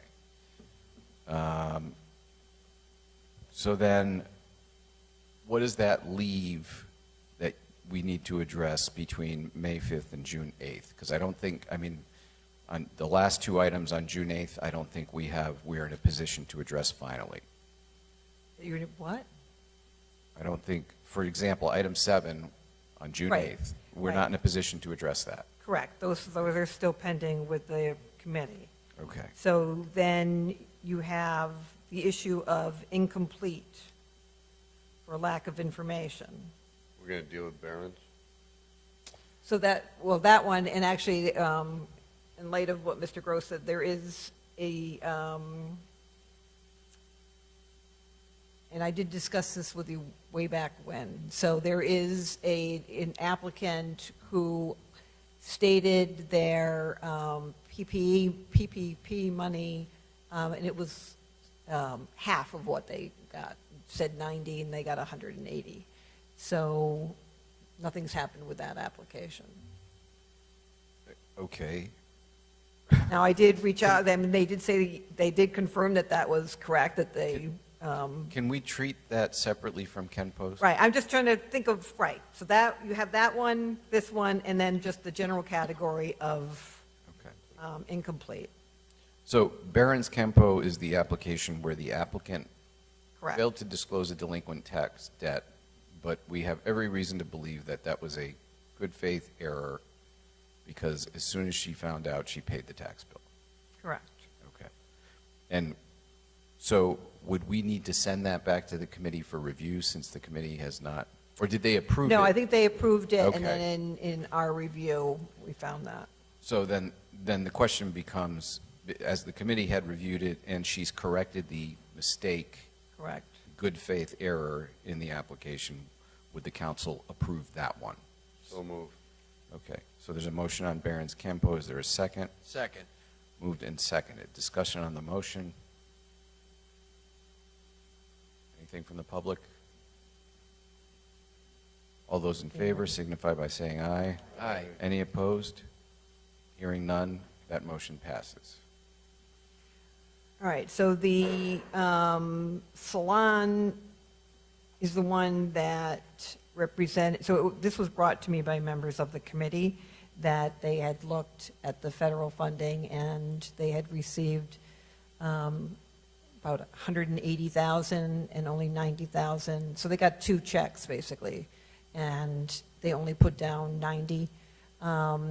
So I sent an email saying, it appears that you received far, more than what your application stated, and they said, yes, that in fact, that was correct. They had incorrectly stated their funds that they received. Which salon? Duamici, that's the name of it? I didn't bring it with me. Yeah, I'm not seeing that identified. It's not in those memos. In I either. think it was something that I talked about earlier. Assuming that the committee approved, I would be more in favor of, because this is a material change, I don't know what the committee took into account with regard to that application. I would feel comfortable sending it back to the committee with that revision, and see if it ends up back. I would think that's a good motion to make. So moved. Is there a second? Second. Moved and seconded. Discussion on that motion? It's to refer it back to the committee now that they have correct information. Questions, comments from the public? All those in favor signify by saying aye. Aye. Any opposed? Hearing none, that motion passes. What else do we need action on? All right, so that leaves the incomplete applications, whether or not you want to give them an opportunity to make it. Oh, so hold on one second first. Is it May 5th, nonprofit applications, No, hold incomplete on, applications? There's a lot of business. Yep.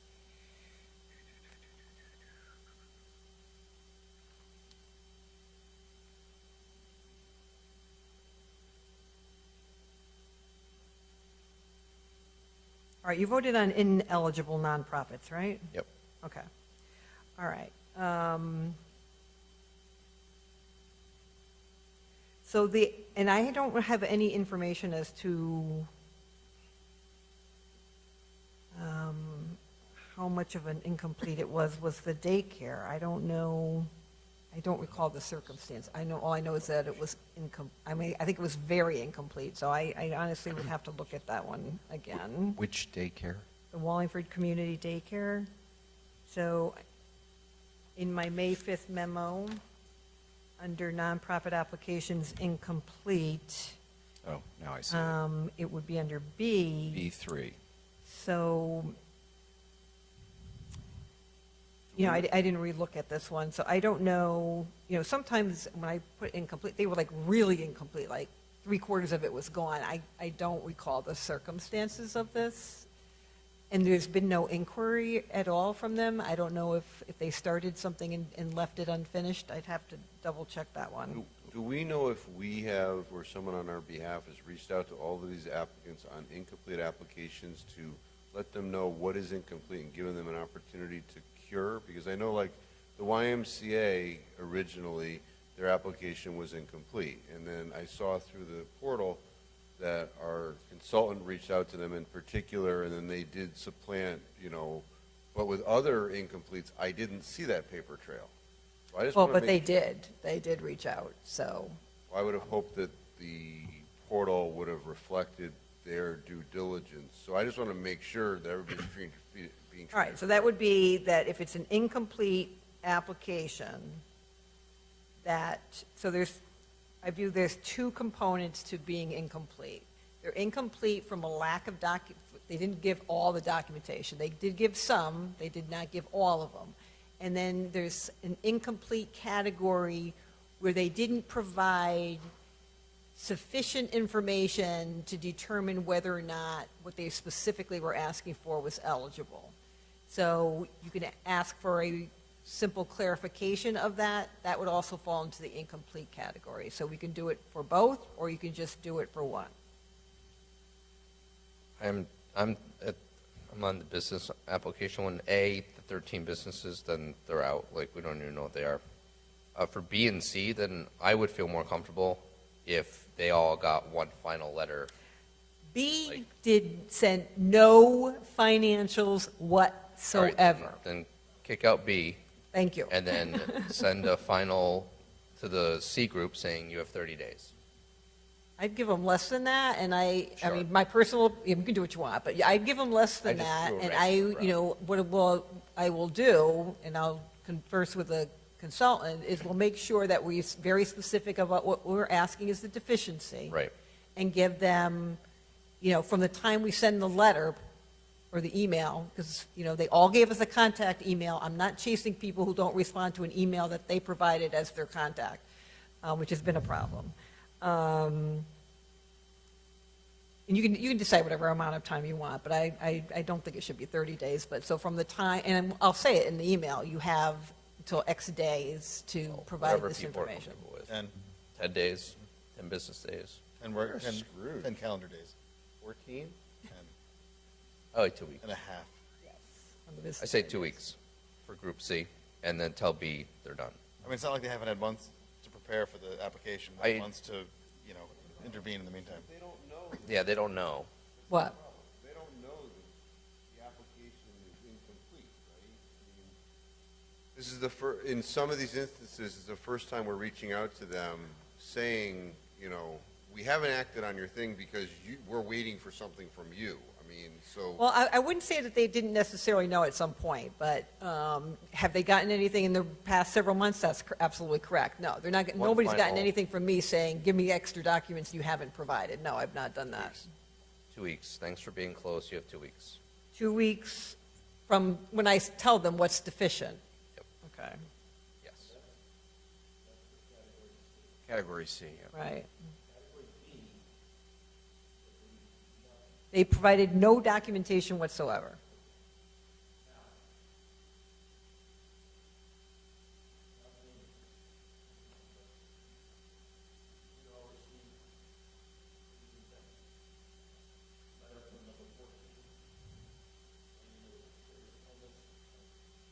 Yes. Yes. Yeah, but that was, I want to file my application after the deadline. No, the application was filed. The consultant actually spoke specifically to his accountant. He filed nothing with the IRS for those years, so there's nothing That's a problem. there. So that was why it was put in that category. So she actually spoke directly to his accountant. So there wasn't any financials to provide with the application at that point in time. That's my understanding. Is there harm in them getting the same, you've got 14 days, get all your stuff in? Yeah, he may not be in that position, but we can do it. Correct. But we send the letter, that's it.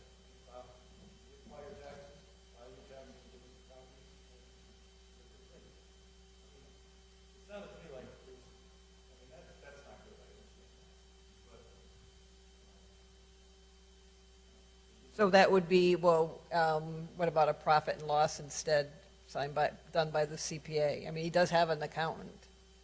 If he hasn't done it, But I mean, didn't we decide that, that they need to be compliant with all their tax obligations? Oh, true. Well,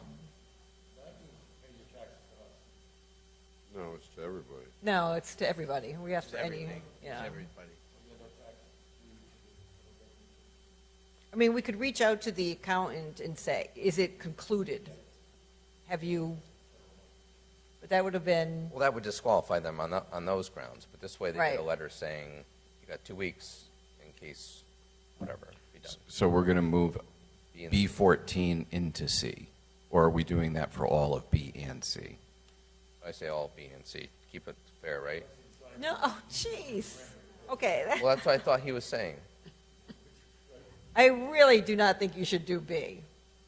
All right, so then, but we got to keep them all the I same, mean, I right? understand that the application portal is not open anymore. So this stuff is probably going to have to go funnel through, I have to figure out who's going to get the documents and get them, The consultant whatever. will do it, right? oh, we'll see. No, there's no way to get them to the consultant, through the portal. at least. Do you need action on that, or are you okay without our taking action? I guess that's, Okay. so I can, well, you got to tell me about B. You seem to be conflicted. Well, I mean, it was just B14 that there seemed to Okay. be All right. Is some that, conflict about.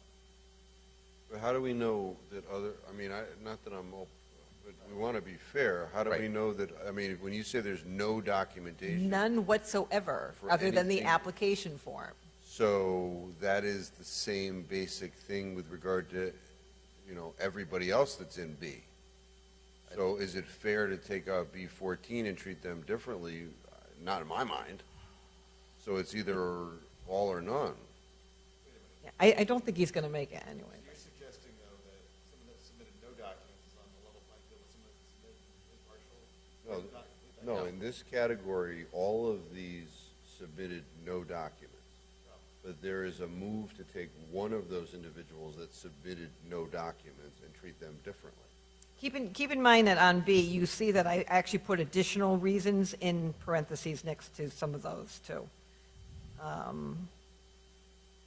Yeah, What one of does them, the not- request was not eligible, so they wouldn't be. One of them didn't put a request, put no budget. One of them wasn't signed, or several of them were never signed and not finished, so. Or did they have the documents in, they just didn't sign? Is that what that means, or? No, everything that's in here is 1 through 15 provided no documentation other than the application form. But in addition to those, I added other things in parentheses next to some of those. Like, for example, number 11, it's no longer in Wallingford, they left. So,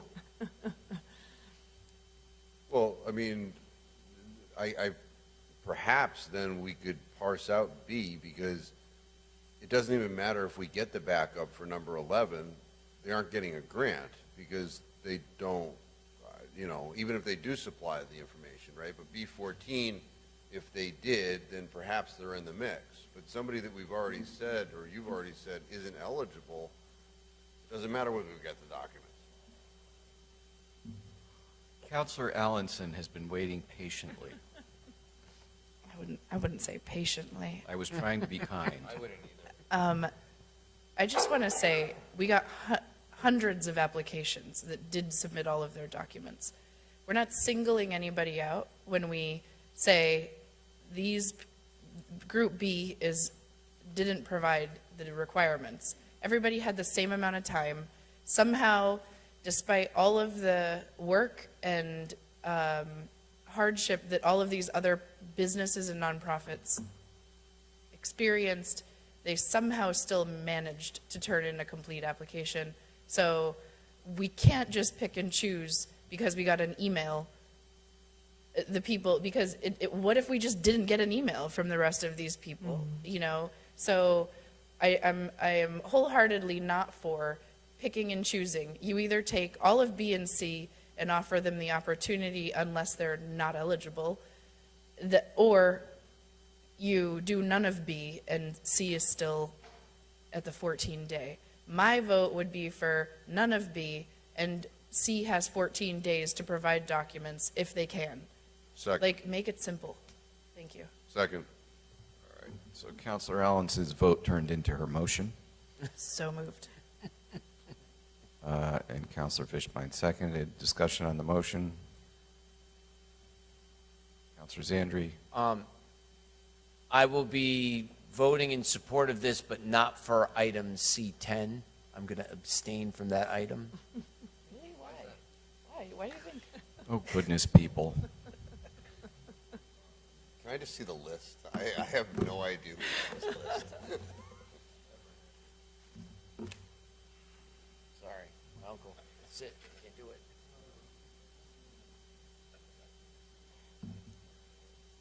Yes, yes, yes. It's not in the, I'm good. All right. Actually, yeah. So, we have already allowed people that were incomplete after the deadline to complete, and we've approved them. So we've already done that, where we kind of not pick and choose, but So is this our discussion on the motion? Okay. Yes, we did. Yes, Counselor Tata. Thank you. I think I need to abstain, actually recuse myself from C7. Thank you. Which 7? Yeah, there's two of them. There's 2 C7s? Oh, No. C7, sorry. Oh, Which C? Sorry. I didn't hear Sorry. you say C. C7. can I make Charlie, this more 7. complicated? Could you add to see if I determine it's applicable, the ones listed in number 3 on the June 8th? Those are the ones that the committee had questions on, so if they fall into that category, I could, Whoever Include moved those. will accept that as a friendly amendment, I will right? accept that as a friendly amendment, Thank yes. you. It, As long as I can see the list, I will more than likely accept that as a. Second.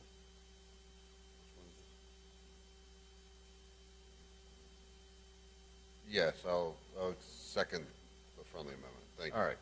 As amended, I'm going to ask for a roll call on this one.